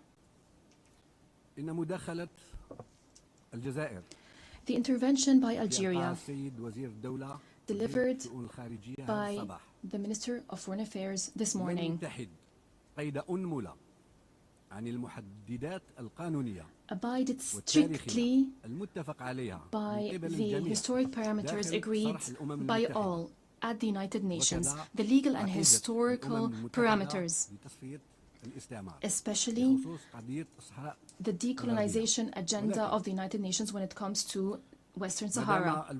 However, since the distinguished Moroccan delegation chose to exercise the right of reply to the Algerian intervention, it is an opportunity for us to present some points, or to respond to some points that the distinguished representative of Morocco has addressed. He referred to the Western Sahara issue being a decolonization issue at the United Nations. I have to recall some legal and historical parameters when it comes specifically to this matter. We cannot accept such claim. We cannot accept such claim. There is no such thing as regarding the Western Sahara as a non-self-governing territory. However, because adding a region to the list on the decolonization agenda goes back to the countries that are responsible for this particular region, according to Resolution 1514. This resolution is adopted by the GA based on information provided by the administering powers. The administering power has the right to ask, can provide information according to Article 11 of the Charter, especially Article 37E. I recall and remind you of the decolonization agenda of the United Nations. In 1946, the first list was presented when 8 countries provided a list of 72 territories that are concerned with decolonization. And in 1963, the General Assembly approved revised list of 60 regions as non-self-governing territories. That includes the Western Sahara. I have the documents, I have the lists, I have the numbers of those documents, but I don't want to talk for too long. When it comes to Western Sahara, this issue was not part of Resolution 66 of 1946 for a simple reason, because Spain was not yet a member of the United Nations until 1955. It was the administrating power. In 1955, and Morocco was then still under the protectorate, the Secretary General of the United Nations corresponded with Spain and asked Spain whether it manages a non-self-governing territory. So in 1958, Spain claims that it does not have any non-self-governing territories. And the territories that it administers are Spanish territories. Spain did not provide any information on this territory under Article 73 until 1960, where there was a draft resolution in the 4th Committee to consider the issue of Western Sahara. And I have the statement by the administering power, the statement delivered back then. Before the establishment of C24, the information provided by the administering power on Western Sahara, this information has already been sent to the Information Committee, which was a predecessor of the C24, and that was in 1961. When the Committee of Information was dismantled and the C24 took its place, the issue of Western Sahara was added to the list of non-self-governing territories that fall under Resolution 1514, the resolution on decolonization. This all to show that the issue of Western Sahara is registered under the decolonization agenda of the United Nations. And this leads me to another issue addressed by the distinguished Moroccan delegate, the issue of addressing Western Sahara at the Security Council as a matter of international peace and security. In all Security Council resolutions,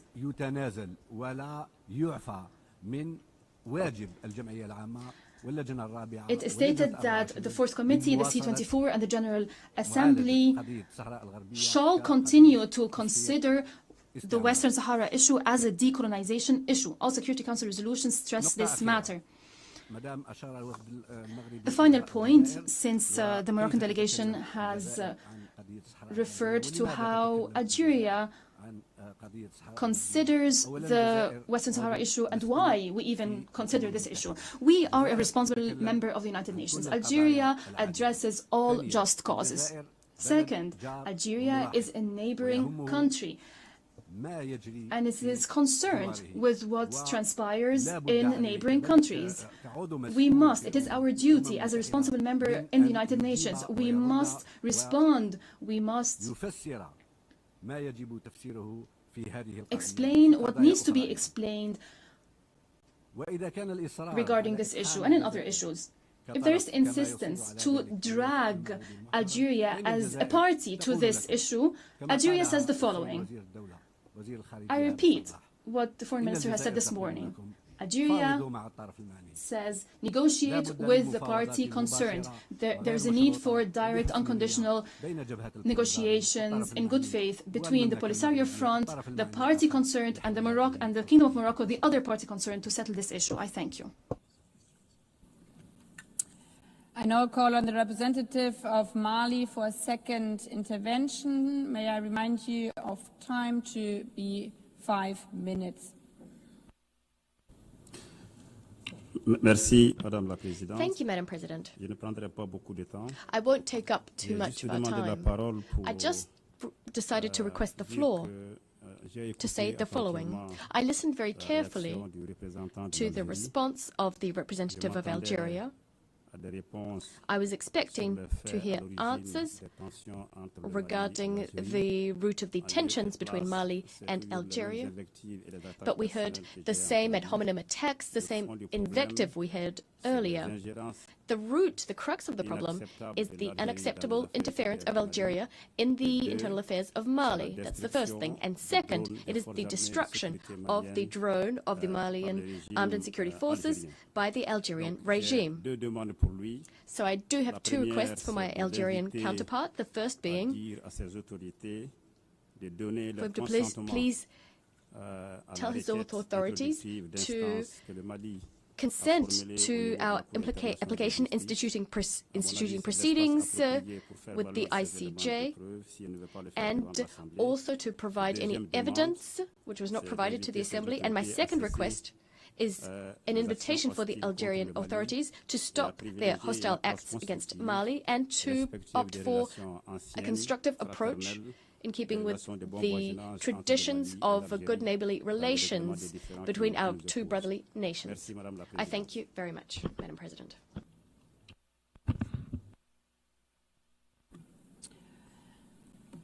May I take it that it is the wish of the Assembly to conclude its consideration of Agenda Item 8?